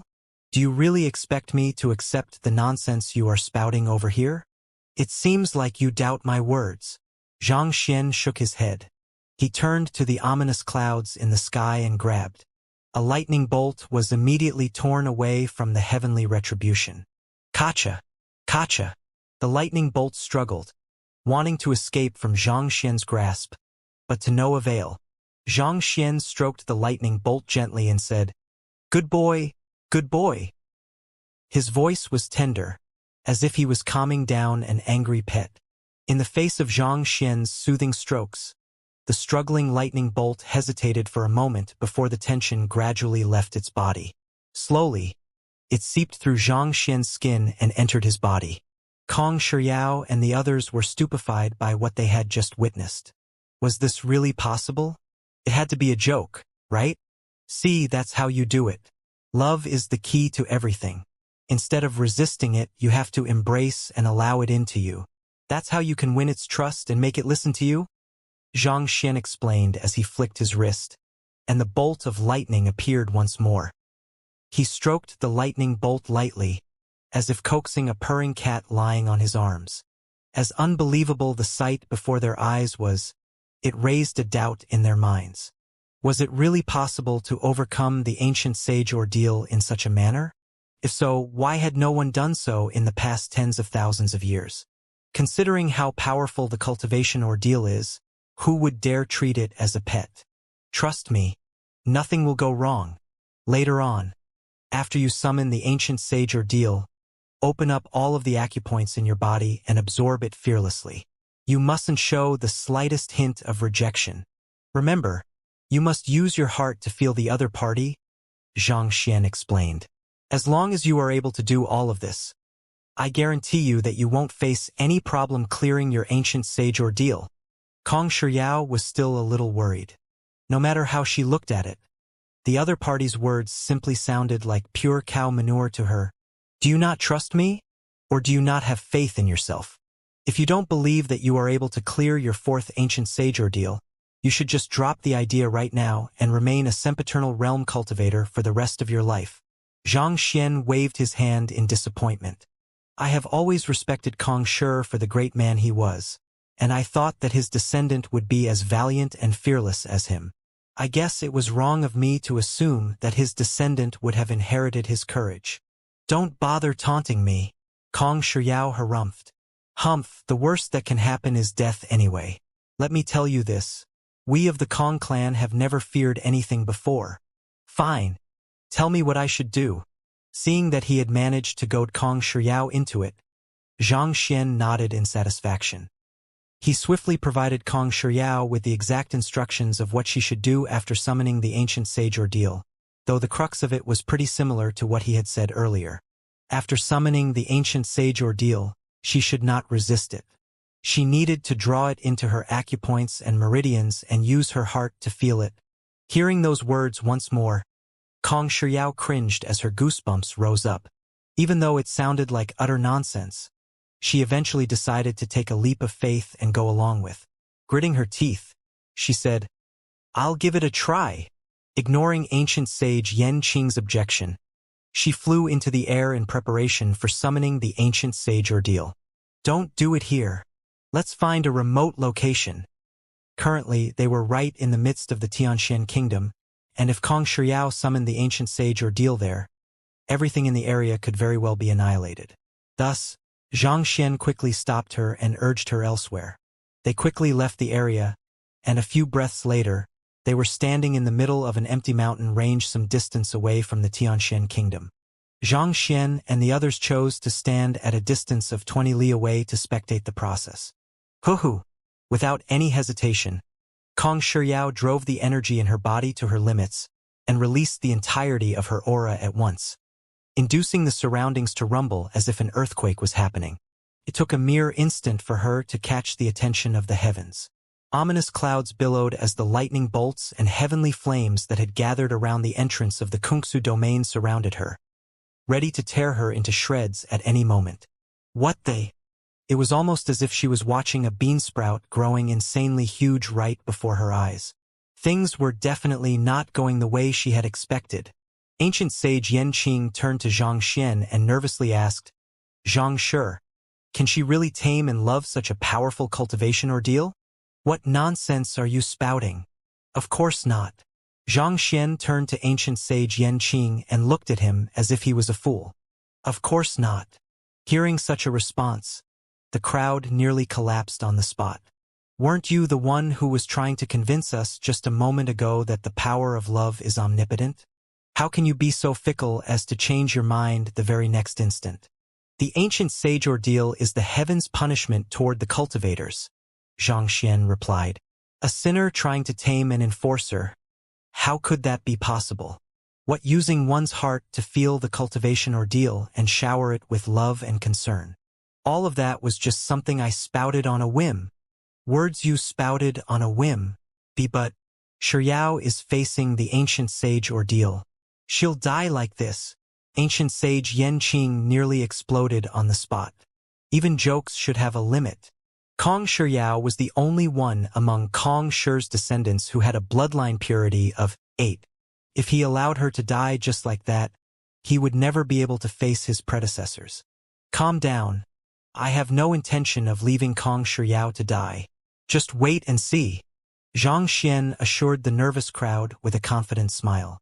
At that moment, the power building up amid the dark clouds finally reached its tipping point, and ferocious lightning bolts and blazing heavenly flames rained down upon her. Kacha! The sheer amount of energy formed a devastating tower of flames and lightning that shrouded everything within a diameter of several hundred meters. Damn it! If that fellow is able to do it, why can't I do it too? Kong Xiao cursed under her breath as she felt her muscles tensing under the pressurizing might above her. Her Jinqi instinctively bubbled within her body, ready to burst forth to fend off the devastating energy. However, at the very last moment, she forcefully suppressed every last bit of her strength. Screw it all. Just thinking about the smug, knowing smile on his face made her boil with rage. If she really died, she will never let that bastard off even as a ghost. Boom, boom, boom. As the pillar of terrifying energy engulfed Kong Xiao, everyone in the area closed their eyes in trepidation, not daring to see what was about to happen. They did not think that their hearts would be able to take it if they saw the young lady being torn to shreds under the cultivation ordeal. However, as they waited and waited, there was no desperate cry of agony or anything of the sort. Perplexed, they looked over, and what they saw left them stunned. At that very moment, the young lady was indeed engulfed by heavenly flames and lightning bolts. But instead of desperately trying to resist this destructive energy, her acupoints were wide open as she accepted the energy into her body without any hesitation. Unlike what most had expected, the destructive energy did not cause any damage or explode within her body. It simply sat quietly in her meridians, almost as if it had been domesticated. What in the world had happened? Everyone looked at the young man before them with indescribable looks on their faces. Did he not just say that it was all lies? So what was happening? If Kong Xiao was able to do it, should they give it a try as well? At that moment, the sempiternal realm consummation Shui Yen felt deeply tempted. Xianxia. With his curiosity getting the better of him, ancient sage Yanqing asked, "Just what is going on here?" Instead of answering ancient sage Yanqing's question, Xianxia turned to Shui Yen and shattered his hopes. "You won't be able to do it. If you try to do the same, you'll be struck to death on the spot." "Why can't I do it?" Shui Yen frowned in indignance. "It's not just you. Even I would be unable to emulate what Kong Xiao has just done." Xianxia replied.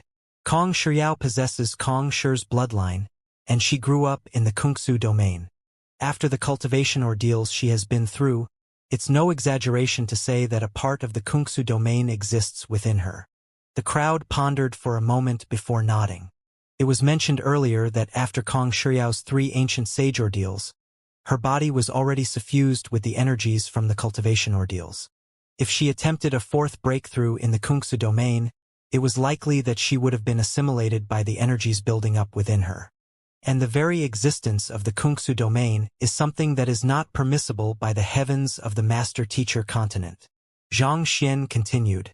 If she had attempted to resist the cultivation ordeal, she would have incurred the wrath of the heavens, and that would have only placed her in a worse position.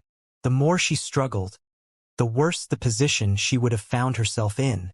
There's no denying that the heavens wanted to punish Kong Shiyao for attempting a breakthrough. But more than that, they were more desperate to destroy the trace of the Kungsu domain that exists within her. Trying to push off the cultivation ordeal would be equivalent to hindering the heavens' enforcement of the natural laws, and that would have placed her in a worse position. The heavens would surely have struck her again and again until she was finally destroyed. However, by opening her acupoints and allowing the lightning bolts and heavenly flames in instead, it's equivalent to allowing the enforcers in to do what they needed to do. This has reduced her sins significantly, thus reducing the heavenly retribution falling on her. On top of that, she can make use of this opportunity to clear away the energies accumulated within her body, thus killing two birds with one stone. Everyone's teeth clattered in shock. From how the heavens of the master-teacher continent were so determined to destroy the Kungsu domain, it was apparent that the two of them were at odds with one another. Yet Xianxia was able to sharply discern this and use it to his advantage, thus wearing the heavenly retribution down through such a method. This was an extremely risky gamble. If anything had gone wrong, everything would have swiftly descended into a tragedy. While ancient sage Yanqing was amazed by the feat, he could not help but harbor some reservations toward this risky plan. In a sense, this is similar to countering poison with poison. But if the two energies weren't enough to nullify one another, wouldn't Shiyao be placed in a terrible position? It was one of those things that were simple in theory but hard to execute. There was a fixed amount of accumulated energies within Kong Shiyao's body. If she had absorbed too little of the heavenly retribution, she would not be able to clear the energies away entirely. But if she absorbed too much, it could lead to her death. That's why I told her to feel with her heart, didn't I? Xianxia said. As Kong Shi's descendant, the number one genius of the Kungsu domain, if she isn't even capable of carrying out such basic estimations and controlling how much of the heavenly retribution she has taken in, I will really have nothing to say. If that's all she has, even if she survives this ordeal, I must say that she won't be able to go too far in the future. It was not out of boredom that Xianxia had spun up an old wives' tale to deceive Kong Shiyao. If he had revealed the truth to her at the start, her mind would have been preoccupied with other things, and that might have caused her to lose focus on her own body. That would have led to an adverse effect instead. Coming to understand the entire situation, the crowd could not help but direct impressed looks at the young man. His grasp over states of mind, the nature of the heavenly tribulation, and the capabilities of those involved. Everything was in his field of calculation, and he had managed to pull it off impeccably. As expected of a celestial master teacher, his abilities far surpassed even those of the ancient sages. While everyone else was awestruck after hearing the young man's explanation, up in the sky, Kong Shiyao, who had experienced everything firsthand, was fully convinced of the young man's capabilities. Even though this celestial master teacher seemed to be even younger than her, there was no doubt that he was the real deal. Even though she had not heard the explanation, she already vaguely understood the intentions behind the young man's actions.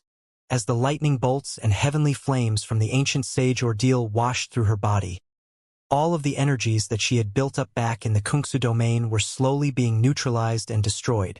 Even though two forces were colliding with one another within her body remained perfectly fine.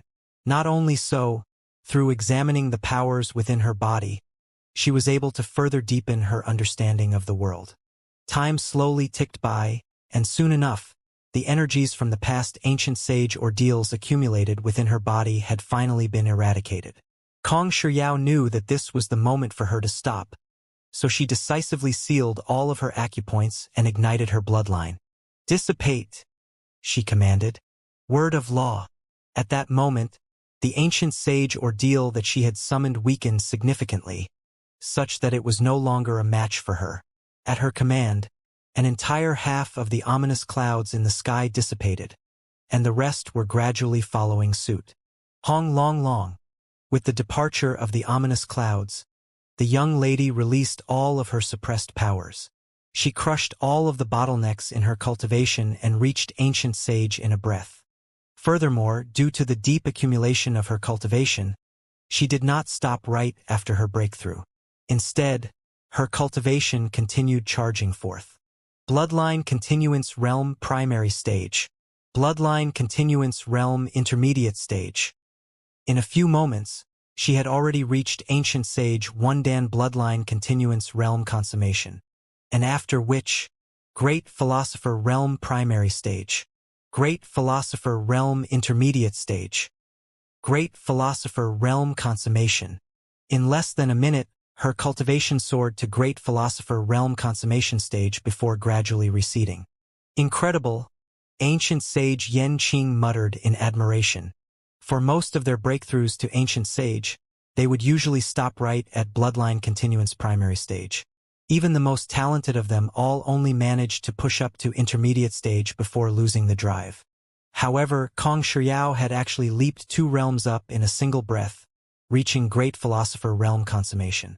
Such a feat had never been achieved in the past tens of thousands of years in the Kungsu domain. It's all due to this young man that Shiao was able to make such a huge leap in her cultivation. Ancient Sage Yen Qing thought in wonderment as he turned to look at Zhang Xian. But at that moment, Zhang Xian was looking at the young lady in the sky with a dissatisfied look on his face. Continue to push on. With your accumulation, you should be able to push for a breakthrough to the Blood Reincarnation realm. Blood Reincarnation realm? Kong Shiao was stunned. She quickly shook her head and replied, I have already reached my limits. I don't have enough energy in me to push for another breakthrough anymore.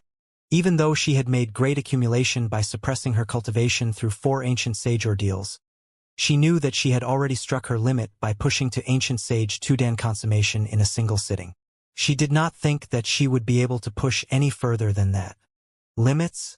Those are mental constructs that you impose on yourself. Zhang Xian remarked as he flicked a droplet of blood toward Kong Shiao. Swallow it. Yes. By that point, Kong Shiao was completely trusting of Zhang Xian. Without any hesitation, she swallowed the droplet of blood. As soon as the droplet of blood slid down her throat, she immediately felt a burning heat inside of her threatening to combust her from the inside. Is this the blood of the deity? Kong Shiao widened her eyes. She had absorbed quite a few blood essences of Blood Reincarnation Realm cultivators over the years, and it was for that reason that she was able to make such incredible accomplishments despite your young age. However, the blood essence that the young man had just given her was much more potent than anything she had swallowed before.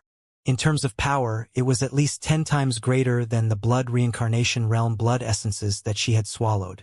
There was only one possibility for this. It was the blood of a Dimension Shatterer Realm cultivator. To think that the young man would willingly give something so invaluable to her. Kong Shiao's face reddened in a mixture of agitation and gratitude, but she knew that this was not the time for her thoughts to be wondering. She quickly drove her Jinqi to assimilate the energy from the blood essence. An hour later, she shattered her bottleneck once more and successfully advanced to the Blood Reincarnation realm. Her cultivation eventually came to a halt at the intermediate stage. Feeling the energy pulsating through her body, Kong Shiao swiftly flew over to Zhang Xian and kneeled down before him. Teacher. This time, her feelings of gratitude and respect were truly earnest. Wang. Zhang Xian's head jolted as a golden page appeared in the Library of Heaven's Path. The main reason Zhang Xian wanted to accept Kong Shiao as his direct disciple was to form the golden page, and his goal had finally been achieved. Get up! Zhang Xian heaved a sigh of relief as he helped the young lady up. With this, he should be able to resolve the crisis surrounding the Kungsu domain. Teacher, is that our little junior? Zhang Xian turned his head around and saw Xiaoya and his other direct disciples looking at him in agitation. Kong Shiao's ancient sage ordeal had caused such a massive phenomenon to occur, shaking the entire Tianxian kingdom. As ancient sage cultivators, there was no way Xiaoya and the others would not be alarmed by the happenings. Little junior? Kong Shiao was a little conflicted to hear that term. She was the #1 genius of the Kungsu domain, a descendant of Kong Shi, To call a bunch of youths younger than her senior, she really could not bring herself to do it. Just as Kong Shiyao was at a loss as to what to do, Xianxia suddenly spoke up. She can't be considered your junior yet. She isn't my direct disciple but a normal student that I have accepted. A normal student that you have accepted. Kong Shiyao's body trembled at those words. It was just a moment ago that she had thought that it would be incredibly awkward being their little junior. But Zhang Xian spoke as if she did not even have the rights to be their little junior. She turned to glare at Zhang Xian with gritted teeth, wanting to protest against that clear insult, only to have Zhang Shi turn to her and ask, "Do you think that I am humiliating you?" Knowing that it would be improper for her to challenge her teacher publicly, she swallowed her indignation and lowered her head. "I wouldn't dare." Nevertheless, the clenched fists by her side fully expressed her true feelings. As the phoenix of the Kungsu domain, she felt that it was ridiculous that she did not even have the right to become the little junior of a bunch of youths. "It's fine. There's no need to hold back before me. I know your thoughts. Why don't we do this then? Xiaoya is my direct disciple, and in terms of age, she's much younger than you," Zhang Xian said as he gestured toward Xiaoya. "Without any weapons in hand, the two of you will just fight with your raw strength. If you are able to win against her, I'll accept you as my direct disciple and allow you to become their senior." "Very well." Caught up in the moment, Kong Shiyao looked at Xiaoya with fighting will burning in her eyes. The other party appeared to be 18 or so, which made the other party much younger than her. If she could not even defeat such an opponent, what right did she have to be Kong Shi's descendant? After receiving Kong Shiyao's approval, Zhang Xian turned to look at Xiaoya and said, "Just do what you usually do, and it will be enough." "Yes," Xiaoya replied with a nod before moving toward the empty clearing ahead. With a polite gesture, she invited Kong Shiyao forward. "Please." Kong Shiyao also quickly walked over. There was no exchange of words or taunting before the battle started, but with their dignity on their line, a tense and competitive atmosphere could be felt between the two. Kong Shiyao did not use her bloodline ability, but as a top-notch genius and a blood reincarnation realm cultivator, she executed innumerable battle techniques one after another impeccably, making her movements appear like an elegant dance. On the other hand, Xiaoya activated her unique constitution, causing a cold aura to grip the entire area. Beautiful snowflakes fell from the sky as a result of her ability. Her cultivation had reached ancient sage Tudan Great Philosopher Realm primary stage after the attempted assassination on the newly inaugurated sovereign Chen Yong a month back. However, over the past month, she had received her teacher's direct pointers and an ample supply of blood reincarnation realm ancient sage blood, which had allowed her to reinforce her foundations to their limits and eventually reach great philosopher realm consummation. While she had not made too many breakthroughs within this period of time, it would be foolish if one simply assessed her by her cultivation. It was true that there was a fatal rift between her and Kong Shiyao's cultivation, but through her strong foundations and her deep understanding of battle, she was actually able to stand her ground against Kong Shiyao's pressing offense. The intense battle proceeded, and gradually, one could see anxiety seeping into Kong Shiyao's eyes. There should have been an absolute gap in their strength, given her higher cultivation realm and her prowess as Kong Shi's descendant. Yet, in a fair battle where both of them were wielding no weapons, she was actually unable to claim the upper hand. How in the world did Zhang Xian's 18-year-old or something direct disciple become so powerful? "This won't do. At this rate, even if I win, my honor will be sullied." She wanted to prove that her talents were far beyond any of Zhang Xian's direct disciples. But if it was so difficult for her to defeat Xiaoya despite her higher cultivation, it would actually be no different from suffering a defeat. Clenching her teeth tightly, she abruptly changed her movement technique, and in an instant, many afterimages of her appeared on the battlefield. This was the battle technique that Kong Shi had specially created for his descendants, as well as the strongest skill that she had at the moment, Massacre of the Eight Arms. Dang dang dang. Innumerable attacks flew forth from the seemingly omnipresent Kong Shiyao at a rapid pace. It was not long before Xiaoya was cornered, and she was forced to retreat again and again. While Kong Shiyao had just achieved a breakthrough, there was no questioning that she was someone who had been through 4 ancient sage ordeals. making her an exceptionally powerful existence even among blood reincarnation realm cultivators. If not for Zhao Ya's superior combat experience, she would have already lost. Don't panic. You are only lacking in absolute strength at the moment. Since that's the case, all you have to do is achieve a breakthrough. With a flick of his finger, Xianxia sent a droplet of the blood essence of the deity over to Zhao Ya, who, swallowing the blood droplet, Zhao Ya's cultivation immediately began surging. Hong Long, in less than 20 breaths, she had already overcome her current bottleneck to reach the blood reincarnation realm. With the tremendous surge in her strength as a result of her breakthrough, she released a burst of cold energy that swiftly sent Kong Shiyao flying into the distance before crashing onto the ground. I have lost, Kong Shiyao muttered with a pale face. She still had many more moves that she had not used, and she knew that she definitely would have been able to win if she had used her bloodline ability. However, this was not a life-and-death match, and she could not bring herself to use it at this moment. While the other party's battle techniques were not as profound as hers, every single one of her movements carried a deep conception behind it, making it hard to fathom her movements. On top of that, the other party seemed to be able to see through her flaws, intentionally striking at places where she could hardly defend. As a result, she was being slowly cornered. She could still rely on her superior cultivation to bridge the gap in their skills earlier on, but after Zhao Ya's cultivation reached the blood reincarnation realm, it had become a completely one-sided battle. It was truly laughable how she had looked down on this group of youths prior to the battle. In terms of talent, they were in no way beneath her. How is it? Are you still indignant at being called their little junior? Seeing how the proud genius of the Kungsu domain was still having trouble coming to terms with her defeat, Xianxia suggested. If you feel that it's unfair because Zhao Ya is the strongest of them all, you can feel free to challenge the others. However, I'll have to ask you to suppress your cultivation in order to ensure fairness. Kong Shiyao turned to look at the rest of Xianxia's direct disciples. Zhang Yang, Yuan Tao, Wei Ruyan, and the others were looking at her with excited gleams in their eyes. It seemed like they were dying to challenge and bully her so as to put her in place. It's fine. I'm willing to accept my position as the little junior. Kong Shiyao lowered her head and bowed down. Since they had all been groomed by the same teacher, it was likely that they would be similar in terms of strength.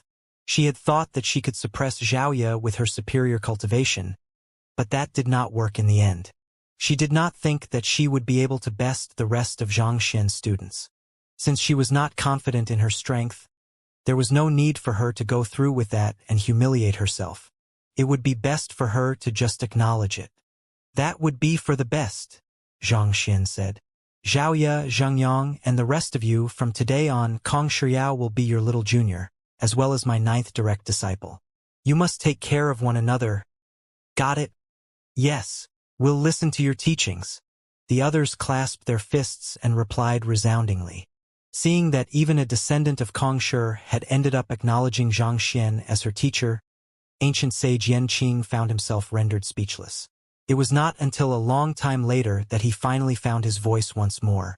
Since Shiyao has achieved a breakthrough to ancient sage and reached the blood reincarnation realm, she is qualified to become the new leader of the Kungsu domain and the 100 schools of philosophers. Since the Kungsu domain had been left behind by Kong Shi himself, it went without saying that it should be managed by his descendants. In the past few years, he had just been taking care of the Kungsu domain and the 100 schools of philosophers in her place. Since Kong Shiyao had grown and matured, it was time for him to pass the baton back to her. The 100 schools of philosophers had always held Kong Shi as its central figure, so there was no one who would voice any objections with Kong Shiyao becoming their leader after her breakthrough to ancient sage. With this, it meant that Zhang Xian and his 9 direct disciples had mankind, the otherworldly demonic tribe, and even the 100 schools of philosophers under their control. Knowing that she carried heavy responsibility on her shoulders, Kong Shiyao turned to her teacher and asked, "Teacher, how should we deal with the matter concerning the Kungsu domain seal?" Her teacher had said that he would be able to resolve everything as long as she acknowledged him as her teacher. Let me give it a try. Zhang Xian walked up to the seal, and with a thought, he took a golden page from his glabella. The golden page flew over to the seal of the Kungsu domain and swiftly fused together with it, following which the seal quickly morphed into a massive, majestic gate. As soon as this massive, majestic gate appeared, the roaring lightning and crackling flames in the sky, as if having met their nemesis, quickly dissipated. What the crisis has been resolved just like that? Everyone was stupefied. They had been wondering where they could find Dimension Shatterer realm experts to save them from their plight. But who could have known that everything would be resolved so easily with a single golden page? If everything was that easy, why did Xianxia not take it out earlier? Disregarding the looks of discontentment directed at him, Xianxia heaved a sigh of relief. It seems like everything worked out as I thought. In truth, he had been rather uncertain about the limits of the Library of Heaven's Path's abilities. At the very start, the first limitation that he had found was that the Library of Heaven's Path was unable to see through the flaws of ancient sages. Perhaps it was because ancient sages were existences on par with the heavens, and that was its bottleneck. However, when Luo Ruoxin fused the Great Codex of Spring and Autumn with his Library of Heaven's Path prior to her departure, this bottleneck had been removed. Back then, he had wondered if the Library of Heaven's Path tier had already exceeded the heavens of the Master-Teacher continent, and from the earlier result that he had seen, that seemed to be the case. The heavens would not dare punish a higher existence than them, and the Library of Heaven's Path and the Golden Pages happened to be such existences. With a seal formed by a golden page viewed to be a higher existence than the heavens of the Master-Teacher continent, the result was clear. There was no way the heavens would dare pass their judgment upon the Kungsu domain anymore. As long as the seal formed by the golden page existed, the heavens of the Master-Teacher continent would dare not barge their way in. In fact, it didn't matter whether the Kungsu domain remained hidden or not anymore. Satisfied with the results, Xianxia glanced at Kong Shiao and said, "I would like to pay a visit to the ancestral residence of the Kong clan." Kong Shiao quickly walked forward and led the way back to the Kungsu domain. The ancestral residence of the Kong clan was located in the vicinity of the great frontistery of Confucianism. Xianxia strolled casually around it. The Kong clan had inherited Kong Shi's heritage, and it aimed to push forward his ideals and cultivation techniques. There was a strong scholarly atmosphere drifting in the residence, and with every step that Xianxia took, he could vaguely feel Kong Shi's spirit and philosophy. After taking a look around the Kong clan, Xianxia left the Kungsu domain. This time, he did not take his direct disciples with him, wanting to take a walk around.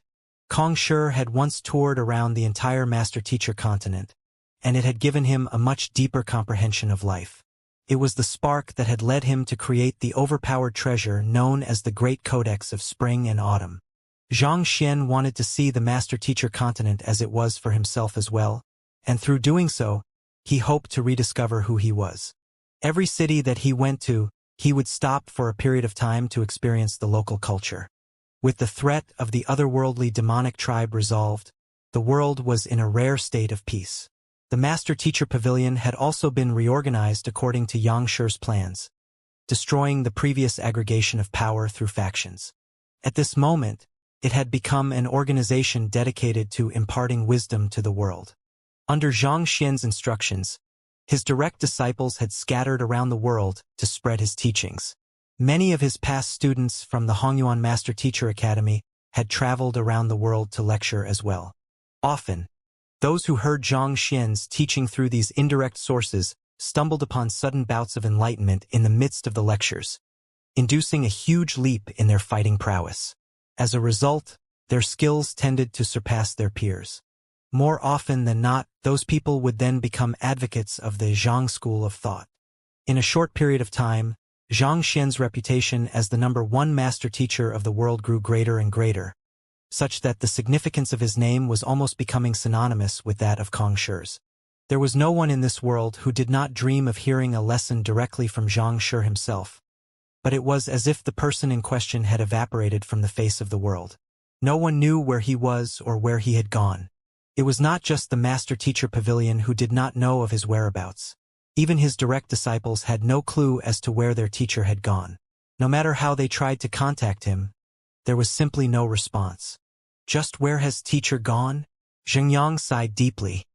He had flown to the southernmost hemisphere of the master-teacher continent, but there was no one who had seen his teacher at all. Xiaoya had flown to the extreme north, but her search had ended in futility. Zhang Xian's 9 direct disciples had searched for 4 months, and they had scoured nearly every nook and cranny of the master-teacher continent, but their teacher remained nowhere to be seen. It's likely that our teacher is trying to find his own route and doesn't want to be disturbed right now. He should be fine, so there's no need for us to worry excessively about him. Wang Ying consoled. Wang Ying is right, Lu Chong said. What we should do right now is not search for our teacher but follow his instructions and impart his wisdom to all parts of the world. Furthermore, we must make sure to keep up with our cultivation. We should aim to reach blood reincarnation realm consummation as soon as possible so that we can share some of his burden. That's right. The others nodded in agreement. With their teacher's current strength, there was no one on the master-teacher continent who could possibly pose a threat to him anymore. As such, there was indeed no need for them to worry. Their time would be better used on accomplishing the mission that he had entrusted to them and raising their cultivation. At the very least, when the time came, they would not be mere baggage to their teacher anymore.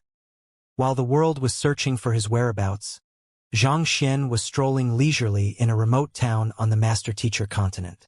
It had been almost half a year since he left the 100 schools of philosophers, which also meant that it had been 2 years since he had come to this world.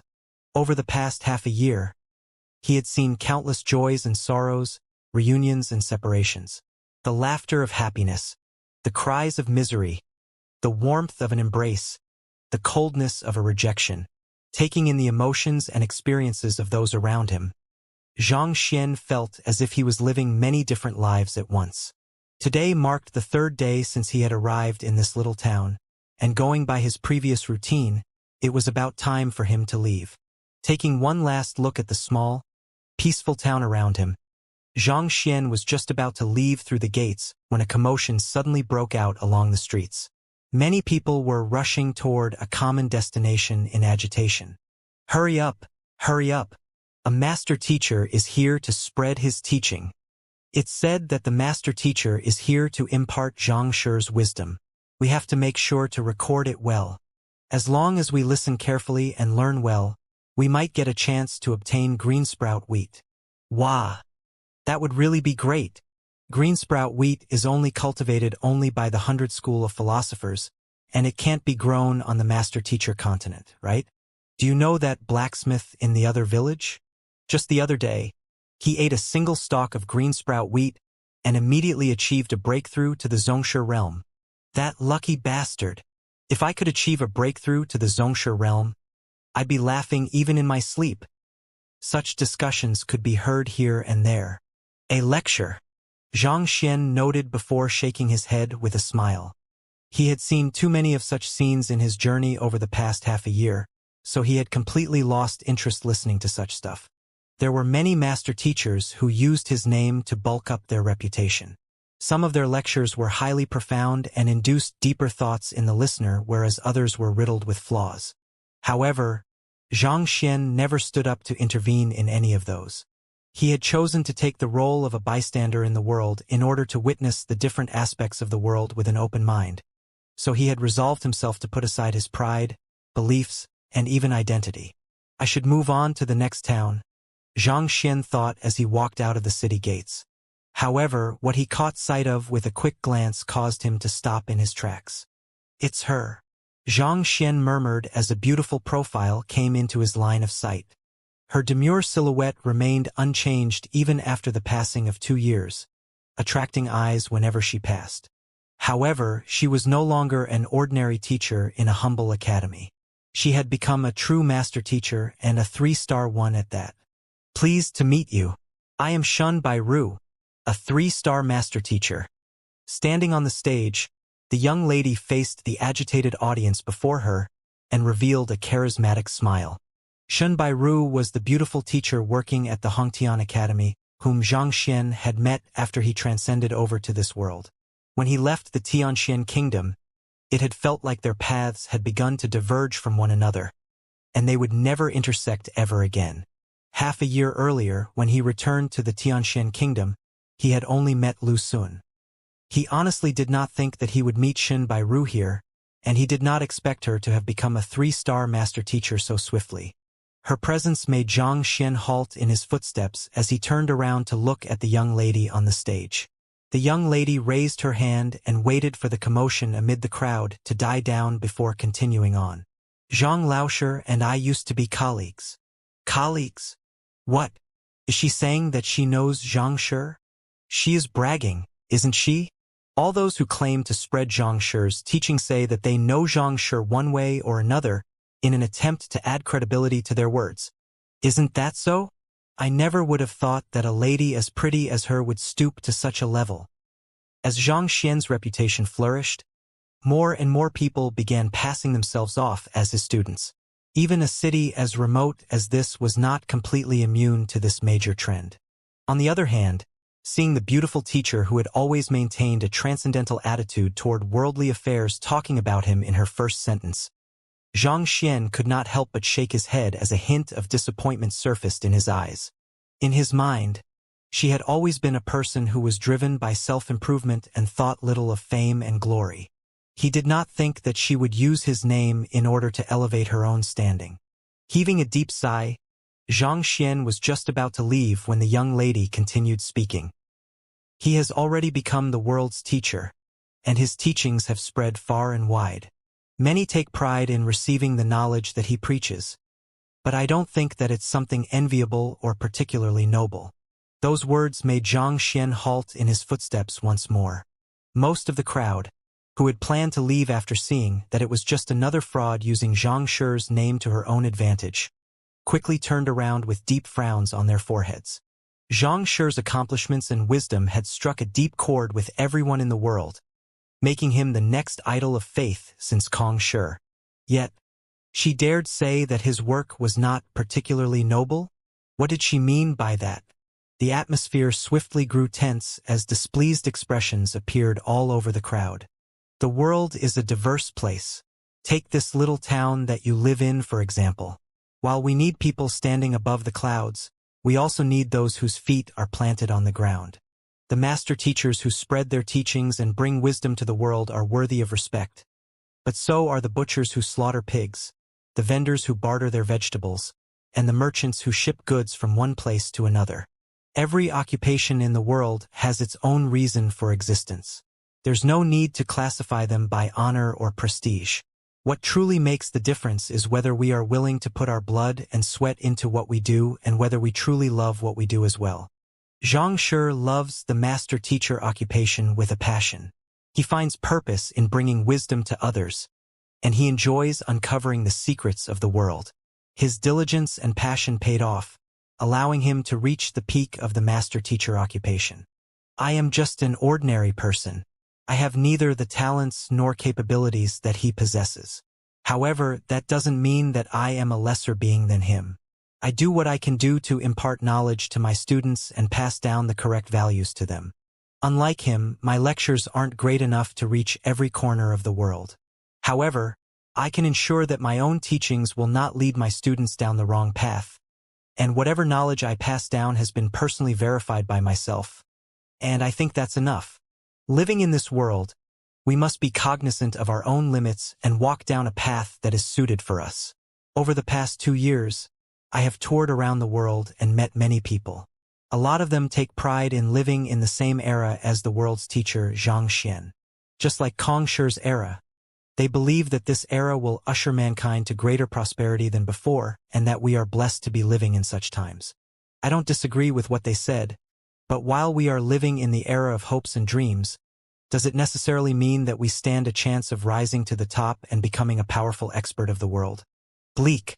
It is a hopelessly bleak notion. Regardless of which era one lives in, only a small handful of people have the capacity to rise to the very top. The infuriated crowd slowly fell silent at those words. It was sad but cruel truth. Regardless of which era one was in, it was impossible for everyone to become an expert. Kong Shi dreamt of a world where all humans were powerful, but this vision was bound to remain nothing more than a dream. It was something that could never be realized. There were simply too many limitations in the world that prevented it from happening. the scarce resources, the aptitude one was born with, the intense competition among cultivators.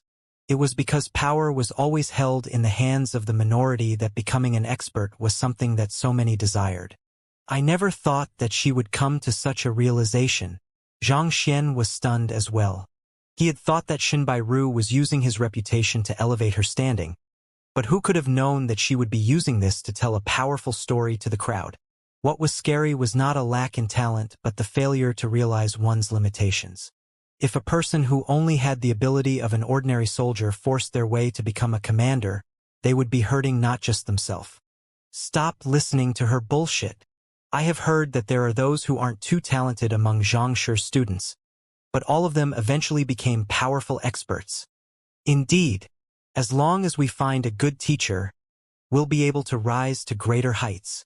Do you expect us to believe that you are Xianxia's colleague just because you said so? All of the figures whom Xianxia is associated with are people far beyond our league. How could a mere 3-star master teacher like you possibly know him? After the brief moment of astonished silence came a massive uproar. Xianbairu's words had pricked the self-esteem of the crowd. They could not accept what she was saying. Failure could always be attributed to timing and luck. An author could always say that their work was meant to go down in history as the greatest work ever made. But due to the editor's lack of foresight, their talent ended up being buried, resulting in them being unable to receive even a contract. Having expected such an uproar from the crowd, Xianbairu raised her hand and continued calmly. I know that my words have hurt many of you, but touch your heart. Do you believe that my words are all empty? I know that I can't begin to compare to Xianxia, the respected world's teacher, but how many of you believe that he is truly happy with his life? The greater one's strength, the greater one's responsibility.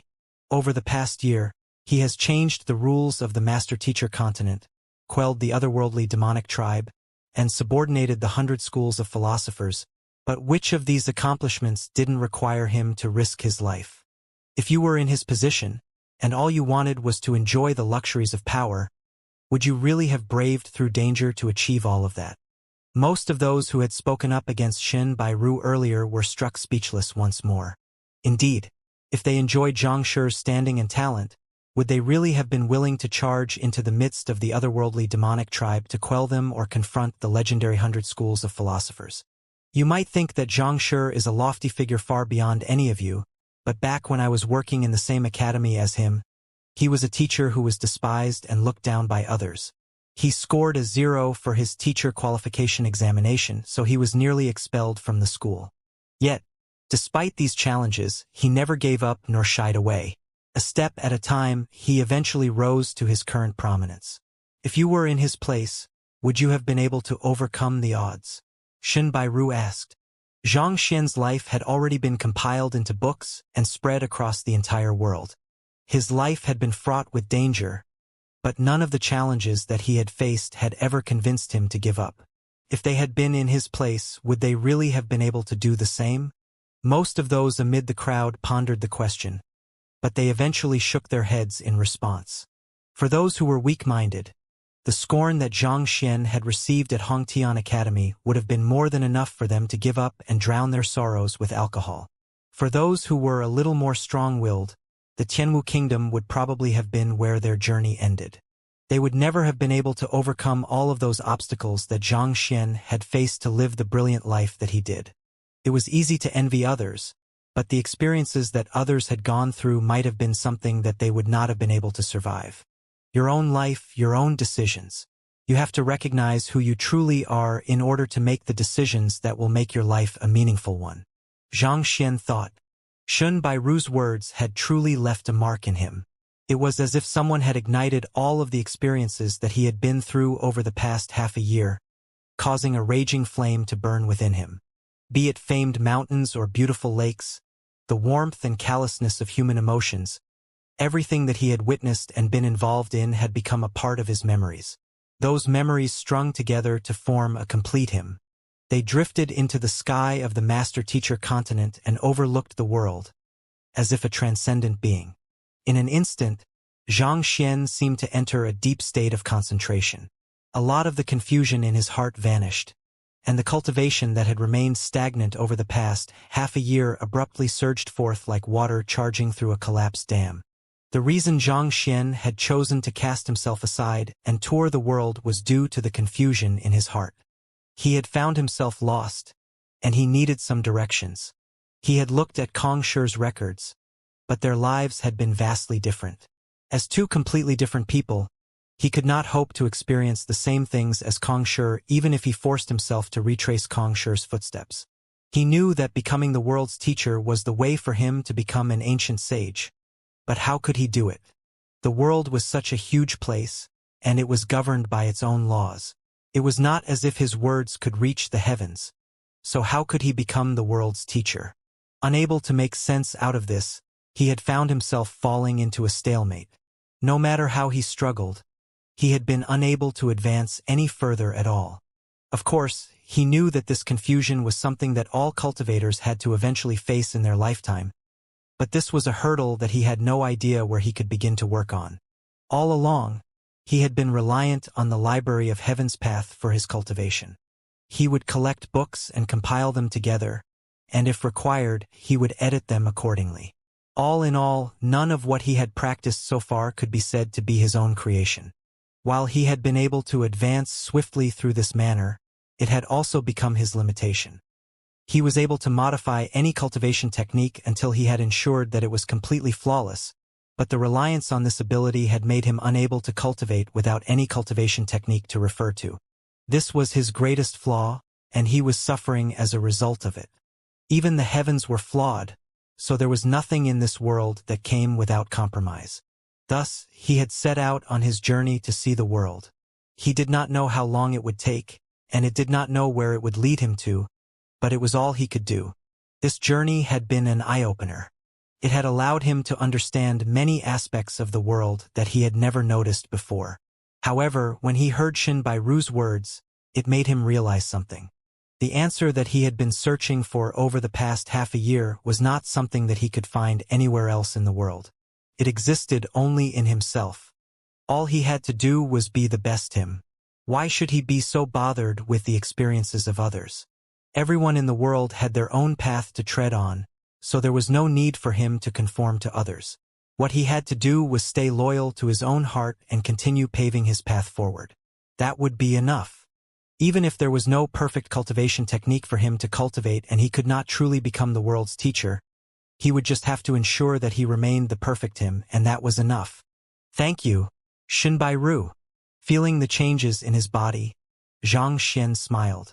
He had found his own answer, and he was finally ready to achieve a breakthrough to ancient sage. The surroundings fell silent. Xianxia's words were not particularly loud, but they attracted the attention of the crowd in an instant. Hearing that voice, Xinbairu turned her gaze over, and her eyes widened in astonishment. Zhang Laosher, what are you doing here? If Xianxia did not want others to recognize him, not even his closest students would see through his disguise. But out of gratitude for Xinbairu, he did not want to conceal his identity to her. As such, the young lady was able to tell that he was the despised and scorned teacher who had been on the verge of being expelled from Hongtian Academy 2 years ago. Zhang Xian. His appearance did not seem to have changed by too much over the past 2 years, other than his taller profile, his smoother skin, and his deeper eyes. It has been a very long time since we last met, Zhang Xian replied with a warm smile as he slowly made his way up to the stage. Yes, it has been a long time. Xinbairu nodded as her body trembled in agitation. She had thought that, with the difference in their standings, there was no way that they would ever meet again. Who could have known that their reunion would come so abruptly? The young man was just the same as ever. His posture was without airs, and his smile was still so innocent. Zhang Shi. She mentioned earlier that she was colleagues with Zhang Shi, and now, she's acting so shocked all of a sudden. Is she trying to say that the fellow over there is the world's teacher, Zhang Shi? It's one thing for her to feed us with so much crap earlier, but to make such a bold claim, is she trying to insult our intelligence?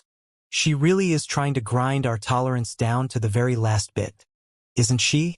If he really is Zhang Shi, I am the head of the Master Teacher Pavilion. How could a lofty figure like Xianxia possibly come to a remote town like ours? This woman might be pretty, but she sure has a devious heart.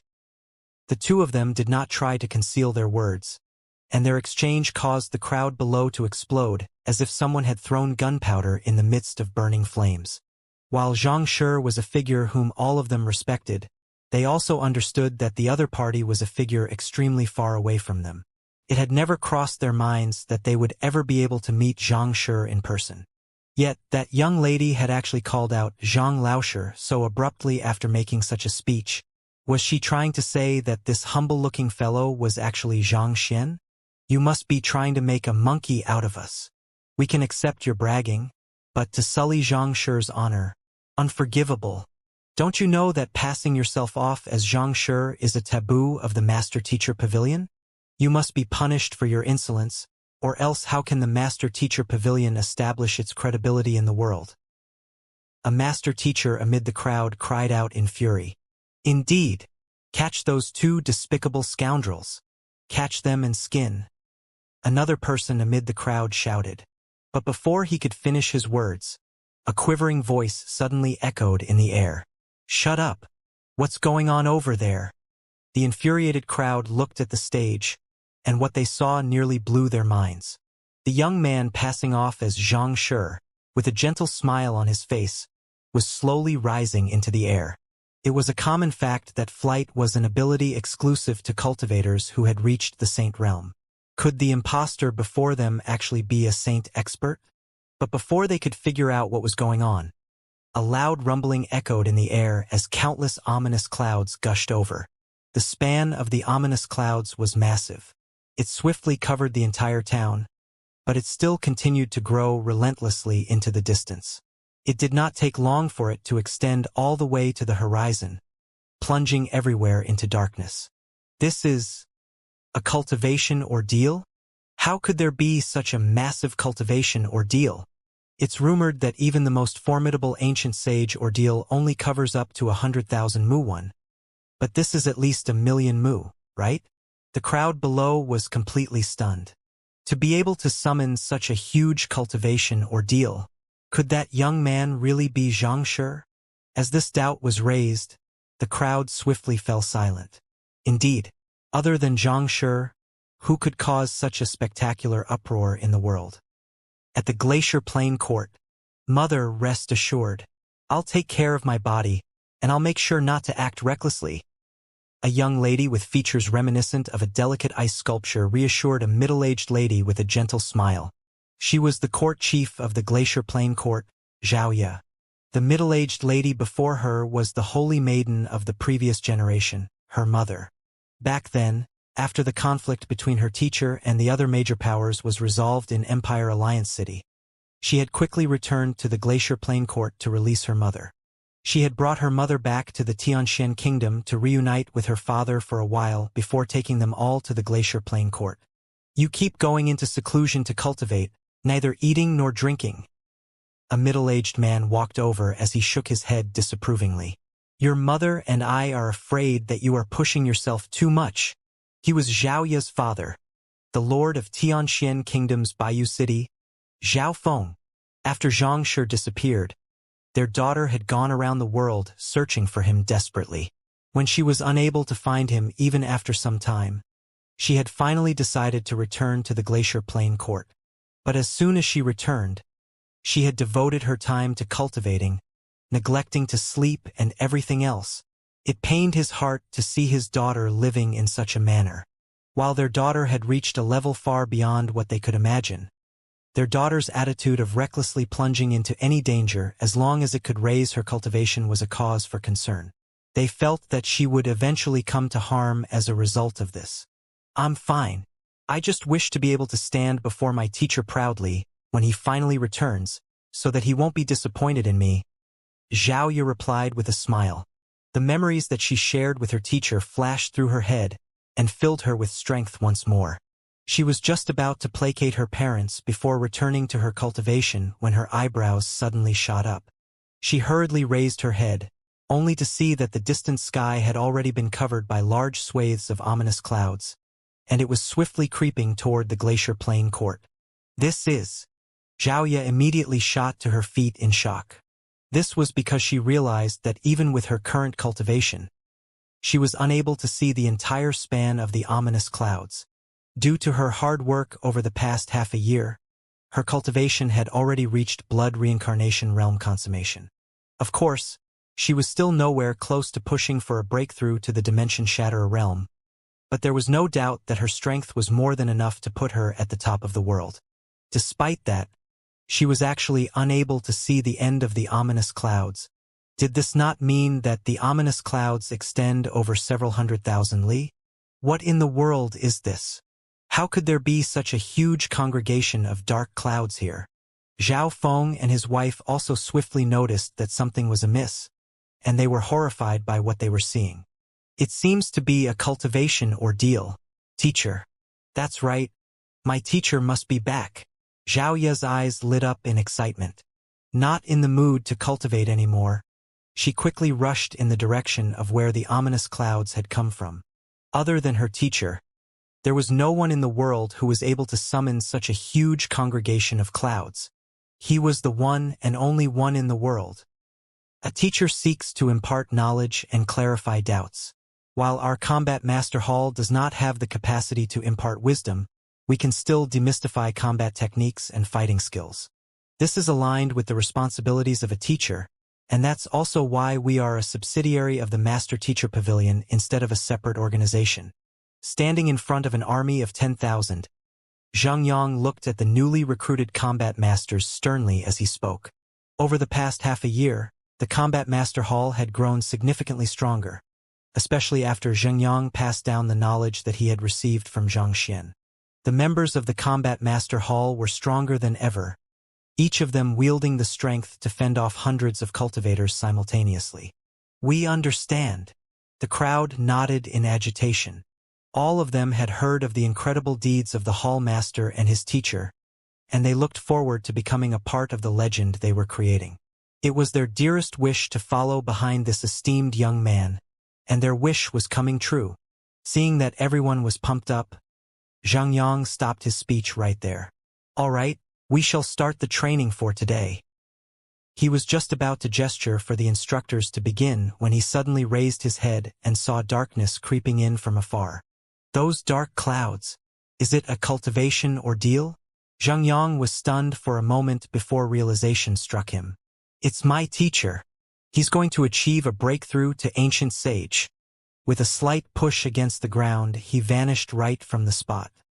In the capital of the otherworldly demonic tribe, Lu Yang was seated upon a high throne, looking down upon his subjects. With a cold voice carrying unquestionable authority, he commanded.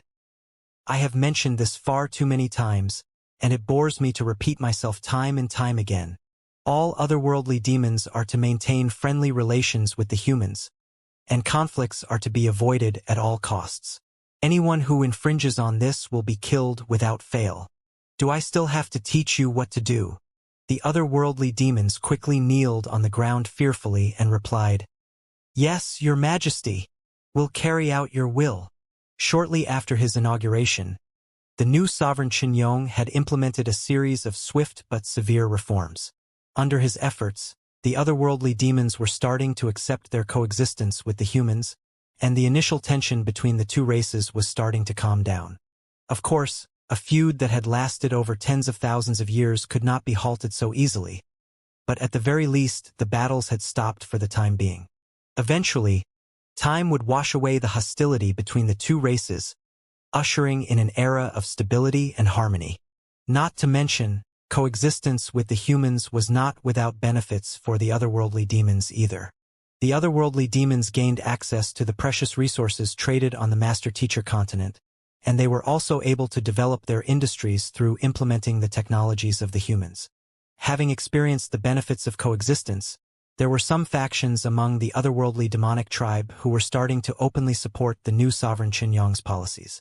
More importantly, Sovereign Qinyong had started pushing out a new set of cultivation techniques that allowed otherworldly demons to cultivate swiftly even if they did not devour the flesh and souls of master teachers and humans. With the mutual benefits of the two races aligned, the friction between them lessened significantly. "All right, we shall end the court here. You are dismissed." With a wave of his hand, Lu Yong stood up to walk away. As a sign of respect, the subjects were only allowed to leave after the emperor had left the royal court.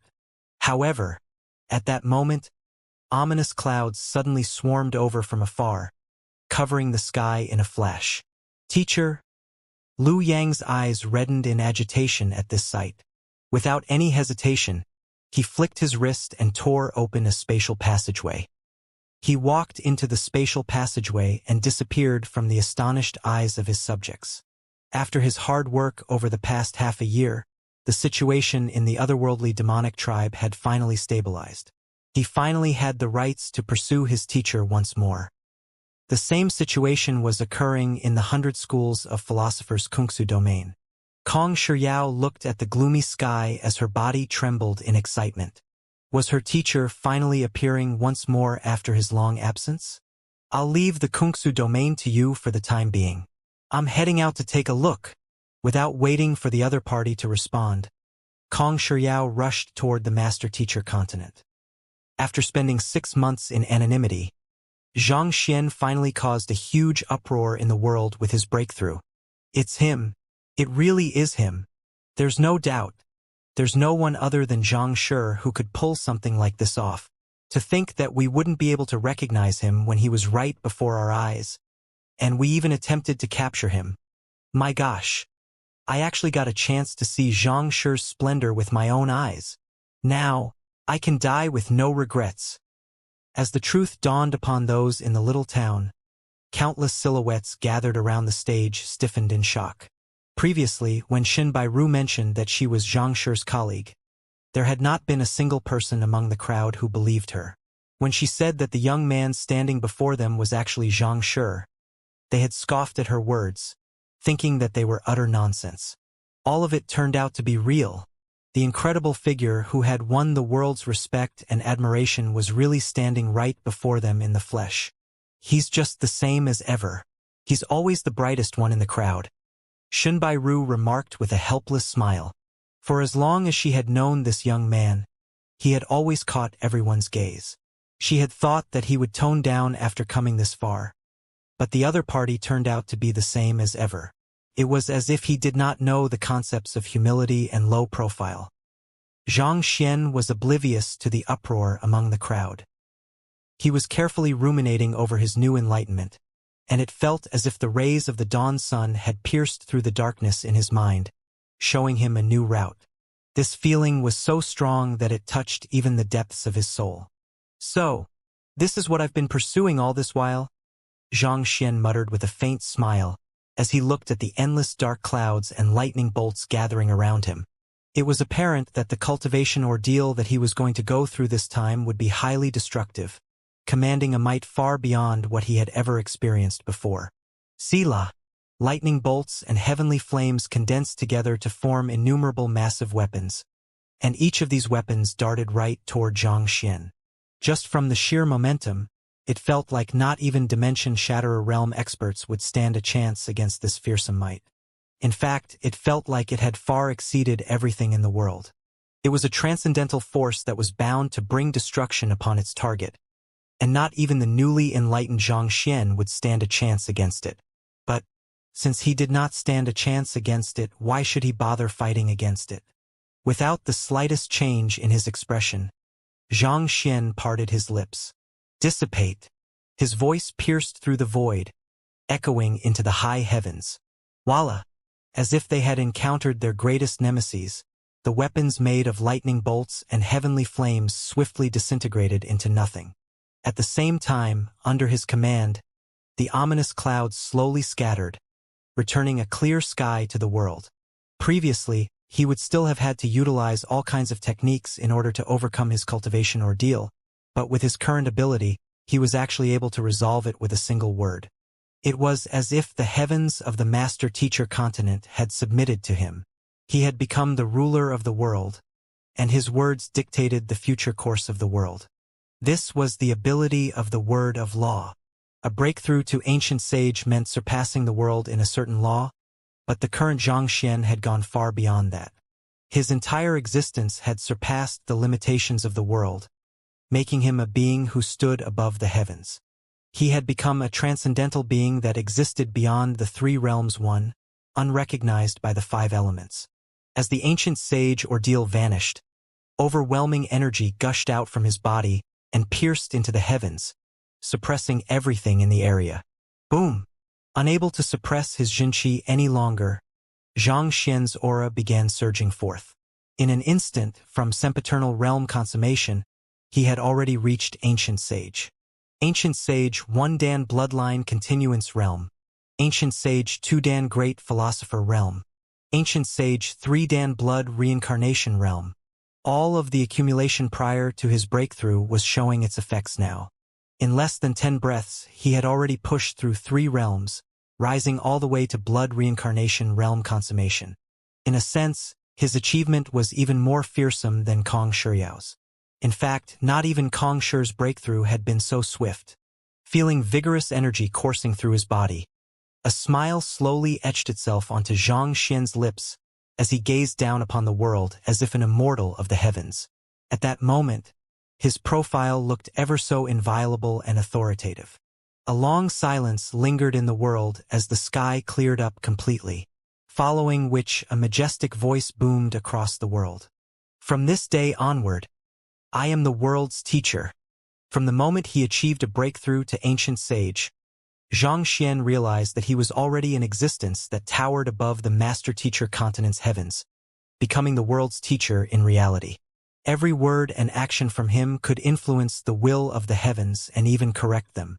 This was the same ability that Kong Shi's descendants wielded, word of law. He had thought that he had finally diverged from Kong Shi's path and was no longer affected by the latter, but who could have known that he was still walking on the latter's footsteps?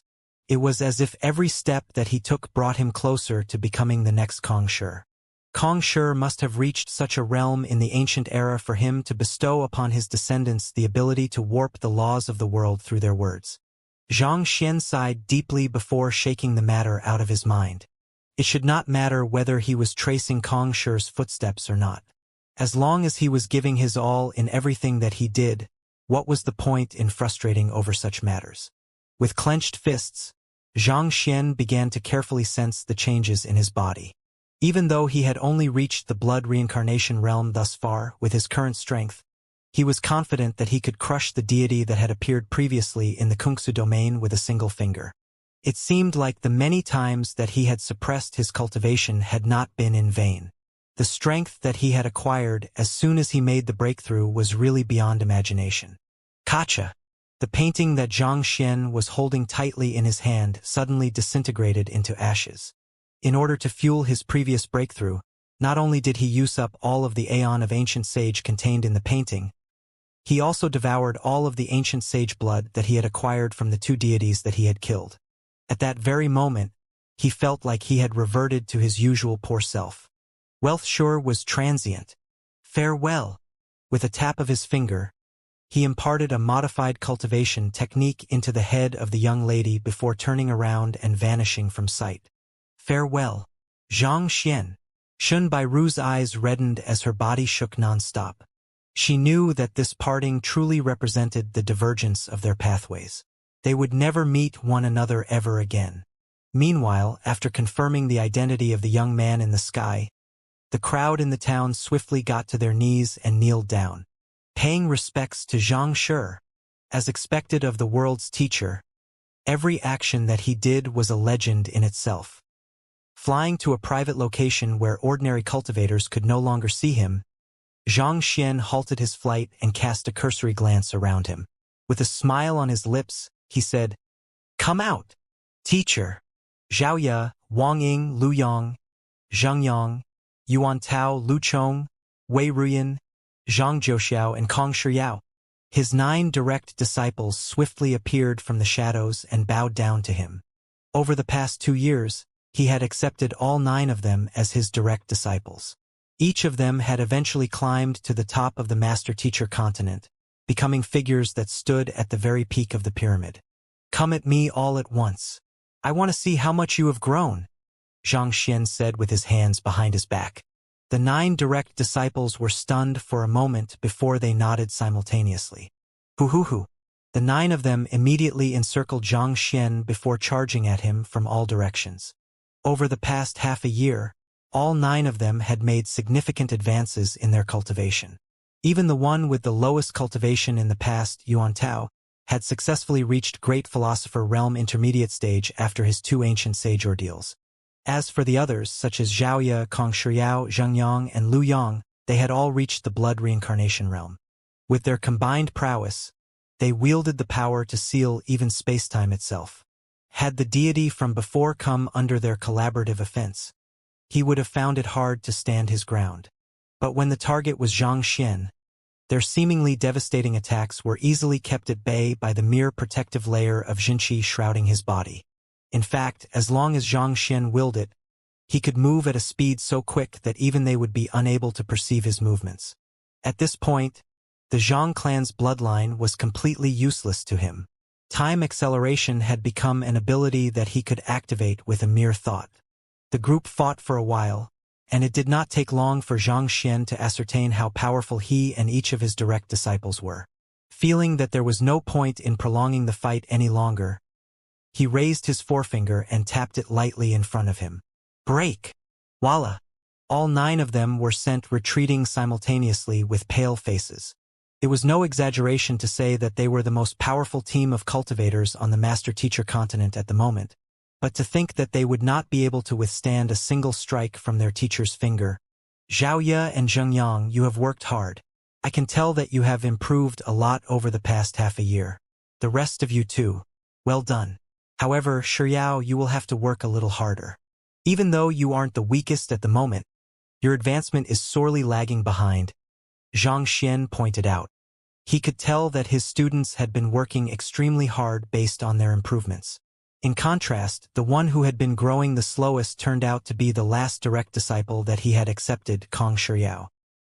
He had not really given her any pointers prior to his departure, resulting in the latter's cultivation advancing only from blood reincarnation realm intermediate stage to advanced stage despite having half a year to herself.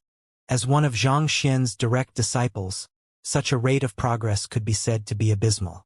Kong Shiyao was rendered speechless. She was painfully aware of the fact that she was the one who had made the least progress over the past half a year. Previously, she had thought that, with her Kong clan bloodline, even if she was no match for Zhaoye, Zheng Yang, and the others at the moment, she should be able to catch up with them in no time. Yet, the others were pulling further away from her instead. This made her realize that the incredible gifts that the Kong clan's bloodline had bestowed her would only get her so far. It was sheer naivety for her to think that her talent would be enough to offset the effort put in by her seniors who were desperately climbing forward with everything they had. If she did not desperately claw forward with everything she had, she would only end up being cast behind the others. Not to mention that her teacher was the world's teacher. There was no way the disciples of the world's teacher would be bound by the mere limitations of talent.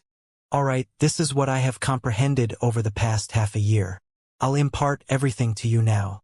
As for how much you are able to comprehend, it's entirely up to you. With a tap of his finger, Xianxia imparted the insights that he had received during his breakthrough to ancient sage into the minds of the others. At their level of cultivation, there was no longer a need to bring them around step by step anymore as if they were amateurs.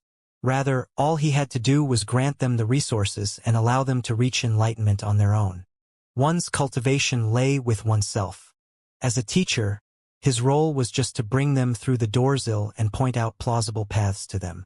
As for how far they could go, that was down to them. It was also for this reason that Xianxia had previously encouraged them to seek out their own paths. If not, they would not have accrued precious experiences that would allow them to grow and mature as people. The 9 direct disciples swiftly scanned through Xianxia's impartation, and excited gleams sparkled in their eyes. With his insights, they would be able to quicken their rate of cultivation and reinforce the foundations of their cultivation further. Xianxia knew that it would take some time for his direct disciples to assimilate what they had just received, but he did not have much time to waste. Thus, he spoke up. I'm intending to head to the formation in the Kungsu domain. The rest of you should come along with me. The 9 of them quickly nodded in response. Thus, they made their way over to the Kungsu domain, and within 10 minutes, they were already on the elevated platform beneath the formation leading to the Azure. After Xianxia had repaired the formation, all of the rifts that had appeared previously had been completely mended, making this place seem almost no different from any other. The mercury-like energy that had seeped through previously had also diffused into the surroundings to harmless concentration levels. From the looks of it, it seemed like the formation was doing its job well. Through the personnel guarding the formation, he confirmed that no deities had been able to slip through the formation in the past half a year, and he heaved a sigh of relief. On the other side of the formation above is the Azure, and it is filled with an extremely heavy spiritual energy. It's highly dangerous, but I believe that it's the key to achieving a breakthrough to the Dimension Shatterer realm. Would you like to try and see if you are able to absorb it? Xianxia tapped his finger lightly as he spoke, and a small black hole appeared in the formation. A gush of heavy energy poured down, causing the elevated platform to creak under the weight. Since he had achieved a breakthrough to Ancient Sage, it was about time for him to leave the Master Teacher continent and take a look at the higher dimensions. Otherwise, he would never be able to find Luo Ruoxin, and their fate would be severed thereon. However, in order to enter the Azure, he would have to first grow accustomed to the mercury-like spiritual energy. The reason he had brought his direct disciples there as well was because he wanted them to get a taste of the mercury-like spiritual energy so that they would be wary of it. Zzzzzzz. Hearing Xianxia's words, the 9 direct disciples each took in a small bit of the mercury-like spiritual energy, and the next moment, they felt as if their meridians were going to collapse under the weight. They hurriedly drove their Jinqi to reinforce the resilience of their meridians. This spiritual energy was simply too fearsome. Even though they had all reached Ancient Sage, it was still beyond their means to deal with. Teacher, I think I am able to absorb this spiritual energy. Just as Xianxia was sighing in disappointment, a voice suddenly sounded. He quickly turned his head over and saw Xiaoya looking at him with a confused expression. The mercury-like spiritual energy was slowly flowing into her body, but her body was not showing any signs of rejection. Continue cultivating. Don't stop, Xianxia urged as he activated his Eye of Insight to take a closer look at the young lady. As the mercury-like spiritual energy flowed through her body, it refined her Jinqi, inducing her cultivation to grow at a visible rate. Within a short 10 minutes, she was making advancements equivalent to an entire day of cultivation. It's the altered meridians. Xianxia came to a realization. Previously, Xiaoya's meridians had been completely destroyed while trying to save him, so Xianxia had used the vines of the Dongshu gourd to construct a new meridian network for her. This mercury-like spiritual energy should have been enough to crush the meridians of any cultivator with ease. But somehow, this problem did not exist for Xiaoya. It was a wonder what the vines truly were. They were actually able to absorb such heavy spiritual energy without causing a strain on Xiaoya's body at all by nullifying the damage it would have usually caused on normal cultivators through its sheer resilience. A few moments later, Xiaoya halted her cultivation before turning to look at her teacher with agitation in her eyes. Teacher, I think that I should be able to easily achieve a breakthrough to Dimension Shatterer realm as long as I continue absorbing the heavy spiritual energy. Her cultivation had already reached blood reincarnation realm consummation due to her hard work over the past half a year, but all of a sudden, she had found that she could not scale any higher than that. It was as if she had already reached the highest peak of the Master Teacher continent, and there was no path leading to higher grounds for her to take anymore. It was the world's bottleneck. Yet, when she absorbed the spiritual energy, she actually felt an impetus to make a breakthrough, and it filled her with disbelief. I see, Xianxia remarked with a nod. He did not say too much in response to Xiaoya's situation, but he had already roughly figured out what was going on. The spiritual energy of the Master Teacher continent differed far too much from the Azure in terms of density and quality. The bottleneck preventing cultivators from reaching the Dimension Shatterer realm was like a pair of resilient steel gates that an ordinary stream could never push open. It required powerful currents and devastating waves striking on the steel gates in order to break them apart. It's as I thought. The key to achieving a breakthrough to the Dimension Shatterer realm is to absorb this mercury-like energy. Xianxia nodded affirmatively, more certain than ever of his conjecture. This might also be the reason for the vast difference in the strength of those on the Master-Teacher continent and the deities descending from the azure. They had been constantly nourished by the Mercury-like spiritual energy, so achieving a breakthrough to the Dimension-Shatterer realm was not too difficult a feat to them anymore. It was for this reason that the 100 schools of philosophers had devoted their efforts to developing the greensprout wheat to improve the constitution of ordinary civilians. Once their constitution reached a level suited for them to absorb the Mercury-like spiritual energy, mankind would take a qualitative step forward in its level of existence. Continue absorbing the spiritual energy. Try to achieve a breakthrough to the Dimension-Shatterer realm if possible. Xianxia instructed. Xiaoya nodded. She quickly drove her Jinqi to its limits as she devoured the Mercury-like spiritual energy greedily. On the other hand, the other 8 direct disciples tried to absorb the Mercury-like spiritual energy once more, but they were unable to absorb it like their first senior.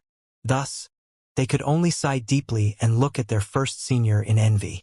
Knowing that cultivation was not something that could be rushed, Xianxia did not rush Xiaoya. Instead, using both the Eye of Insight and the Library of Heaven's Path, he made sure to take note of Xiaoya's current condition carefully, fearing that something would happen to her. Fortunately, due to Xiaoya's diligence and patience, the foundations of her cultivation were extremely firm. Her cultivation grew without any problems, and within half a day, she was already knocking on the bottleneck keeping her from the Dimension-Shatterer realm. Break! Once the young lady had built up sufficient momentum, her eyebrows shot up as she released a furious cry. In an instant, her Jinqi gushed through her meridians and tore down the bottleneck limiting her, causing her cultivation to rise to the much-desired level of the Dimension-Shatterer realm. The ordeal of lightning armament swiftly descended upon Xiaoya as the heavens desperately tried to claw her apart. However, with her current strength and Xianxia's pointers, she managed to overcome the crisis safely. Nevertheless, the cultivation ordeal still left many wounds on her that would take some time to recover from. "Is this the level that you reached back then?" Xianxia asked. Vicious had reached the Dimension-Shatterer realm before, which had resulted in his widespread fame in the otherworldly demonic tribe as an immortal's envoy. It was with such strength that he had been able to force Kong Shi into a corner multiple times. Vicious nodded. Through absorbing the heavy energy coming from the azure, I was able to push my cultivation past the Dimension-Shatterer realm, but I was only able to push to primary stage. Anything beyond that is practically impossible. Based on my research back then, one has to enter the azure and tap into the natural energies in that world to alter one's fundamental constitution in order to advance one's cultivation any further than that. Otherwise, one will be doomed to be trapped at that realm till one's death. You were unable to advance any further than that? Xianxia was stunned. He quickly turned to Xiaoya and asked her the same question. Xiaoya closed her eyes to sense her current physical condition before shaking her head and replying, "Teacher, it seems like reaching Dimension-Shatterer realm primary stage is really my limit. If I wish to cultivate any further than this, while the rejection of the heavens does play a part as well, more importantly, it seems like my body has reached the limits of its capacity. I am unable to accept any more heavy spiritual energy." It was similar to the idea of how a pond could only store a limited amount of water depending on its size. If someone attempted to pour more water into an already full pond, the excess would just flow into the surroundings. If one wanted the pond to reserve a greater amount of water, the only way was to expand the pond. As the size of the pond increased, the amount of water that it could store would naturally increase as well. The dimension one lives in does affect one's constitution too, Xianxia thought. He had thought that as long as he had an ample supply of the Mercury-like spiritual energy, he would be able to continuously absorb it and advance his cultivation swiftly. However, it seemed like his thoughts were too naive. If it was that easy, Kong Shi would not have had to leave the Master-Teacher continent. Xianxia clenched his fists and thought, "Let me give it a try again and see if I'm able to absorb it." Previously, when he tried to absorb the Mercury-like spiritual energy, he had not achieved a breakthrough to ancient sage, and the resilience of his body had still been sorely lacking. However, after his breakthrough, he wielded strength that far surpassed that of even Xiaoya. Could his body possibly be able to adapt to this mercury-like spiritual energy and allow him to absorb it too? After all, he had altered his meridian network, and it was even more profound than Zhao Yu's. With such a thought in mind, Xianxia quickly sat on the ground and closed his eyes. Tzzzzzzzzzz. The mercury-like spiritual energy swiftly poured into Xianxia's meridians through his acupoints. Kacha! Kacha! But as if someone had injected lead into his body, his meridians immediately began cracking as he felt an incredible weight trying to pull him down from within. He hurriedly drove his heaven's path Xianxia to repair the cracks and reinforce his meridians to withstand the mercury-like spiritual energy. Nevertheless, his face continued to redden, and a moment later, fresh blood spurted out of his mouth. It doesn't work. Xianxia shook his head helplessly. He had thought that he would be able to absorb the mercury-like energy with the recent advancement in his cultivation, but his expectations had been dashed. If he attempted to force his way through, it could be foreseen that his meridians would be shattered, and his dantian would collapse. Putting aside trying to assimilate the mercury-like spiritual energy into his Xianxia, his body would first be destroyed by the massive burden. It's a pity that I don't have the vine anymore. Xianxia sighed deeply. If he still had the vines of the Dongshu gourd, he would have been able to use it to further alter his meridians and allow him to slowly adapt to the mercury-like spiritual energy, but that was clearly out of the question now. Just as Xianxia was wondering if he should seek another method, a thought suddenly arose in his head. Wait a moment, that shouldn't be. Those two otherworldly demons were able to absorb the mercury-like spiritual energy, and even Vicious succeeded.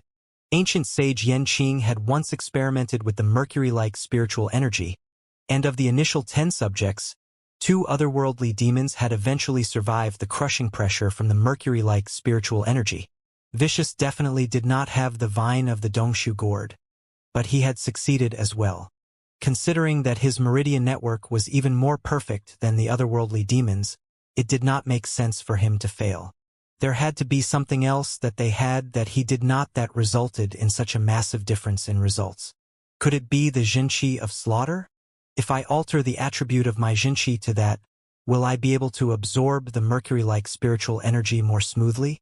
Xianxia wondered. It was not as if there was anyone whom he could consult, so he decided to immediately try it out. He swiftly altered the attribute of his heaven's path Xianxia to simulate the Xianxia of slaughter, and in an instant, it was as if he had become a lofty otherworldly demon emperor. After altering the attribute of his Xianxia, he opened up his acupoints once more and carefully took in the mercury-like spiritual energy. Tzzzzzz. This time, when the same mercury-like spiritual energy entered his body, it surprisingly did not feel as heavy as before. Instead, it felt warm and soothing, as if gulping down a bowl of warm chicken soup. It's working. Xianxia clenched his fists tightly in exhilaration. As the current sovereign Qinyong, Lu Yang possessed the ability to freely alter his Xianxia to that of the Xianxia of slaughter as well. But his meridians had never been changed before. It was likely that this was why he was unable to absorb the mercury-like spiritual energy. However, it was different for Xianxia. Back when he was stripped down to his bones during his fight with the deity in the capital of the otherworldly demonic tribe, he had used the unique aura that the deity gifted to Sovereign Chen Ling in order to recover, and he had made sure to alter his meridian network to one that was more aligned with the world. With those changes, he was actually able to absorb the mercury-like spiritual energy smoothly without any problems. After absorbing for some time, he finally felt the bottleneck that was preventing him from reaching the Dimension Shatterer realm. Shatter! At that moment, Xianxia's consciousness was within the great codex of spring and autumn in the Library of Heaven's Path, which resulted in a tenfold acceleration for the time of his consciousness. Mercury-like energy poured out of the azure in bulk, but every single bit of it was swiftly swept into a vortex that led straight into Xianxia's body. Zhaoya, Kong Shiyao, and the others were astonished, and they swiftly retreated several steps away from the elevated platform. They had noticed that their teacher was able to absorb the heavy spiritual energy ever since his aura transformed into one similar to an otherworldly demon, but they did not think that he would actually be able to cultivate so quickly. Under the relentless downpour of such a huge quantity of the mercury-like energy, the elevated platform was crushed under the pressure. Due to the effects of the Great Codex of Spring and Autumn, Xianxia was able to cultivate at an unbelievable speed. Nevertheless, it took him nearly an entire day before he was able to push his cultivation up to the very brim, where he was unable to accumulate any more energy. Hong Long. It was around half a day later before he finally released the energy and took the final step into the Dimension Shatterer realm, just like Xiaoya. Surprisingly though, perhaps because he had become the world's teacher, the heavens did not call an ordeal of lightning armament upon him as a result of his breakthrough. After reaching this realm, he swiftly noticed that he was facing the same problem as Vicious and Xiaoya. No matter how much he tried to absorb the mercury-like spiritual energy, he was unable to advance his cultivation in the slightest. It was as if his dantian and meridians had reached a sated state, preventing him from absorbing any more energy. What a pity! Xianxia remarked with a shake of his head as he halted his cultivation and rose to his feet.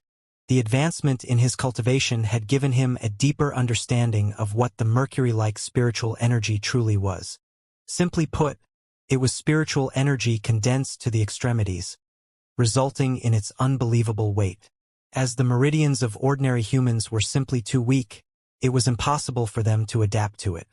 On the other hand, the otherworldly demons possessed a superior constitution, and their meridian network was much more logical than that of normal human cultivators. As such, there was a chance that they could adapt to the mercury-like spiritual energy and enjoy a significant boost in their cultivation. As for why the Xianxia of Slaughter was required to cultivate the mercury-like spiritual energy, Xianxia did not have a clear answer yet, but he did notice that the two energies shared similar attributes to one another. Perhaps, the Xianxia of Slaughter facilitated the absorption and flow of the mercury-like spiritual energy, and the similar attributes also meant that it was less likely that one's body would reject the mercury-like spiritual energy. Seeing that both Xiaoya and their teacher had achieved a breakthrough to the Dimension Shatterer realm one after another, Zhang Yang, Kong Shiyao, and the others could hardly contain their agitation. Teacher, is it possible for us to cultivate the heavy spiritual energy too? If the two of them were able to absorb the heavy spiritual energy, would they be able to do it in the near future? Xianxia shook his head grimly. For the time being, it's impossible for the rest of you. Altering the meridians of an individual was no laughing matter. Even with Xianxia's current means, he did not dare take the matter lightly. The reason Xiaoya had been able to succeed was because her meridians had been replaced with the extraordinary vines of the Dongshu gourd. But even so, luck played a huge part as well. Many complications could easily have occurred, such as her succumbing to the pain or her body rejecting the vines of the Dongshu gourds. On the other hand, Xianxia had only managed to alter his meridians because he was already reduced to a skeleton, and he had the recovery energy from the deity that had allowed him to swiftly heal his body. Otherwise, just trying to recover would have been a pain in his backside, let alone making use of this opportunity to alter his meridians. Without such fortuitous encounters, it would be hard for the rest of his direct disciples to succeed as well. Hearing those words, the crowd could not help but lower their heads in disappointment.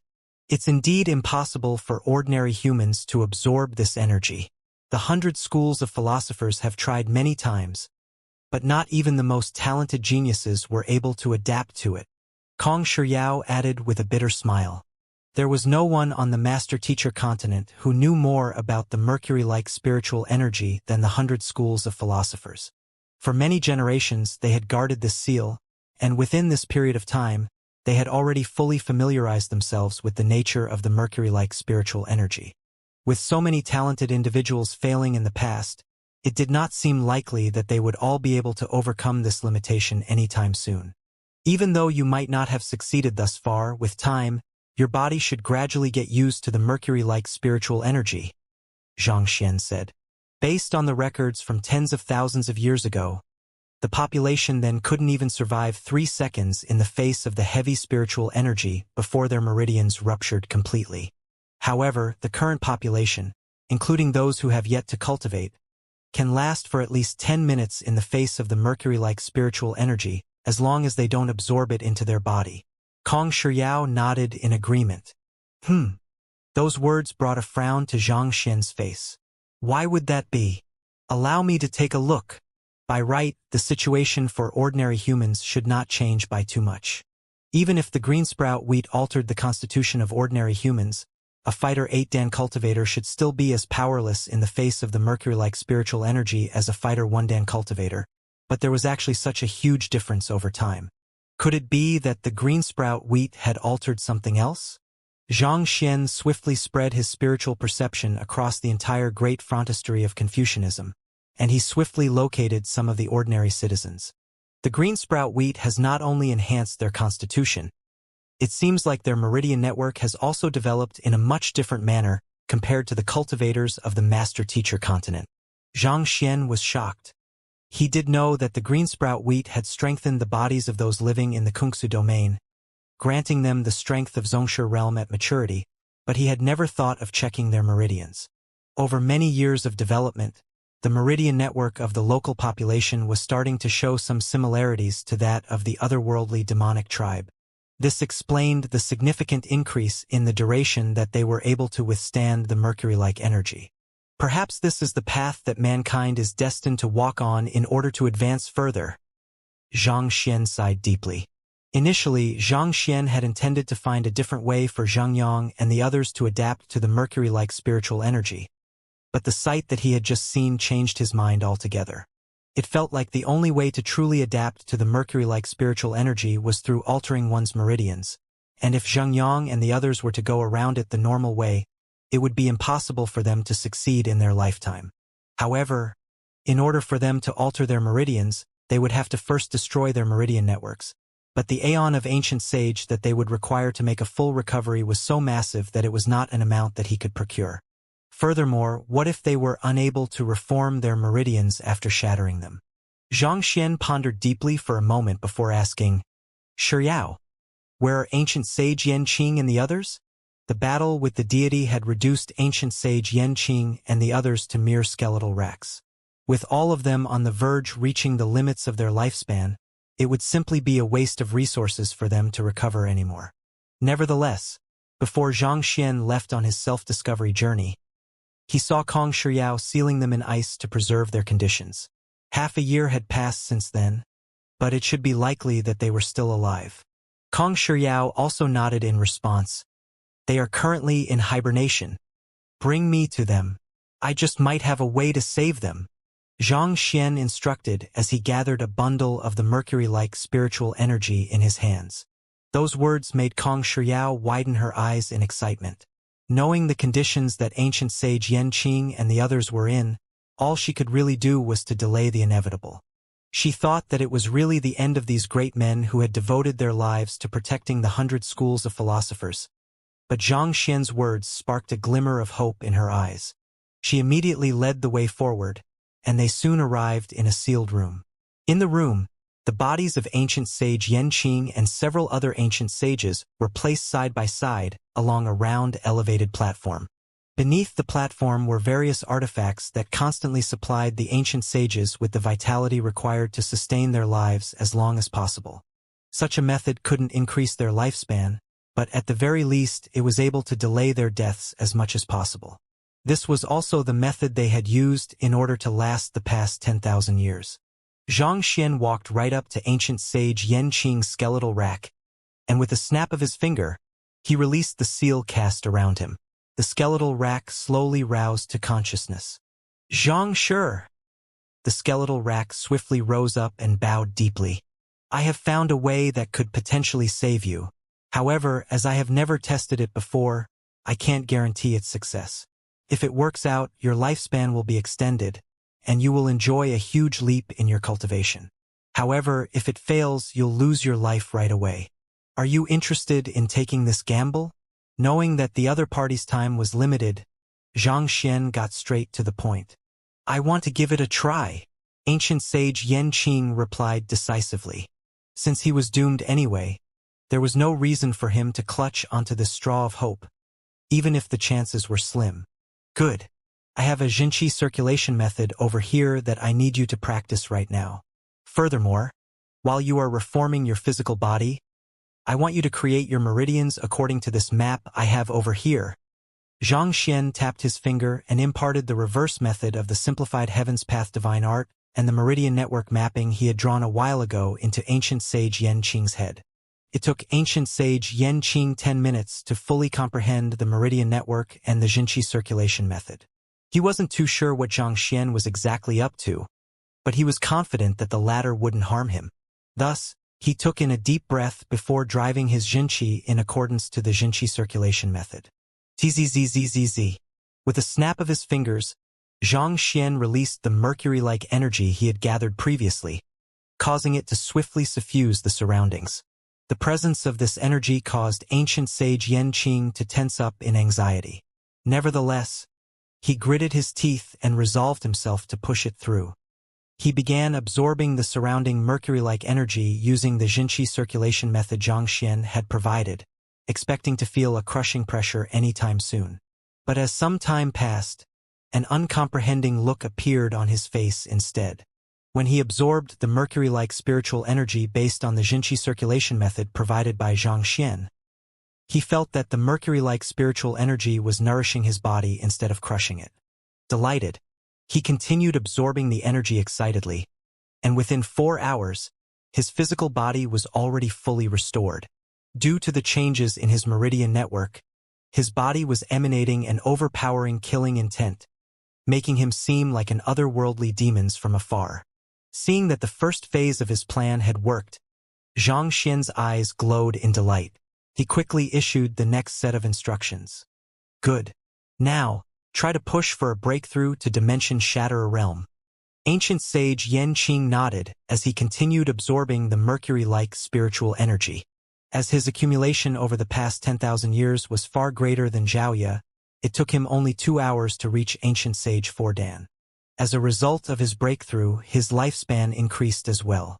With this, he was no longer at risk of dying at any moment anymore. Thank you, Xianxia. Words could hardly describe ancient sage Yan Qing's feelings as he felt the torrent of energy coursing through his body. He quickly kneeled onto the floor to express his gratitude to Xianxia. He was already prepared to face death after his overexertion while trying to repair the formation. But who could have thought that the other party would bring him back using such an unusual method? Not only so, he even achieved a breakthrough in his cultivation and reached a level that he thought he would never reach. The mercury-like spiritual energy sure is incredible. Not only does it hasten one's rate of cultivation, it also recovers one's body at a rate faster than the aeon of ancient sage. Seeing that his guess was on the mark, Xianxia heaved a sigh of relief. Under normal circumstances, given the limited amount of vitality that ancient sage Yan Qing had left inside his body, he wouldn't have been able to fully recover his physical body, even in an environment rich in the aeon of ancient sage. However, it was a completely different matter if he were to absorb the mercury-like spiritual energy instead. This type of condensed spiritual energy harnessed an incredible amount of power within it. As long as one was able to absorb it, it could heal any severe wounds swiftly. After confirming the feasibility of the method, Xianxia unhesitatingly brought the remaining ancient sages to the elevated platform before waking them up. He warned them of the risks involved first before imparting them with the same Jinqi circulation method and meridian network mapping he had given to ancient sage Yan Qing. All of them decided immediately to go along with Xianxia's plan, especially after seeing the method had worked on ancient sage Yan Qing. Eventually, most of them managed to take the final step and successfully reach Dimension Shatter a Realm, but there were accidents as well. 2 ancient sages made a mistake in their cultivation and ended up having their skeletal racks crushed by the heavy spiritual energy, causing them to die on the spot. Nevertheless, all of this showed that this was a feasible course of action to take. Thus, Xianxia called his direct disciples over and asked, "Are you willing to go through any danger in order to reach Dimension Shatter a Realm?" The 8 of them nodded their heads in agreement. Without any hesitation, Xianxia waved his hand, and all 8 of them immediately spurted blood simultaneously. That single strike had shattered all of the meridians in their bodies. Cultivate in accordance with this, and be warned that you mustn't make even the slightest mistake. Don't blame me for not warning you if you were to die in the end, Xianxia said as he imparted them with the 2 manuals as well. Zhang Yang and the others had watched ancient sage Yan Qing's rebirth with their own eyes, so they were well aware as to what they should do. Furthermore, as they had cultivated the simplified version of the Heaven's Path divine art, they were extremely familiar with it. While they had never tried cultivating it in reverse before, it didn't take them long to get used to it. In the end, Kong Shiyao was the first one to fully recover and reach Dimension Shatterer Realm. Trailing behind her were Zhang Yang, Wei Ruyan, Lu Chong, and Wang Ying, and 5 days later, even the weakest of them, Zhang Juxiao, had reached Dimension Shatterer Realm too. With this, all 9 of Zhang Xian's direct disciples had become Ancient Sage 4-Dan Dimension Shatterer Realm experts. Teacher. Seeing that they had succeeded, all 9 of them cheered in delight. Their teacher had actually accomplished a feat that even Kong Shi failed to back then. Seeing that his final job here was done, Zhang Xian quickly gathered all of them together and revealed his intent to them. I'm intending to open up the seal and enter the Azure. The circumstances up there are still unknown for the time being, and it's likely that untold dangers lurk beyond. Thus, I want all of you to stay put here for the time being and guard the Master-Teacher continent in my stead. Wait for my news. All right? Over the past 5 days which his direct disciples had spent cultivating to Dimension Shatterer Realm, he had been pondering over his next move, and he found that his convictions still remained the same. He wanted to head to the Azure and find Luo Ruoxin. He did think of whether he should bring his students along, but he eventually decided against it, especially given the dangers he involved. Teacher, we wish to come along with you. Zhao Ye stepped forward and declared. No matter what kind of danger lies in the path ahead, we'll follow wherever you go. There is nothing that can make us stand down. Zhang Yang nodded in agreement. While the others didn't say a word, the look of resolution on their faces clearly indicated their stance as well. It was due to their teacher that they were able to achieve their current accomplishments. If their teacher was going to undergo untold dangers, there was no way they would be able to remain here with a peace of mind. I appreciate your sentiments, but we can't just leave the Master-Teacher continent as it is at the moment. With the massive rebalancing in the power distribution of the Master-Teacher continent, there's no saying what would happen in the future if all of you were to disappear at once. Rest assured, once I have confirmed the situation in the Azure, I'll try to inform you all through Lu Yang's rituals. Zhang Xian explained with a smile. The Azure was bound to be filled with innumerable top-notch experts, and even if he was no match for them, he was at least confident of escaping from them if he were alone. However, if he had to bring all of his students with him, he was not confident that he would be able to ensure their safety. Besides, unlike him, his students had their own responsibilities on the Master-Teacher continent, and they couldn't afford to simply leave on a whim. Take Lu Yang, for example. He was the highest leader of the otherworldly demonic tribe. It hadn't been long since the situation over at the otherworldly demonic tribe had been stabilized, and if he were to disappear at this juncture, there was no saying that others would exploit this opportunity to launch a coup d'état against his rule. If so, mankind could potentially be in danger once more. Then, teacher, you must take care of yourself. Knowing that their teacher had already made up his mind and no one would be able to sway his decision, the 9 of them lowered their heads in disappointment. Zhang Yang, I have tempered the Dragonbone Divine Spear with the heavy spiritual energy, and it has already achieved a breakthrough to Dimension Shatterer Realm. I shall now bestow it upon you. I don't know whether other deities would try to descend to the Master-Teacher continent after my departure, so I'll be counting on you to protect mankind from such external threats, Zhang Xian said as he passed the Dragonbone Divine Spear over. Due to the dimension barrier, it was impossible for him to bring any items, including his storage rings, along with him up to the Azure. Furthermore, given his current level of cultivation, the Dragonbone Divine Spear was indeed not of much use to him anymore. Wang Ying, you specialize in spirit enchantment, but spirit enchantment takes time. I'll bestow the Golden Origin Cauldron to you. It'll safeguard your safety, Zhang Xian said as he brought out the Golden Origin Cauldron from the myriad anthive nest. Over the past 5 days, while this brick-like fellow hadn't managed to achieve a breakthrough to Dimension Shatterer Realm from the nourishment of the mercury-like spiritual energy, it was already very close to doing so. Since he was unable to bring the other party with him, it would be best for him to entrust it to his students. He took out the treasures he had on him one after another and distributed them equally to his students before heaving a sigh of relief. With the current cultivation realm of his students and the treasures they had in their possession, even if a group of deities descended at this moment, they would be able to deal with them calmly without fluster. As for Vicious, he was sealed within the Book of Heaven's Path, which could be deposited into the Library of Heaven's Path. Considering this fellow was a figure who was able to stand on equal grounds with Kong Shi back then, it might spell a calamity in the future if he were to leave this fellow on the Master-Teacher continent. Despite all they had gone through together, he found that he was still unable to fully trust Vicious, so he felt that it would be best to keep the latter close with him. As for the Dongshu gourd, it was hiding in his dantian, so there shouldn't be any trouble bringing it across the dimension barrier. As for his clone, he found that while the other party was unable to enter the Library of Heaven's Path, the other party was still able to enter the Great Codex of Spring and Autumn. Given that the Great Codex of Spring and Autumn formed an independent space separate from the Library of Heaven's Path, and that the clone shared the same soul with Xianxia, it didn't come as a surprise that his clone was able to enter the space too. With this, he should be able to bring his clone with him too. With everything in place, Xianxia looked at the formation above of him, and with a wave of his hand, he opened up a rift in it. After which, with a powerful leap, he dashed right toward the rift.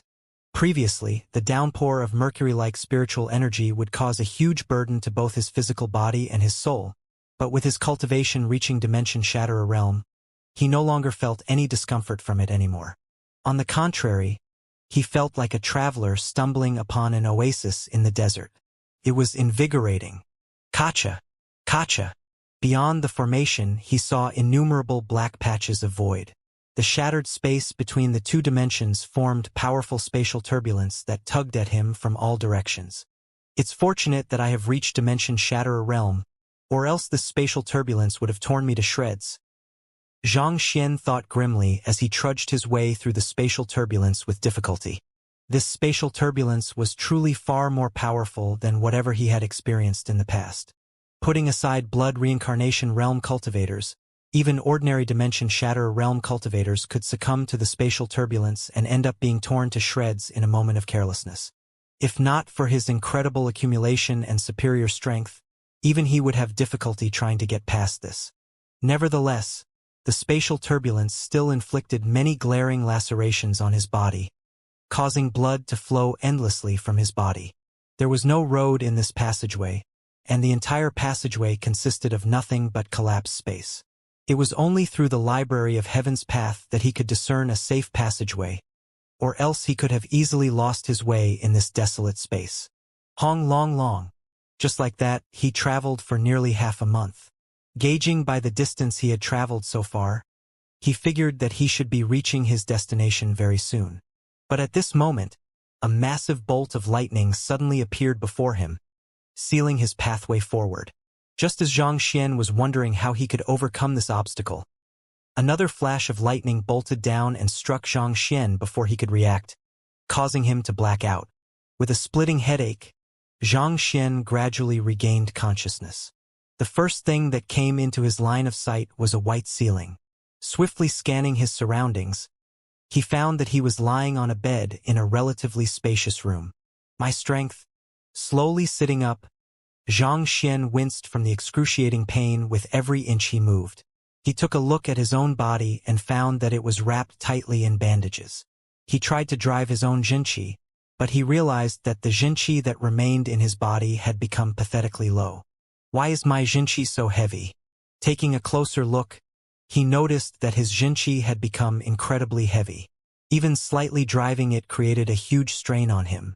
It swiftly dawned on him that it was not that he was low on jinqi, but that the vast amount of jinqi that he had previously stored in his body had been condensed into mercury-like jinqi. It was true that such a heavily condensed jinqi would grant him greater burst power, but the problem was that he could not even drive it, let alone use it to recover from his injuries. He quickly tried to recall what had happened prior to this. I entered the passageway leading to the Azure, but I ended up getting blocked by a bolt of lightning. I was going to find a way to circumvent it when I was struck by another bolt of lightning and ended up blacking out. Seeing the mess that his body was in and recalling his memories prior to the accident, Xianxia narrowed his eyes in astonishment. Could it be that I am already in the azure? Since he had blacked out in the passageway, he had thought that he would wake up drifting aimlessly in there. But before he knew it, he was already lying in a room with his body fully bandaged. Could it be that he had somehow managed to bypass the lightning region and successfully arrived at the azure? This notion prompted Xianxia to swiftly scan his surroundings. Thus, he attempted to release his spiritual perception into the surroundings, only to end up with his mouth twitching uncontrollably. In the past, his spiritual perception could easily over millions of li, but at that moment, it was firmly stuck within his body, refusing to come out at all no matter how he pushed. What incredible spatial pressure this is. At this point, it was already certain that he was in the azure. Not only was he unable to deploy his spiritual perception, but even his flight ability had been restricted. In fact, even his usual movements had been curbed significantly due to the immense spatial pressure. Gugugugu. Suddenly, a rumbling sound echoed from Xianxia's abdomen. He was hungry. Ever since he had cultivated to transcendent mortal, he had been able to sustain his bodily needs through absorbing spiritual energy and cultivating. It did not matter whether he ate or not. This was the first time in a long time that he had felt so starved. Felt almost as if his body was completely empty. Sighing deeply, he closed his eyes, and through his senses, he could feel that the surroundings were filled with an abundance of mercury-like spiritual energy. In terms of concentration, it was at least 10 times higher than what had descended back at the elevated platform of the Kungsu domain. He tried absorbing the mercury-like spiritual energy there to refine it into his own jinqi to recover his injuries. But the next moment, his face reddened, and a mouthful of fresh blood spurted from his lips. There was a series of violent coughing, and Xianxia had to strike his chest several times before the stifling sensation finally lessened. Back when he was uninjured, he could still use the sheer resilience of his body to endure the backlash caused by the absorption of the mercury-like spiritual energy. However, with his current tattered body and cracked meridians, just trying to absorb the mercury-like spiritual energy made him feel like his body was going to collapse, let alone trying to assimilate it. It looks like I can only give it a try after my injuries recover a little. Xianxia sighed deeply. He knew that impatience would get him nowhere, so he decided to simply let things run their course. Nevertheless, the fact that he was unable to drive his jinqi at all and the sheer extent of the damage that his body had suffered meant that he was almost no different from an ordinary human. He would have to tread carefully until he finally recovered his strength. First and foremost, I should start by finding myself some food, Xianxia muttered as another series of hunger pangs struck him. Struggling to his feet, he rubbed his stomach as he trudged out of the room. Hoo-hoo-hoo. Pushing the door open, he heard a series of sharp wind currents slicing in the air. Turning his gaze over, he saw a young man holding a steel sword in hand executing a sword art. While his movements were not fanciful, they carried a peculiar grace to them that made them extremely pleasing to the eye. One thing that quickly caught Xianxia's eye was that the young man's left leg was as stiff as a block of wood. Xianxia could not tell whether he had suffered an injury or that was the original state of his body, but it was clearly impeding his movements. His foundations are still okay, but his sword art is severely lacking. Xianxia frowned. Grab any 3-star master teacher from the master teacher continent, and the sword art that the other party executed would be even more profound than the young man before him. However, considering the difficulties in the young man's movements, it could barely be considered acceptable. Xianxia heaved a slight sigh, and it immediately caught the young man's attention. He halted his sword practice and turned his head over. Upon seeing Xianxia, a look of delight crept onto his face as he said, "You're awake." Taking a closer look at the young man, the other party seemed to be in his late teens. He was not too tall, roughly a head shorter than Xianxia. Using the measurement system from his previous world, the young man would not even be at 1.6 meters. There was a glaring scarlet birthmark roughly half a cheek wide imprinted on his left cheek, and it concealed part of his face. In terms of appearances, the young man could not be associated with the word handsome at all. In fact, he might be considered hideous even. "Thank you for saving my life." Xianxia clasped his fist. "It's nothing much." I saw you by accident, so I brought you back. I thought that you would die given the severity of your wounds, but you somehow managed to recover on your own." The young man scratched his head awkwardly as he spoke. His words were a little awkward, hinting that he was not too good with social interaction. Third young master. At this moment, an elder walked into the courtyard. Upon seeing Xianxia, he was stunned for a moment before calmly bowing to greet him. "Sir, it seems like you are finally awake." Xianxia returned the gesture with a simple nod. He assessed the elder before him closely and noticed that the latter's clothes were stained with oil marks. The corners of his lips were a little torn, and there was a hint of fresh blood.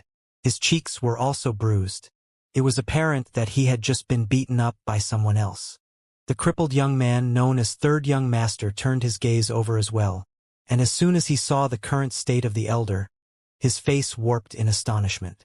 He hurriedly rushed over and worriedly asked, "Elder E, what happened?" "Third Young Master, it's nothing," Elder E replied awkwardly. However, the young man continued staring at Elder E intently, clearly unconvinced by the latter's words.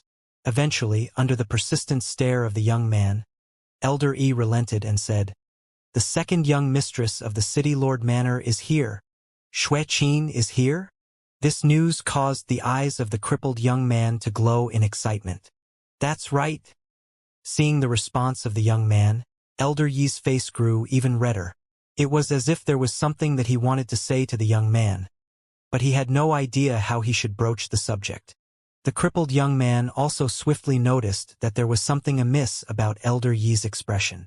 The smile faded from his face as he asked, "Does her arrival have anything to do with your injuries?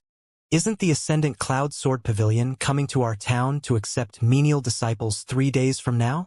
Elder E was conflicted for a moment before continuing. Through tapping into the connections of the City Lord Manor, second young mistress Xue Qin managed to acquire a slot in advance. She managed to obtain a slot in advance? The crippled young man's face lit up in joy. "Isn't that good news?" But barely after he said those words, the young man lowered his head to look at his crippled left leg, and his face swiftly sunk. "I guess that I don't stand a chance at all. Having acquired the slot, there's no doubt that she will be leaving with those from the Ascendant Cloud Sword Pavilion 3 days from now. Did she come here to bid me farewell?" The crippled young man shook his head and sighed deeply. She. Elder E hesitated for a long while before finally confessing the truth. "She's here to withdraw from the marriage agreement with you." "She wishes to withdraw from the marriage agreement?" The young man's face turned ghastly pale. His body staggered a little and he nearly fell to the ground. "She's going to withdraw from the marriage agreement with me just because she has become a menial disciple of the Ascendant Cloud Sword Pavilion? No matter where one was, being rejected by one's fiancé was something incredibly humiliating." Hearing the conversation between the young man and the elder, Xianxia's eyebrows shot up. A talented young lady scorning her fiancé and proposing a withdrawal from the marriage agreement. An injured and insulted young man deciding to buck up and return the favor. 30 years the river's east, and 30 years the river's west one. To think that he would encounter such a matter as soon as he arrived at the Azure. How exciting life was! For those who are unfamiliar, this is basically the initial plot of Battle Through the Heavens. And for those who are interested, the idiom 30 years the river's east, and 30 years the river's west, comes from how the flow of China's Yellow River changes its course frequently due to its high seabed, making it easy for sediments to accrue. In the past, most civilians were highly dependent on natural rivers for irrigating their crops, so a change in the flow of the river could easily dictate the prosperity of decline of an entire village. Forget it! After pondering over the matter for a moment, the crippled young man shook his head sorrowfully. "I am indeed unworthy of her. It was only a matter of time before our marriage agreement fell through. As their grandfathers were close with one another, they had heartily decided to betroth the grandchildren to one another. However, with the death of his grandfather, his clan had begun to decline, following which the young man himself had ended up sustaining severe injuries that had destroyed his inner breath, rendering him unable to cultivate anymore. At the same time, his left leg had ended up crippled, and no matter how many physicians he found, none of them were able to cure it. Facing such a hopeless situation, he had eventually become very pessimistic. Furthermore, he had always suffered from low self-esteem due to his appearance. Considering the difference between the two of them, he did not feel that he was worthy of her. Their difference in standing made the collapse of their marriage agreement an inevitability. Sighing deeply, the young man walked into the room and grabbed a jade box. He entrusted the jade box to the elder. "This is the marriage agreement that sealed our relations together. Give it to her and tell her that we'll be strangers from this day forth. I hope that she'll be able to find someone better suited to her in the near future," the young man said. Third young master, Elder Yi's face reddened. He understood the significance of this action, and he was just about to say something when he eventually halted himself and nodded instead. "All right then. He's gonna chicken out just like that?" Xianxia blinked blankly. He had thought that the young man would lose his temper, thus triggering some kind of incredible drive that pushed the young man to accomplish something extraordinary. But contrary to his expectations, the young man actually delivered the marriage agreement back just like that. This was no different from the young man putting his face out there for others to stomp on.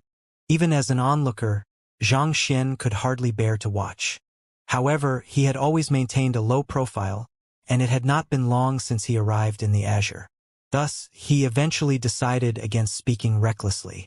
After obtaining the marriage agreement, Elder Yi turned around and left.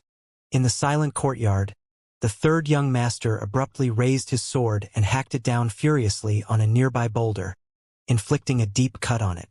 It seemed like he was not completely unaffected by the matter, just that he had chosen to hide his emotions from Elder Yi in order not to worry him. Through the strength that he had exerted, Xianxia could tell that the young man was at St. Sixdan. If it was on the Master-Teacher continent, it would have been an incredible feat for a person to reach St. Sixdan by 16 or 17.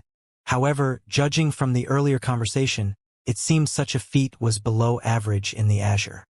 Having vented his rage, the crippled young man seemed to finally calm down a little. It was only at this moment that he recalled that the person whom he had saved was standing nearby, and his face blushed in embarrassment. "My apologies.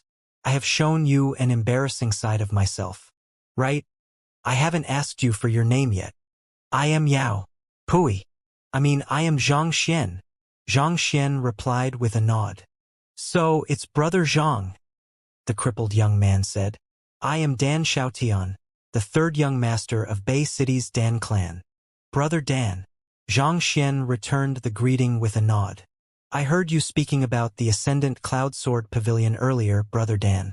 I'm just asking out of curiosity, but is it a sect?" The exceedingly obvious question seemed to have surprised Dan Xiaotian as he asked, "Brother Zhang, do you not know about the Ascendant Cloud Sword Pavilion?" Seeing the confused look on Xianxia's face, he widened his eyes in realization and remarked, "Ah, I nearly forgot. Brother Zhang, you aren't a cultivator. So it's no wonder you have never heard of the Ascendant Cloud Sword Pavilion. The world that we live in is known as the Forsaken Continent. According to legend, the world that we live in used to be a part of the world of gods, but it was severed from it and cast away. There are 6 major sects in the Forsaken Continent, and the Ascendant Cloud Sword Pavilion is one of them. Entering any of these 6 major sects is viewed as a great honor. Countless desire to join the ranks of the Ascendant Cloud Sword Pavilion. Even if one enters as a menial disciple, the clan behind that disciple will be able to rise through the ranks. Back when he saved Brother Zhang, he could not feel the slightest pulsation of Jinqi within the latter's body. From that, he had deduced that the latter was an ordinary human, not a cultivator. The 6 sects were existences that no cultivator on the Forsaken Continent could overlook, but to ordinary humans, such existences were too far away from them to bother about.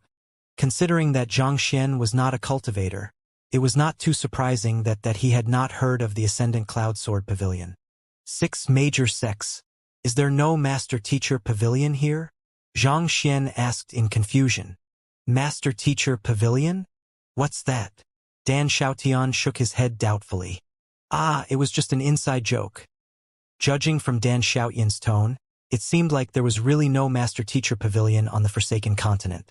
He pondered for a moment before continuing.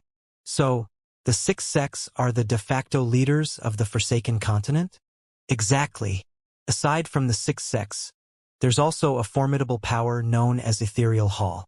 It suddenly appeared on the Forsaken Continent several thousand years ago when a powerful expert founded the organization. They manage the distribution of the ethereal token, a resource that all cultivators on the continent require in order to trade for valuable cultivation resources and become true experts. Ethereal Hall? The ethereal token is sold in practically all cities on the Forsaken Continent. By coming into contact with the token, one's consciousness will be brought into the ethereal hall. In there, as long as one is able to pay the price, one will be able to learn cultivation techniques, purchase medicinal herbs, raise one's cultivation, or even hire killers. It has pretty much everything that you can think of. Even those of the six sects use it. The ethereal token brings one's consciousness into the ethereal hall? Xianxia was rather curious about this peculiar artifact. Brother Dan, may I know if you have that artifact here? My cultivation is weak, and my talent is severely lacking too. Even my fiancé has chosen to withdraw from our marriage agreement. How could I possibly be qualified to possess something like that? Dan Xiaotian said with a deep sigh. I apologize. It seems like I was too tactless with my words. Xianxia clasped his fist. Following which, he moved on to other topics and asked a few other questions to gain a deeper understanding of the Forsaken Continent. While Dan Xiaotian was a little awkward in expressing himself and suffered from low self-esteem, Xianxia could tell that the other party was actually very kind. Upon seeing the severely injured him, the other party had actually brought him back and bandaged him. From this, he felt like Dan Xiaotian was a person whom he could trust. Through Dan Xiaotian, Xianxia learned that 3 days had passed since Dan Xiaotian had spotted him and brought him back. Strength was highly regarded on the Forsaken Continent. The Dan clan that Dan Xiaotian came from had its era of glory 20 years ago too. It had been viewed as an equal to the city lord residents, or to be more exact, even the city lord residents had to tread carefully around the Dan clan. Unfortunately, the accident 10 years ago had caused nearly all of the experts of the Dan clan to pass away, and his 2 elder brothers had lost their lives in that incident. Even his foundation had ended up being wounded, resulting in his current state. With the decline of his clan, previous allies swiftly turned against them, and their enemies capitalized on the situation to get back at them. This resulted in the powerhouse swiftly falling to ruins. Currently, other than him and the old servant Danny Elder E, there was practically nothing left. What was left of a residence that had once covered over 1,000 mu was just this inner courtyard and an outer courtyard. The Dan clan had truly become a shadow of its former self. If not for the marriage agreement between him and the city lord residents, it was likely that they would not even have had this much left. However, with the second young mistress backing out on the marriage agreement, even the final restraint stopping the enemies of the Dan clan from making a move on him would vanish. Then everything would really be over. I see. Xianxia shook his head. Strength was the foundation of prosperity. Without sufficient strength to protect itself, a power, no matter how prosperous, would eventually fall into decline. Brother Zhang, I think that you should have also gotten a rough idea of my current situation. I was hoping that I could tap into the opportunity in 3 days, when the Ascendant Cloud Sword Pavilion recruits new menial disciples, to possibly allow the Dan clan to make a comeback, but it seems like the situation is completely hopeless now. Furthermore, with Xue Qin backing out of the marriage proposal, I'm afraid that this place won't remain safe for too long, Dan Xiaotian said with a bitter smile. As the saying goes, a child from a poor family matures early. The many difficulties that Dan Xiaotian had gone through together with Elder E over the years had taught him the callousness of the world. It was truly a miracle that he had preserved his kind soul after all he had been through. Brother Zhang, since you are already able to move, I think you should leave as soon as possible. I wouldn't want you to be implicated in my affairs. As he spoke, Dan Xiaotian took out 2 specially crafted golden coins from his pockets and placed them into Xianxia's hands. These are ethereal coins, a currency accepted by the Ethereal Hall. While this isn't too much, it should cover a few meals. You are too kind. Seeing how Dan Xiaotian was still worried about him, despite his difficult plight, a wry smile crept onto Zhang Xian's lips.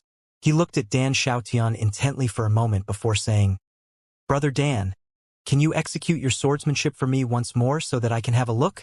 You want me to show you my swordsmanship? Dan Xiaotian was slightly bewildered by Zhang Xian's abrupt request. To be honest, Brother Dan, I examined your swordsmanship earlier, and I realized that your ability to summon your strength and the momentum of your strikes are a little lacking. So I was wondering if I could take a look. I might be able to find a solution to those problems. If you are able to advance your swordsmanship over the next 3 days, it might be possible for you to be accepted into the Ascendant Cloud Sword Pavilion as its disciple, Zhang Xian said with a smile. With his eye of discernment, he was able to discern the flaws in Dan Xiaotian's swordsmanship and come up with solutions to resolve them. The reason he wanted Dan Xiaotian to display his swordsmanship once more was to test if he could use the Library of Heaven's path there. Brother Zhang, do you understand swordsmanship? Dan Xiaotian asked with a frown. I know a thing or two. Zhang Xian nodded. That's amazing. Well, I have already given up hope on becoming a disciple of the Ascendant Cloud Sword Pavilion. So there's no need for you console me. Dan Xiaotian glanced at his crippled left thigh. Nevertheless, if you are knowledgeable in the field of swordsmanship, Brother Zhang, I would be more than happy to exchange some insights with you. Ever since I have become unable to cultivate, I had to figure my way out bit by bit, so my progress has been rather limited. Dan Xiaotian's low esteem had been exacerbated by his sudden inability to cultivate. As a result, even though he had devoted himself to learning swordsmanship, he did not dare display it before others, let alone find a sparring partner to test his skills on. Perhaps it was because he viewed Zhang Xian as an ordinary human. He did not feel that much lesser than him. Thus, he had no qualms exchanging insights with the latter. Who? With a flick of his wrist, Dan Xiaotian's sword sliced through the air and pierced forward. Wang! At the same time, a book materialized in the Library of Heaven's path. After flipping open the book and browsing through its contents, Zhang Xian heaved a sigh of relief. Fortunately, it seemed like the Library of Heaven's path could be used in the Azure. Previously, when Luo Ruoxin placed the Great Codex of Spring and Autumn into the Library of Heaven's path, the latter had gone through a major upgrade. Most likely, it was this upgrade that allowed the Library of Heaven's path to peer into the heavens of the Azure without much trouble. How ludicrous! Dan Xiaotian, you are practicing your swordsmanship? Do you still think that the Ascendant Cloud Sword Pavilion will take someone like you as its disciple? While Zhang Xian was still deep in thought, a cold sneer sounded from the outside, following which 2 figures walked in with widened strides. The first figure was a young lady who seemed to be around 15 or 16, roughly the same age as Dan Xiaotian. She was dressed in a light yellow dress, and her eyes were filled with pride and smugness. Her chin was slightly tilted up in a condescending manner, reminiscent of a self-important noble standing before a bunch of peasants. She was the one who had spoken earlier. Behind her was a middle-aged man in his 40s. He was dressed in a simple buttoned shirt, and he had a sword tied around his waist. As he approached, one could feel overwhelmingly sharp sword chi emanating from his presence. Third young master. Eldery quickly rushed in behind those 2 figures, and with a look of indignation and guilt on his face, he lowered his head and spoke in desolation. I'm sorry. I couldn't stop them. Dan Xiaotian swiftly halted his swordsmanship before turning to look at the young lady before him. At that moment, he was so agitated that he stumbled on his own words. Su Xueqin. Enough! Looking at Dan Xiaotian with disgust in her eyes, the young lady waved her hands impatiently and said, You know why I have come here, but instead of coming out to welcome me personally, you dispatched a lowly servant to send the marriage agreement over. Did you think that this matter can be resolved that easily? You want to back out of our marriage agreement, so I had Elder E give it to you. What more do you want from me? Dan Xiaotian's face reddened in anger. What I want from you isn't much. I just need you to announce to the entire city that you were the one who chose to back out of the marriage agreement of your own accord because you feel that you aren't worthy of me. It was after a period of careful deliberation before my father finally decided to respect your opinion and end the marriage agreement. By giving me this mere sheet of paper, are you expecting me to tell everyone that I, Xueqin, refused to marry you? How could I allow the noble city Lord Manor to have such a stain on its reputation? Xueqin harumphed coldly. If others heard that she had broken off her engagement with Dan Xiaotian because she had successfully become a disciple of the Ascendant Cloud Sword Pavilion, it would surely stir up a huge controversy.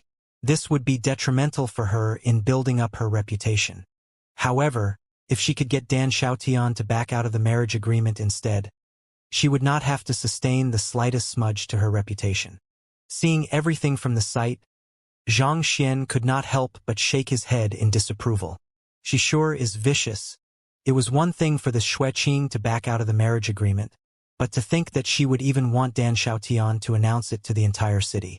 While backing out of the marriage agreement, she still wanted Dan Xiaotian to become the bad guy. How incredibly cheap she was. With a ghastly pale face, Dan Xiaotian clenched his fists as he glared at Xueqin coldly. It went without saying that Dan Xiaotian had also figured out what Xueqin was up to. Overwhelming indignation seeped in through his entire body. This was utter humiliation. It was as if the other party was preparing to smack his face while asking him to hold up his face for her. But the problem was that there was nothing he could do about the situation. He was completely helpless. Dan Xiaotian, the second young mistress, and I didn't come down here to negotiate with you. We are here to pass down an order to you, the middle-aged man who had come with Xueqin said impassively. Within 3 days, you are to make this announcement to the entire city, or else, be prepared to pay the price. Who are you? Dan Xiaotian asked as he glared at the middle-aged man coldly. I am the swordsmanship teacher of the second young mistress, Xueqin, the middle-aged man replied proudly. Xueqin? I know you. Seemingly having heard this name before, Dan Xiaotian's eyes widened in astonishment before he shook his head in self-mockery. I sure am honored to have the head instructor of the City Lord Manor pay a visit to me personally. May I know what the price I will have to pay if I refuse to abide by your command is? As the head instructor of the City Lord Manor, Xueqin's strength was not to be underestimated.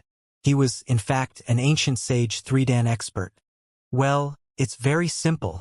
Xueqin waved his hand nonchalantly, completely unaffected by Dan Xiaotian's provocation. Over these years, the Dan clan has offended quite a few people.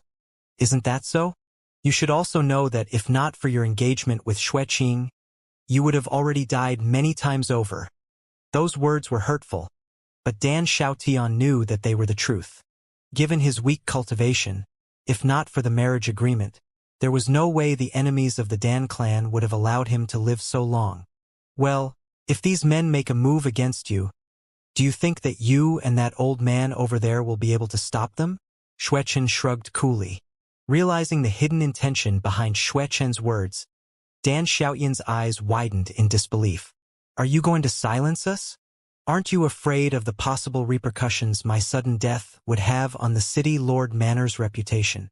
How would your death affect the City Lord Manor's reputation? Xueqin remarked calmly. Let me see. Our City Lord would be enraged to learn of your demise, and he would dispatch men to exact vengeance for you. As for our second young mistress, she would mourn for a long time, and eventually, she would decide to depart from this land of grief and head to the Ascendant Cloud Sword Pavilion. Jai. Those words made Dan Xiaotian's heart beat faster and faster as he realized how wretched his situation was. If they really acted out this play, not only would the reputation of the City Lord Manor not be marred, it would even be praised for its compassion. At the same time, Xueqin would also be more respected in the city for her loyalty to her fiancé. They would say that even though Xueqin had become the menial disciple of the Ascendant Cloud Sword Pavilion, she had still held steadfast to her promise to marry him. But alas, as fate would have it, they were not meant to be. Fine. I'll agree to it. Dan Xiaotian's hands were clenched so tightly that his fingernails were digging into his flesh, and his joints had become all white. However, despite his indignation, he knew that the current him was completely powerless. Law of the jungle, survival of the fittest. Weaklings like him were bound to be preyed on by the strong. That is more like it. Xueqin nodded in satisfaction. She raised her hand, and Xueqin immediately took out a document and passed it over to Dan Xiaotian. This is the document for the annulment of our engagement. All you have to do is seal your name on it, and we'll handle the rest. Rest assured, we'll announce the matter to the entire city by today. Dan Xiaotian hesitantly reached out to grab the document before reading through it carefully. It was an official notice supposedly written by him to announce his intention to annul the engagement, and his reason behind the action was stated as well. The reason was extremely simple. He was injured, and not only was he unable to cultivate, he was unable to fulfill the role of a man, making him a true cripple through and through. In order not to stall his fiancée's future, he decided to willfully annul the engagement, and he sought her forgiveness for this. The city lord manor, in view of its past relations with the Dan clan, had rejected his proposed annulment of the engagement time and time again, so he had no choice but to officially announce the annulment of their engagement using such a crude method. He sought the understanding of the city lord manor for his abrupt actions. Xueqin was actually going to the extent of claiming that he was crippled as a man. The overwhelming humiliation that Dan Xiaotian felt made his blood surge to his head, and he nearly exploded on the spot. If this notice was released, his dignity would be completely crushed, and he would never be able to raise his head in public ever again. He would become the talk of the entire town, and this shame would effectively destroy the prestige that the Dan clan had built up over several centuries. It would be thorough social suicide. "Sign the document," Xueqin said with a cold and pressurizing voice. "Third young master, you mustn't sign the document. Once you do, the reputation of our Dan clan will be in shambles." Elder Yi had also read the document from behind Dan Xiaotian, and he immediately kneeled down and cried in protest. Even death was not as fearsome as seeing the clan that he had devoted his life to serving humiliated in such a manner. Dan Xiaotian was at a loss. He knew very well what would happen if he signed the document, but if he did not, the other party would still back out of the marriage agreement, and the outcome would likely be much worse than this. He was already backed to a corner. There was nothing else he could do. At that moment, even suicide had become an option for him. He had never desired so much to end his life and let all of this come to an end. However, when all seemed lost, a voice suddenly echoed in the air. "If you don't wish to sign the document, don't sign it." Everyone immediately turned around, only to see a young man wrapped like a mummy leaning against the doorframe. He was looking at them with a smile on his lips. This young man did not seem to possess any cultivation at all, but his eyes were completely devoid of fear despite standing before an expert of Xueqin's caliber. It was as if everything that was happening before him was nothing more than a small scuffle. "Who are you? If this matter doesn't concern you, you will do well to keep your mouth zipped. Haven't you heard of the saying that disaster originates from the mouth?" Xueqin glared at Xianxia threateningly. If possible, they wanted to resolve the matter with Dan Xiaotian without resorting to violence, or else there was a risk that word could get out. Thus, Xueqin had no choice but to hold himself back from making a move. With an unfazed smile, Xianxia said, "I am just an insignificant figure whom Brother Dan has saved. I didn't want to interfere in your business, but I was afraid that Brother Dan would regret his decision if he signed that document, so I couldn't help but advise him so." "Brother Zhang." Dan Xiaotian's eyes could not help but light up in gratitude. Even if Xianxia did not know of Xueqin and Xueqin's true identity and the tremendous power that they wielded, it should be apparent that those two were figures that could not be trifled with from their conversation. Yet, despite the risk of possibly bringing trouble upon himself, the other party still chose to speak up. Such sentiments left him feeling slightly touched. Regret? Ha ha ha. What kind of regret could he possibly have? Does this brat still think that it's possible for him to get together with the second young mistress? Xueqin scoffed. Snap out of your daydream. Why don't you take a good look at yourself first? A toad like you actually dares to lust for the flesh of a swan? Learn your place. I'm glad to see that there's at least one thing the both of us can agree on. The two of them indeed shouldn't get together. Xianxia nodded calmly in response to the other party's insults. It's apparent that this second young mistress of yours isn't worthy of Brother Dan. There couldn't be a worse insult to him than if he married someone like her. What did you say? Xuechun had been nodding gleefully when Zhang Xian spoke the first part of his piece. However, by the time Zhang Xian finished his words, Xuechun's eyes were already dripping with murderous intent. You don't believe me? Zhang Xian looked at Xuechun with an incredulous expression, as if he was unable to believe that the latter could not understand something so obvious. I guess you really have to see with your own eyes in order to tell the obvious, huh? Very well. Come back in 3 days, and we'll see the results. After all that was said and done, it seems like you are just trying to stall for time. Futile, Xuechun sneered coldly. As long as Dan Xiaotian doesn't sign this document, I can assure that what he will lose isn't just his dignity but his life as well. Zhang Xian shrugged nonchalantly and said, If it's gone, so be it. Someone like Brother Dan wouldn't care about something as trivial as that. Ha! Somehow, Dan Xiaotian felt that there was something very wrong with the words that had just been spoken. It seems like Brother Zhang is a person with extremely strong opinions. But what do you mean by, if it's gone, so be it? This isn't a trivial matter at all. My life is on the line here. Turning his gaze away from Zhang Xian, Xuechun looked at Dan Xiaotian with a look so cold that it seemed like it could freeze hell over. Is that your decision? Dan Xiaotian shuddered a little under Xuechun's glare, but he gritted his teeth and replied, Brother Zhang's words reflect my intention. He had no idea why Brother Zhang would put so much hope in him, but it was clear that he had no path of retreat anymore. If he had to weigh the dignity of the Dan clan to his own life, he would indubitably choose the dignity of the Dan clan. The Dan clan did not belong to him only. It had been built up with the effort of his predecessors, including his deceased grandfather, father, and brothers. He could not trample on their efforts just so he could live. Besides, once the marriage agreement was annulled, he would be as good as dead anyway. With this, the decision that he had to make could not be any clearer. You do have some backbone, don't you? Let's see where your decision brings you, shall we? Hearing Dan Xiaotian's final decision, Xuechun flung his sleeves furiously. He turned to the young lady beside him and said, Second young mistress, let's go. On the other hand, Xuechun looked at Dan Xiaotian disdainfully and spat, Humph! I hope that you won't come begging for your life when the time comes. Following which, she turned around and walked away.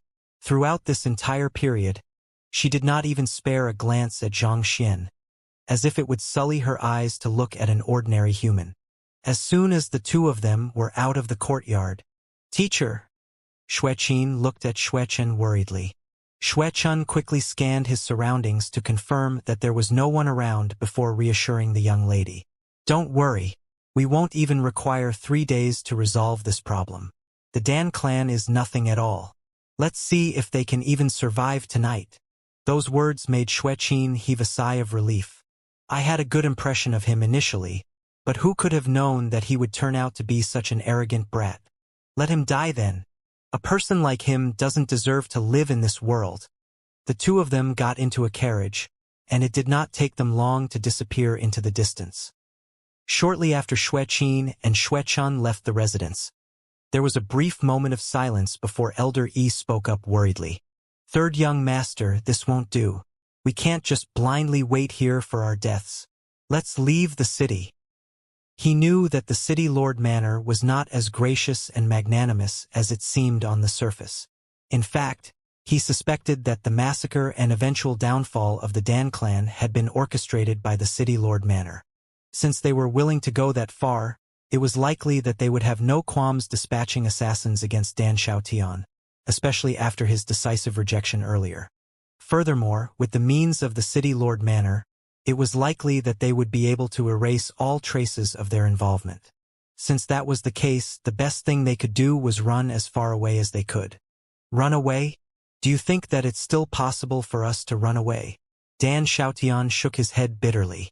The fact that the second young mistress had come personally to reject the marriage showed their determination in ensuring that this matter was resolved without a hiccup. As such, there was no way the city lord manor would allow them to escape. If they could not cancel the marriage agreement, would the second young mistress not have to spend her entire life in loneliness, waiting for him to come back? Brother Zhang. Dan Xiaotian turned to Xianxia, hoping to ask the latter for some guidance as to what he should do in this situation. Since the other party had made huge promises such as come back in 3 days, and we'll see the results, perhaps the other party already had an idea in mind. I'd like to confirm your intentions one last time. Were you willing to sign that earlier document? Of course not. Dan Xiaotian shook his head. If I signed that darned paper, how could I face my predecessors even after my death? If he sullied the Dan clan's reputation like that, even his death would not be enough to atone for his sins. Are you afraid of pain? Zhang Xian asked. Even death is no longer that frightening to me. So what does a little pain matter? Dan Xiaotian had no idea what Zhang Xian was getting at, but he still answered the question honestly. Do you wish to exact vengeance for the humiliation you have suffered today? Of course. It isn't just today's humiliation.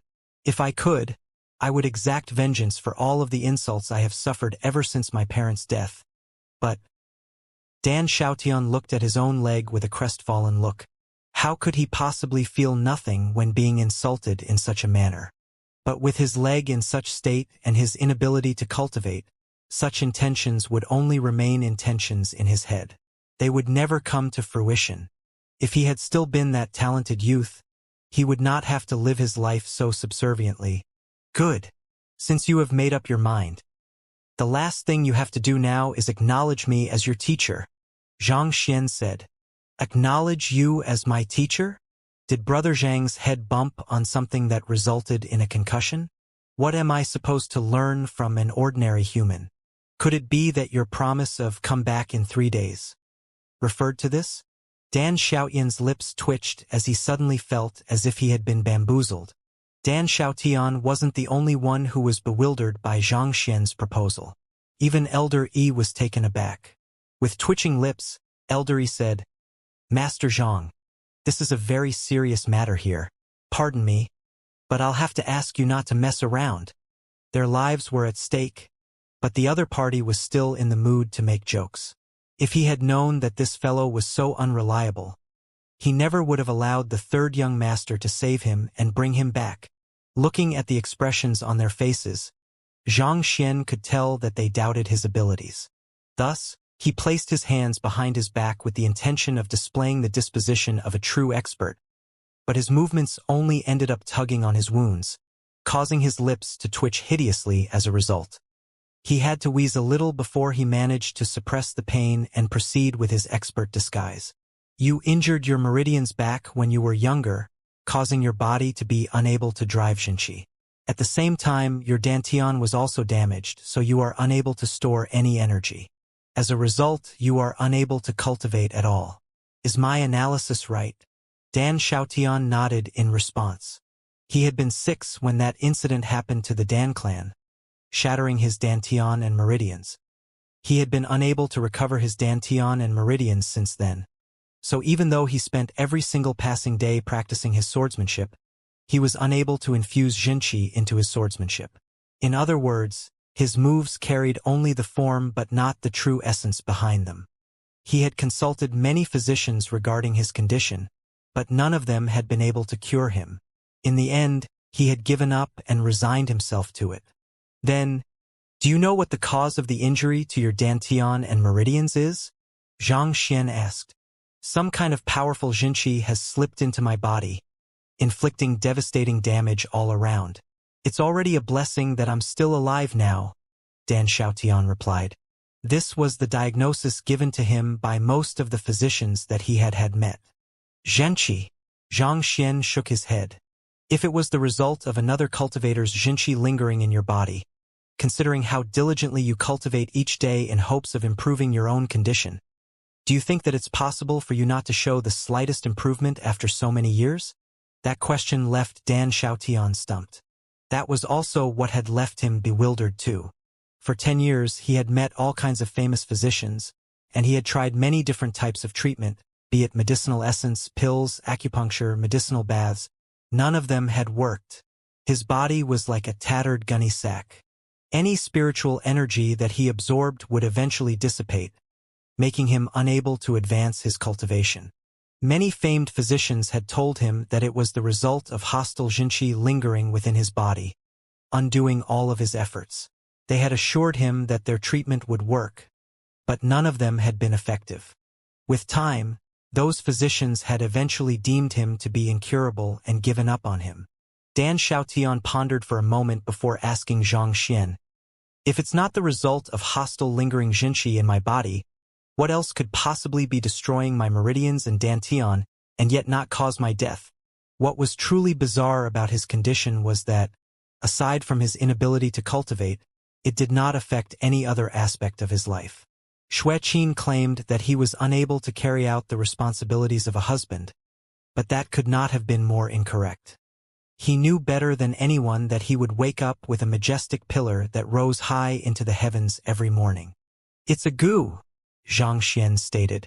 "Someone has planted a goo in you, which has resulted in all sorts of treatments being ineffective on you." "Goo?" Dan Xiaotian was stunned. "Are you saying that there's a worm living in my body?" "It isn't just living. It has been absorbing all of the energy you have cultivated over the years, so it has already become extremely powerful," Xianxia added. Through the Library of Heaven's Path, he was able to locate the core of Dan Xiaotian's problem in an instant. The reason his dantian and his meridians had been refusing to recover over the years despite his efforts was because someone had planted a goo in him. This goo would relentlessly devour all of the energy that he cultivated.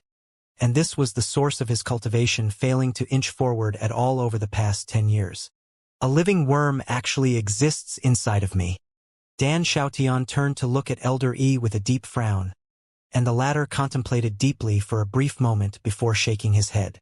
What they had just heard was simply so unbelievable that they could hardly swallow it. If there was really a goo in his body, and it had been in his body for the past 10 years, how could the many physicians that they had consulted previously possibly be oblivious to it? And how could the young man tell? "I can sense some reservations from you too, and I can understand why. However, I do have a way to prove the matter though." Xianxia could tell from the expressions of those two that they did not believe what he was saying, but it was not a problem to him. "Do you have a silver needle or the like here?" Elder E nodded. He walked into the room, and it did not take long for him to return with a box of silver needles. "Here you go." As the saying goes, those who are constantly plagued by afflictions eventually become doctors themselves. They had tried out all sorts of remedies over the past 10 years, such that most fundamental medicinal equipment could be found in their residence. Have a good look. I'll catch it out right now." With a light chuckle, Xianxia grabbed the silver needles and flicked them forward. Ding-ling. All of the needles fell onto the floor 3 meters away from him. "Cough, cough. I don't really have too much strength right now, so I need you to come closer to me," Xianxia said awkwardly. He was so used to flicking needles from a distance that he had forgotten that he was still unable to use his Xianxia, which severely limited what he could do. "All right." While Dan Xiaotian felt that Xianxia was not really a reliable person, after a moment of hesitation, he still made his way over. Since the situation was already like that, he might as well go along with it. There was nothing to be lost. Taking out a couple of silver needles once more, Xianxia took a deep breath as he invoked the Library of Heaven's Path once more, after which, he pierced the silver needles according to the positions stated in Dan Xiaotian's book. Ding! Another unexpected hiccup happened that caused Xianxia's face to redden. In his current weak state, he was actually unable to pierce the silver needle through Dan Xiaotian's skin. While Dan Xiaotian was unable to cultivate anymore, his cultivation was still at St. 6 Dan. Furthermore, his constitution had been nourished by the mercury-like spiritual energy over the years, making his physical body even tougher than steel. While Xianxia was able to move his body around, he was still feeble from the damage that he had sustained. He could not even gather enough strength from his body to pierce through Dan Xiaotian's skin. "Help me with this." Xianxia looked at Elder E and beckoned him over. Elder E quickly walked over. With a tap of his finger, a surge of Xianxia flowed through the silver needle, and the silver needle straightened once more. So, the tip went right into Dan Xiaoyan's body. Pong!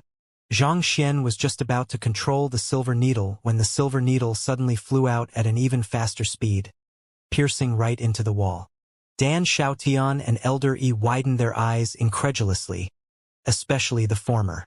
As the person receiving the acupuncture, he knew that he did not exert any force, but the silver needles still flew out at such a swift speed. Could it be that there was really some other being existing in his body? You should have felt it. It was the goo in your body that pushed it out, Xianxia explained. To be honest, he did not have the means to kill the goo in his current state. Nevertheless, by bringing Dan Xiaoyan's attention to the existence of the goo, he should be able to win the young man's trust. With sufficient time, he was confident that he would be able to resolve this problem once he recovered his strength. There really is a goo in my body? Dan Xiaotian could not speak another word. A moment ago, he had been confident that there was no way such a vile thing would be in his body, but what he had just witnessed had caused his confidence to waver.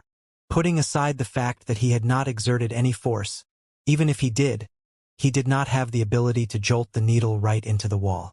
While the earlier needle did not harm the goo at all, it showed that we are aware of its current location. So, it's likely that the goo will move to another location before settling down. While it's moving, you will be able to drive your Xianxia, and your crippled left leg will recover for a brief period of time, Xianxia said. However, this recovery is temporary. Once it settles down, everything will go back to as it was. The only way you can resolve this situation once and for all is to kill it. Is that so? Dan Xiaotian was still a little dazed by the happenings. A few moments passed, and his eyes suddenly widened in disbelief. Just as Xianxia had said earlier, he could feel Xianxia flowing through his body once more. Not only so, feeling had returned to his numb left leg as well. He tried taking a few steps, and his movements were no different from those of an ordinary person. There was not the slightest difficulty. However, the feeling in his left leg only remained for 10 breaths before turning as numb as a block of wood. Knowing that there was nothing wrong with his diagnosis, Xianxia said with a light chuckle, "You should be able to trust me now, right?" Disciple Dan Xiaotian pays respect to teacher. Knowing that this was an invaluable opportunity for him to break out of his current state, he immediately got onto the ground and bowed down. Many renowned physicians had taken a look at his condition, but none of the treatments that they provided had made a difference to his condition at all. However, with just a glance from afar, Xianxia was already able to identify the root of his problem and even demonstrate it to him. From this alone, it could be seen that the other party was a person of great capabilities, no matter how he might seem on the exterior. Rise! After Dan Xiaotian carried out a formal greeting to acknowledge Xianxia as his teacher, Xianxia quickly walked forward to help him up. To be honest, he had initially planned to steer clear from the affairs of the Azure as much as possible, focusing his efforts on finding Luo Ruoxin. However, Dan Xiaotian had saved him, so he wanted to return the favor. Having acknowledged Xianxia as his teacher, Dan Xiaotian looked at the young man before him expectantly and asked, "Teacher, may I know how I can get rid of the goo in my body?" Just the thought of there being a worm crawling in his flesh and leeching off his body was more than enough to raise goosebumps on his arms. He had not been too affected by it in the past because he had not been aware of it, but at this rate, he would not even be able to sleep well at night as long as the goo remained. "I am able to remove the goo in your body, but I am too weak at the moment. I'll have to recover from my injuries before I can do anything about it," Xianxia replied. If not for his severe wounds, just a blast of his Heaven's Path Xianxia would decimate whatever goo was crawling in Dan Xiaoyan's body in a breath. However, in his current state, he could not even exert his Xianxia. As such, while he was able to identify where the goo was, he could not do a thing about it. More importantly, the goo even gleefully pushed his silver needle out, as if taunting his weakness. This was really testing the limits of his patience. "Recover from your injuries?" Dan Xiaotian echoed when he suddenly widened his eyes in realization. "Ah, I nearly forgot. I have a couple of valuable recovery medicine here, and I was planning to feed you some of them so that you could recover from your injuries." However, you've been in a coma for the past 3 days, and I didn't dare use them recklessly. Since you're already awake, allow me to bring those pills to you right now. Once the medicinal energy diffuses throughout your body, it shouldn't take too long for you to recover to your full strength. Most high-tier recovery medicine were incredibly potent, such that it required one to facilitate the assimilation of the medicinal energy using one's Xianxia. If one recklessly fed it to an unconscious patient, there was a good chance that the powerful medicinal energy would end up harming the patient. As such, they had put off the matter till now. A few moments later, Elder E walked into the room with a jade bottle in hand. He uncorked the jade bottle, and the fragrant scent of herbs immediately drifted across the room. It was a grade 8 recovery pill. Xianxia took out a pill and swallowed it without any hesitation. However, a moment later, he sighed deeply and said, "I'm afraid that the medicine you have isn't of much use to me." Despite Xianxia's current seemingly powerless state, his core was still a dimension-shatterer realm cultivator. While grade 8 recovery pills could be considered invaluable panacea for curing all sorts of wounds for a Saint 6 Dan cultivator, it did not even cause the slightest ripple in Xianxia's body. "It isn't of much use to you?" Dan Xiaotian quickly instructed Elder E to bring over the best recovery medicine that they had, but none of it turned out to be of use to Xianxia. "Are there any large markets in this town where I can buy recovery pills or medicinal herbs?" Xianxia asked with a deep frown. "There is a market, but the medicinal herbs and pills sold aren't too advanced. The pills that we have here are already the best on the market." Dan Xiaotian scratched his head. Considering how those pills were completely useless to the young man before him, it would be meaningless to buy more of them.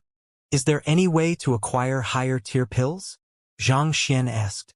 As long as he did not recover from his injuries, he would be unable to cure Dan Xiaotian. At this rate, they were simply too vulnerable. Putting aside surviving the 3rd day, it was questionable whether they would be able to get through the night. Dan Xiaotian pondered for a moment before replying. Most cultivators purchase high-tier pills through the ethereal token. As long as the trade is successful, the items will be swiftly delivered. Ethereal token? Hearing that familiar name, Xianxia nodded. Then, "Is there any way I can acquire an ethereal token?" This was the 2nd time that he had heard of this artifact after entering the Azure. It seemed like the top echelon of the Azure revolved around this single artifact. Regardless of whether it was to acquire top-notch cultivation techniques or high-tier pills, one required an ethereal token. From the looks of it, they would not be able to get anywhere without an ethereal token. All Xianxia needed was a sufficiently high-tier pill to temporarily stabilize his wounds, so that he could absorb the mercury-like spiritual energy from the surroundings and convert it into heaven's path Xianxia. Once that happened, all of the problems would swiftly be resolved.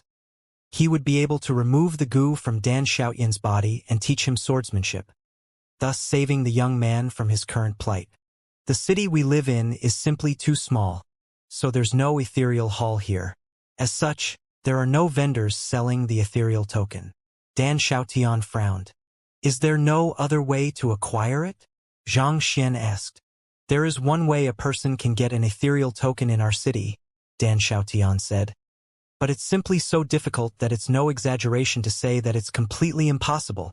Back when the Hongyan market was first established, in order to draw more customers into its premises, the owner inscribed 10 difficult questions and created a list of prizes corresponding to each of the questions.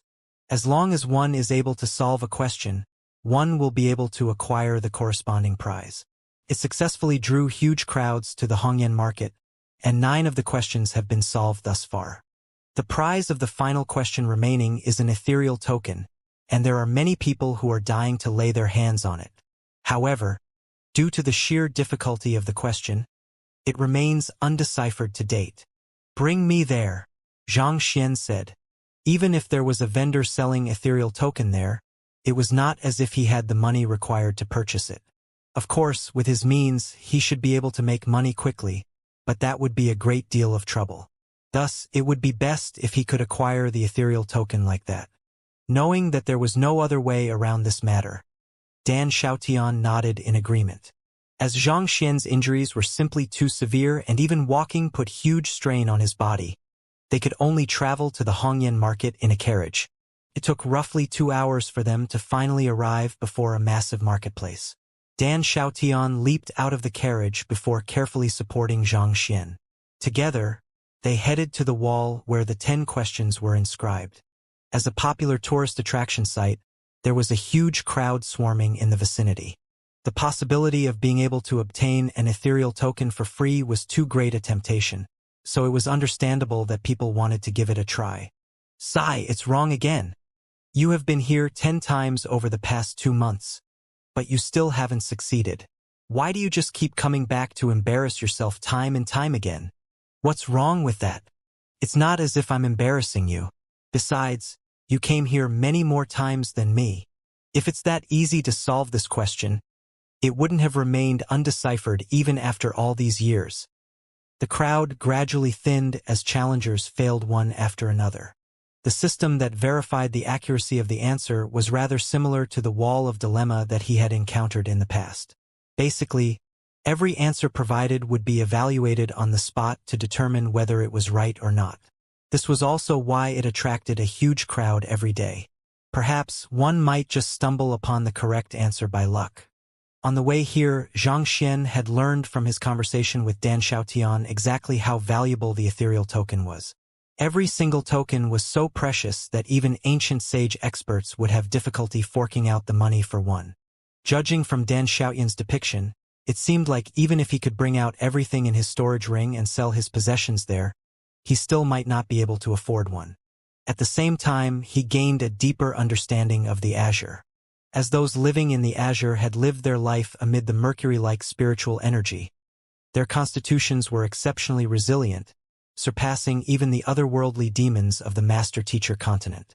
Just like his previous self, most of them possessed the strength of a Saint 1 Dan at birth, and that would increase all the way to Saint 9 Dan when they finally matured as an adult. Someone like Dan Xiaotian, who was only at Saint 6 Dan despite already being on verge of adulthood, was deemed a weakling with no future ahead of him. For example, despite being of similar age to one another, his fiancée Xueqin was already at Great Sage 3 Dan consummation, making her one of the strongest experts in the city. The city they were in, Shenzhen City, was not an extremely large city, such that ancient sages were the most powerful existences there. One thing of note was that it was under the jurisdiction of the Ascendant Cloud Sword Pavilion, which explained why it was recruiting disciples in the region. The lord of Shenzhen City was Xueqin's father, Xue Yao, and he was known to be the #1 expert within the city. That being said, his cultivation was only on the same level as Xianxia, Dimension Shatter Realm primary stage. So, once Xianxia recovered his strength, there would be no one else in the city who would be able to pose a threat to him anymore. As such, he had decided to make this his first priority. Xianxia placed all of those thoughts to the back of his mind and raised his head to take a closer look at the wall not too far away. Let me see what kind of question has put so many at a loss, such that it remains unsolved even after so many years. Even if a nurturing yang pill is forged to the level of perfection, the yang energy that it harnesses is still so violent that it can't be controlled by the cultivator consuming it. It did not take Xianxia too long to finish looking through the question. The question was not too complex. Basically, it was prompting others to solve one of the key problems surrounding the nurturing yang pill via proposing feasible modifications to its forging process. The nurturing yang pill was one of the necessary cultivation resources for cultivators practicing yang cultivation techniques. It would fill them up with the vigor and drive required to further their cultivation. The pill formula was the work of an ingenious apothecary, capitalizing on the synergistic properties of many medicinal herbs in order to amplify the eventual medicinal energy deposited within the nurturing yang pill. However, the pill had a fatal flaw. After consuming the nurturing yang pill, due to the massive buildup of yang energy, cultivators would have to seek an avenue to vent their heat. Once they vented their heat, it would result in a huge loss of yang energy, which was extremely wasteful of the resource. This was a problem that many apothecaries had sought to resolve, but it still remained an issue. Improving an already ingenious pill formula was simply no easy feat. It was for this reason that no one had succeeded even after so many years. Nurturing yang pill? After reading the question, Xianxia tilted his head slightly in confusion. The master-teacher continent had all kinds of pills, and he boasted an understanding of countless of them due to the incredible number of books he had read. Yet, he had never heard of the nurturing yang pill before. Fortunately, perhaps in consideration that the general public would not have too much of an understanding of this pill, the other party had left behind a detailed pill formula and its forging process. Xianxia took those into the Library of Heaven's Path, compiling a book out of them. I see. Xianxia nodded. There were many differences between the medicinal herbs of the master-teacher continent and the Azure, so the pill formulas and forging processes varied greatly from one another. Luckily, the Library of Heaven's Path was still working perfectly. With a glance, all of the flaws and errors in the combination of medicinal herbs and the forging processes became apparent to him. Dan Xiaotian also noticed the smile on Xianxia's lips, and he could not help but ask out of curiosity, "Teacher, do you know of the solution to resolving this problem?" He had also looked into this matter for quite a while, but it was to no avail. Could his teacher really have an answer to the problem with just a single glance? "I do have an idea in mind." Xianxia confirmed Dan Xiaotian's thoughts. Dan Xiaotian widened his eyes in shock, and he hurriedly asked, "Then, how should the problem be resolved?" "If we are just looking at this single issue, the solution isn't actually that complicated. In the pill formula of the nurturing yang pill, there's a medicinal herb known as inferno grass stem. The problem can be resolved by switching that medicinal herb with the spirit matriarch grass." Xianxia explained with a lowered voice. "Spirit matriarch grass. Isn't that a yin attribute medicinal herb? Will we really be able to forge the nurturing yang pill if we add something like that?" Dan Xiaotian was a little surprised by the answer. Due to his crippled condition, he had studied quite a lot regarding pills and medicine. The inferno grass stem was not the most potent medicinal herb in the pill formula, but it played an indispensable role in forming the ultimate product. He did not think that a pill could be formed if one swapped it for the spirit matriarch grass. On the contrary, the spirit matriarch grass would neutralize the yang energy, thus causing all of the medicinal energy to be cancelled out. Yin and yang exist as complements to one another. While the spirit matriarch grass is a yin attribute medicinal herb, it is able to serve as a medium to nourish and calm the medicinal properties of the key ingredient, crimson fire flower leaf. This will solve the problem without causing any depletion in the medicinal energy of the pill, Xianxia explained. The complementary properties of yin and yang were common knowledge on the master-teacher continent, and it was a concept often used in pill formulas. Yet, to think that no one in Shenzhen City knew of this. From the looks of it, it seemed like despite the stronger average prowess of those in the Azure, in terms of the development of occupations, it was nowhere close to the master-teacher continent. On the master-teacher continent, Kong Shi's ideals had been propagated for tens of thousands of years, encouraging the open sharing of knowledge and furthering of mankind's wisdom. In comparison, it was obvious that the Azure was severely lacking in comparison. Dan Xiaotian was perplexed. He was just about to ask about the matter when he heard some chatters behind him, following which, he saw the crowd around the wall opening up a pathway for a group of people. "Who are they? They seem to be quite lofty?" A middle-aged man amid the crowd asked in displeasure. "Shoo! Don't speak nonsense." A knowledgeable soul hurriedly hushed that middle-aged man up. "Those are the experts from the Ascendant Cloud Sword Pavilion who are here to recruit menial disciples. Do you see that man in the middle? It's said that he has a deep understanding of pill forging. They are the experts from the Ascendant Cloud Sword Pavilion?" The face of the middle-aged man who had spoken earlier paled in fright. He hurriedly backed off to the sides to allow the approaching group to pass through. The Ascendant Cloud Sword Pavilion commanded great prestige in Shenzhen City, and no one would dare challenge their authority there. At the same time, Xianxia turned to take a closer look. The person standing at the forefront of the group was a cold-faced young man, probably in his mid-20s. He was dressed in a gray robe, and there was a sword tied to his waist. His eyes flickered with a hint of rational coolness, giving the impression of a person who would never let his feelings get in the way of his decisiveness. Despite his young age, the young man's cultivation was impressive, reaching ancient sage 4 Dan dimension shatter a realm. There was no such expert on the master-teacher continent, but it felt like it was not too rare to see cultivators of such a level here at all. The Azure sure was a frightening place. While Xianxia was assessing the young man, he could not help but notice that Dan Xiaoyan's body had tensed up along with the arrival of the group. Glancing over, he saw that the latter's fists were tightly clenched. Tracing the latter's line of sight, he saw Xueqin, the young lady who had dropped by the Dan clan earlier to coerce Dan Xiaotian into backing out of the marriage agreement, walking right behind the gray-robed young man. She wore a tight purple dress that shaped out her proud figure beautifully, and its low neckline revealed her fair-colored neck. Her head was tilted upward slightly, and she emanated an aura of pride and loftiness.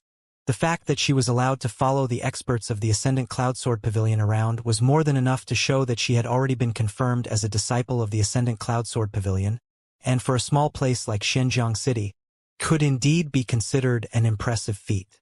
Such a problem actually stumped you all for so long? The gray-robed young man remarked as he swiftly read through the problem on the wall. He gestured to the young man behind him and said, "Write down the answer for me. Change the Inferno grass stem to Spirit Matriarch grass." "All right." The young man hurriedly walked over to the wall to write down the answer. Not expecting the other party to see through the crux of the problem with a glance as well, even coming up with the same answer as his teacher, Dan Xiaotian widened his eyes in astonishment. He turned to his teacher and exclaimed, "But we were the ones who found the answer first." He had been doubting the accuracy of his teacher's answer when those from the Ascendant Cloudsword Pavilion came over and gave the same answer. That meant that there was really no mistake with his teacher's answer.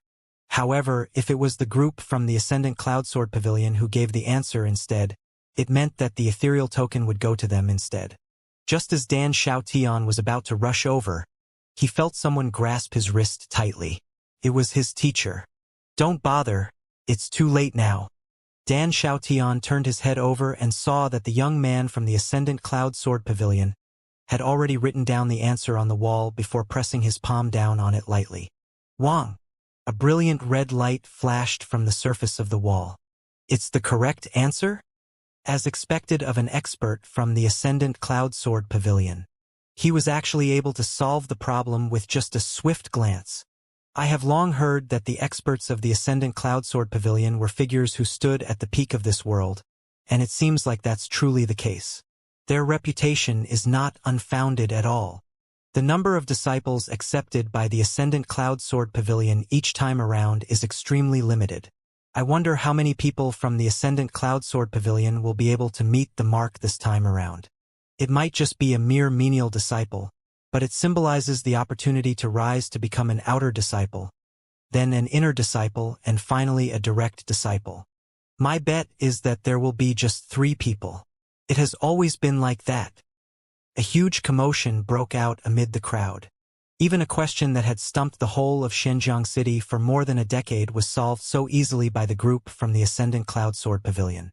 Those from the Ascendant Cloudsword Pavilion were truly extraordinary beings. "Young master, I would like to congratulate you on solving the final problem of the Hongyan market. This is the reward that we have prepared for you." Very soon, a slightly plump, middle-aged man walked over with a fawning smile on his face. He was holding onto an opened wooden chest carefully with both of his hands, and sitting in the middle of the chest was a palm-sized token. The token was densely inscribed, and one could feel slight pulsations of spiritual energy coming from it. "Is that the ethereal token? I heard that even a single one of those costs 100,000 ethereal coins? Wow! I don't think I can't ever afford that in my entire life." They might all be cultivators who had grown up in the Azure, but the ethereal token was a commodity that only the upper echelons of the continent possessed. There were only a few of them in Xinjiang City, so most of them had never seen one before. The gray-robed man grabbed the ethereal token in between his 2 fingers and drove his jinchi through it. After confirming that it was the real deal, he nodded in satisfaction before sliding it into Xueqin's hands. "I'll give it to you." Xueqin's eyes widened in delight as she received the ethereal token, and even her breathing hastened from agitation. It was not just the value of this gift that excited her. What was more important was the significance behind the gift. It was already a huge blessing for her to be able to become a menial disciple of the Ascendant Cloud Sword Pavilion. But to receive a gift directly from the young man before her, with this, she would become the envy of the entire town. Holding on to the ethereal token tightly, Xueqin bowed down and said, "Thank you, senior." After giving her thanks, she suddenly noticed Dan Xiaotian amid the crowd, and a sharp glint flashed through her eyes. She immediately made her way over to the latter, and with a mocking smile on her lips, she said in a hushed voice, "You're here as well? Were you trying to obtain this ethereal token to turn your situation around? What a pity though, it's already mine. You really should learn your place. Do you think that a person like you is worthy of possessing an ethereal token?" Naive. Previously, she had been afraid that the rejection of the marriage proposal would affect her reputation. But with a senior from the Ascendant Cloud Sword Pavilion taking such care of her, she had nothing to fear anymore.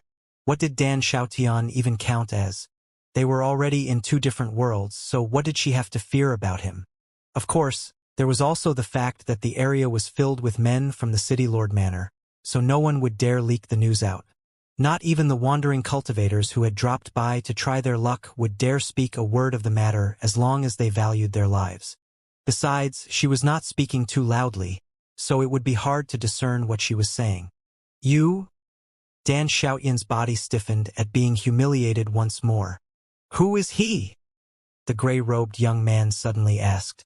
"He's just a friend I have met in the past." Xueqin scoffed at Dan Xiaotian one last time before turning around to face the gray-robed young man, replacing her scorn with a sweet smile in the blink of an eye. "Let's go," the gray-robed young man said before walking away. Xueqin quickly rushed forward to keep up with him. Dan Xiaotian trembled quietly with a lowered head for a moment before he turned to Xianxia with an apologetic look on his face. "I'm sorry, teacher." His teacher had already revealed the correct answer, but he had actually doubted his teacher. If not for his teacher spending some time to explain the matter to him, the ethereal token would already have been theirs. To receive such a valuable gift from her senior, it seems like that fiancé of yours didn't acquire her position as a menial disciple of the Ascendant Cloud Sword Pavilion through proper avenues. Xianxia remarked deeply before turning to look at Dan Xiaotian with a smile on his lips. "Do you wish to return the favor?" "Return the favor?" Dan Xiaotian was taken aback.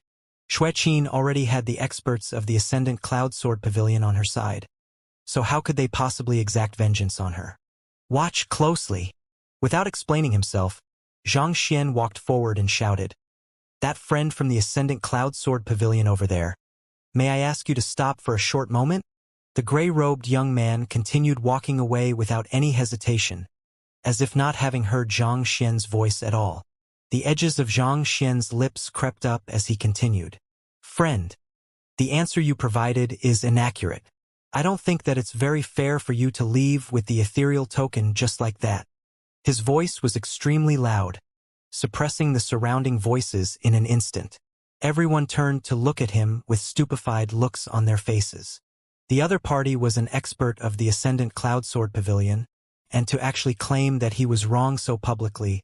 "Are you tired of living?" The gray-robed young man halted in his tracks and turned around to look at Zhang Xian with a deep frown etched on his forehead.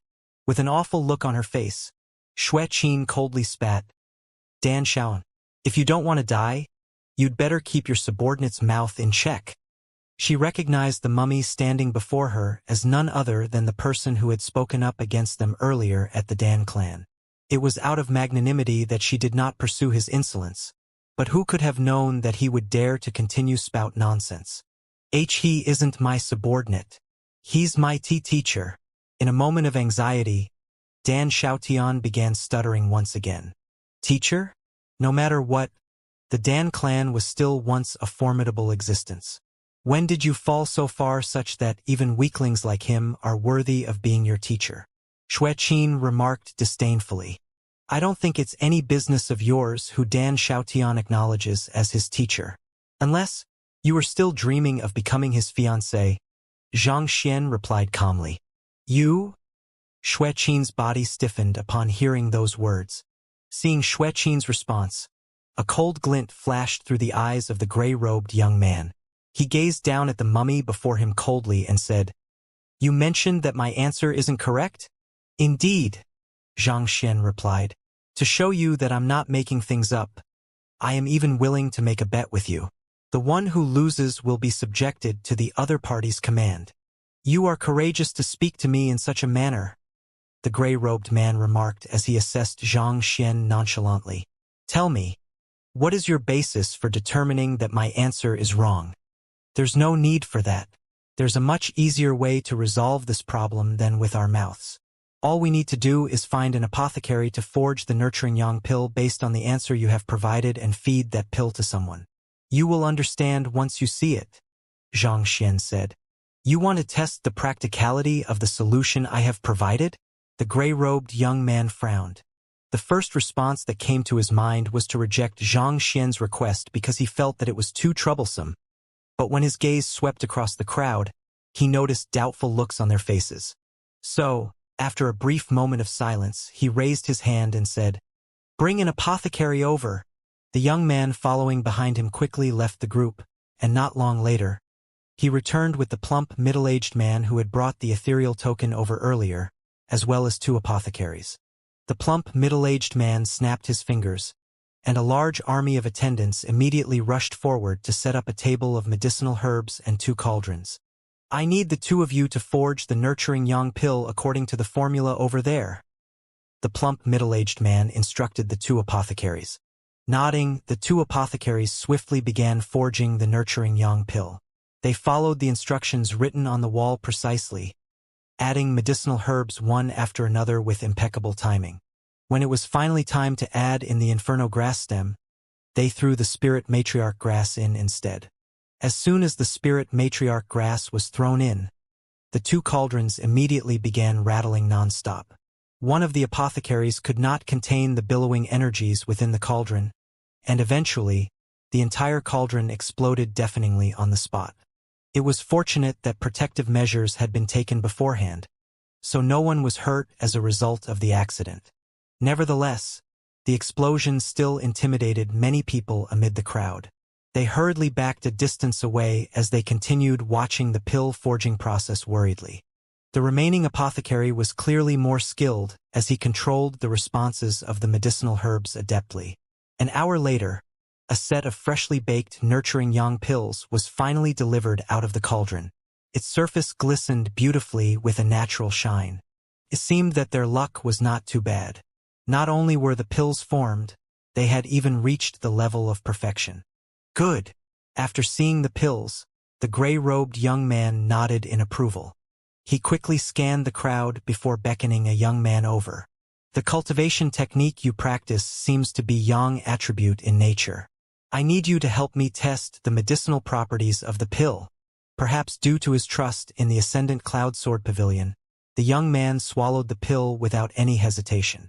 The pill swiftly melted in his mouth, and a tremendous amount of yang energy swiftly flowed into his meridians. It took only an instant for the young man's face to turn scarlet. The young man hurriedly sat down to drive his Jinqi, hoping to keep the influx of yang energy under control for his own assimilation. But the more he tried to control the yang energy, the greater the backlash he faced. Eventually, white smoke began rising from the top of his head. It did not take too long for his eyes to start reddening as the heat started getting the better of him. "Ah, I can't stand it any longer." Unable to take it any longer, the young man rushed up to one of the aunties watching the spectacle and reached out to rip her clothes. Sla! The ripped clothes scattered all over the ground. Without any hesitation, the young man began to force himself on the auntie to carry out some indescribable act. But there was an abrupt, sharp pain at the back of his neck before he collapsed onto the ground. The gray-robed young man of the Ascendant Cloud Sword Pavilion had stepped in at the vital moment to prevent a tragedy from occurring. The fact that the young man had only gone berserk after eating the nurturing yang pill showed that his pill formula was insufficient in resolving its problems. Not only so, the side effects seemed to have worsened. The young man who had consumed the pill could not control his impulses at all. "The pill formula that I have come up with does have some problems." With an awful look on his face, The gray-robed young man turned his head over to Xianxia and asked, "However, how did you know about it? Do you, by any chance, know the correct answer?" To be honest, he had heard of this problem prior to coming to Xinjiang City, and he had conducted quite a bit of research before coming up with the correct answer. He definitely did not manage to solve the problem as easily as he had made it appear. The main reason he wanted to put up such an act was to bulk up the reputation of the Ascendant Cloud Sword Pavilion in Xinjiang City. Just that, who could have known that instead of bulking up the Ascendant Cloud Sword Pavilion's reputation, he would end up being humiliated instead? As displeased as he was, he knew that it would be unwise for him to lose his temper. He would only embarrass himself further if he displayed a lack of graciousness. "I do have an answer," Xianxia replied with a smile. He whispered into Dan Xiaoyan's ear, and the latter looked at him with a bizarre expression. After confirming that Xianxia was not joking with him, he walked up to the wall and penned down an answer with a brush before handing it forward. Just like before, a red light flashed from the wall. The gray-robed young man frowned as he impatiently remarked, "The person checking the answer is right here, so why don't you just read it out loud?" What was the point of beating about the bush when the manager of the Hongyan market was already standing among them? The young man could just read out the answer, and they would be able to discern whether it was right or not together. Dan Xiaotian looked at his teacher, and after receiving a confirmatory nod, he began reading out the answer that he had written out earlier with an awkward look on his face. "Change the inferno grass stem to spirit matriarch grass." The crowd was silent for a moment before a huge commotion broke out. "Huh! Was I hearing things? Isn't the answer the same as the one that the young man from the Ascendant Cloud Sword Pavilion came up with?" The gray-robed young man also narrowed his eyes as a menacing aura flowed out from him. "Are you trying to mock me?" The other party had confidently pointed out that he was wrong, but he had ended up giving the same answer. Just what the hell was the other party up to? Dan Xiaotian himself was feeling a little giddy as well. He had completely no idea what his teacher was up to. "Don't you know that trying to make fun of an expert like this is a huge taboo? You'll lose your life." "You are thinking too much," Xianxia replied calmly before shooting an exasperated glance at Dan Xiaotian. "What are you doing? There is still a label at the end, right? Read it out." "Ah, right." Dan Xiaotian nodded as he hurriedly continued. "After the solution, there's a bracket that states, 'Not local.'"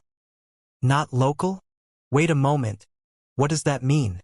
Everyone was bewildered by the additional label. Even the gray-robed young man was unable to make sense of what was happening. What did "not local" refer to? Was there some kind of difference between the local spirit matriarch grass and those not from the region? The nurturing yang pill serves to reinforce the yang energy of a cultivator. In order to stabilize the effects of the pill, swapping the inferno grass stem with the spirit matriarch grass is indeed the ideal solution.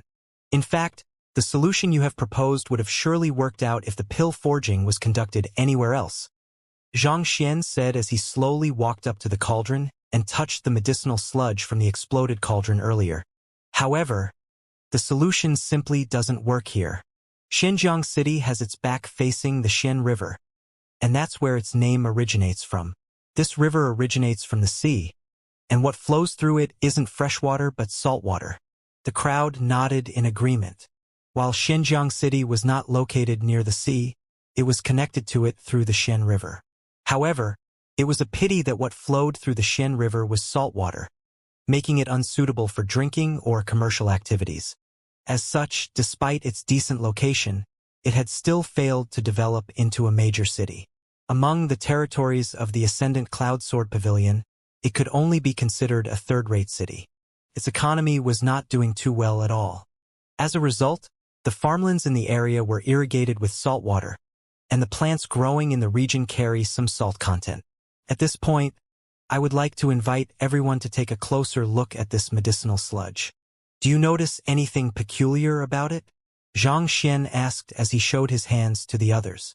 The crowd leaned in to take a closer look. Amid the black mess on his finger, there was a layer of white powder. It was faint, but as saint cultivators, they were able to easily tell what it was. The gray-robed young man also walked up to the medicinal sludge to take a closer look before touching it slightly. White powder stained the tip of his finger. He brought it to his lips and licked it, and there was a slightly salty taste. "It's salt," the gray-robed young man nodded. Following which, Xianxia continued his explanation. The spirit matriarch grass lives in marshlands, thriving in dark, damp locations. Its leaves should have carried a slight acidity, but this is neutralized by the salt content of the other medicinal herbs, and that ruins the yin attribute of the spirit matriarch grass. As such, it is unable to serve as a medium to calm medicinal energies contained in the other medicinal herbs, resulting in the yang energy becoming even more violent after losing the inferno grass stem. That's also why the young man completely lost control of his rationality earlier after consuming the nurturing yang pill. He was completely overwhelmed by heat. There's actually such a factor? Fervent discussions could be heard all around. Had pill forging always been such a delicate process such that even a slight change in the environment would make a huge difference? The gray-robed young man was slightly taken aback. Was this really why his pill formula had failed?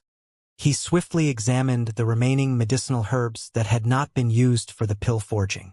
With a tap of his finger, he ignited one of the medicinal herbs, and upon closer examination, he noticed some salt amid the ashes too. Pill forging is a very delicate process. The difference in a single medicinal herb or a single process could easily result in failure. Countless medicinal herbs could be ruined just because of a slight difference. Naturally, an apothecary has to take note of the geographical location, the local climate, the state of the cauldron, one's state of mind, and the techniques utilized in the forging process. All of this has to be considered before one embarks on the pill forging. A mistake is a mistake. I know that someone from the Ascendant Cloud Sword Pavilion won't deny that, right? Xianxia asked with a gentle smile. My misjudgment has indeed resulted in a failed pill forging. I'll admit that much, knowing that he would only hurt his reputation if he argued his way out of this. The gray-robed young man harumphed coldly. I'll give the ethereal token to you then. Without any hesitation, he took the ethereal token from Xueqin's hands and tossed it over to Xianxia. Xueqin's face twitched as she felt a burning sensation on her face. It was just a moment ago that she had obtained this invaluable treasure, but in less than 2 hours, it was already another man's possession. I shall humbly accept the gift, Xianxia replied as he slipped the ethereal token into his pocket. Then, his eyebrows suddenly shot up as a realization seemed to have struck him. Oh right, I nearly forgot. I mentioned earlier that I wanted to have a bet with you, and that the one who lost the bet would have to listen to the winner's command. You didn't agree to the bet explicitly, but neither did you reject it. Since that's the case, should I take it that the bet is still effective? Seeing that Xianxia was pushing the boundaries, the eyes of the gray-robed young man narrowed threateningly. He had never thought that a person from this remote city would actually be able to corner him to such an extent. On the other hand, Xianxia seemed to be completely oblivious to the gray-robed young man's rage, as he pointed to Xueyan nonchalantly and said, Well, my command isn't anything much. I just want you to give Xueqin over here 3 crisp slaps in my stead. What? Xueqin's face warped in horror upon hearing those words.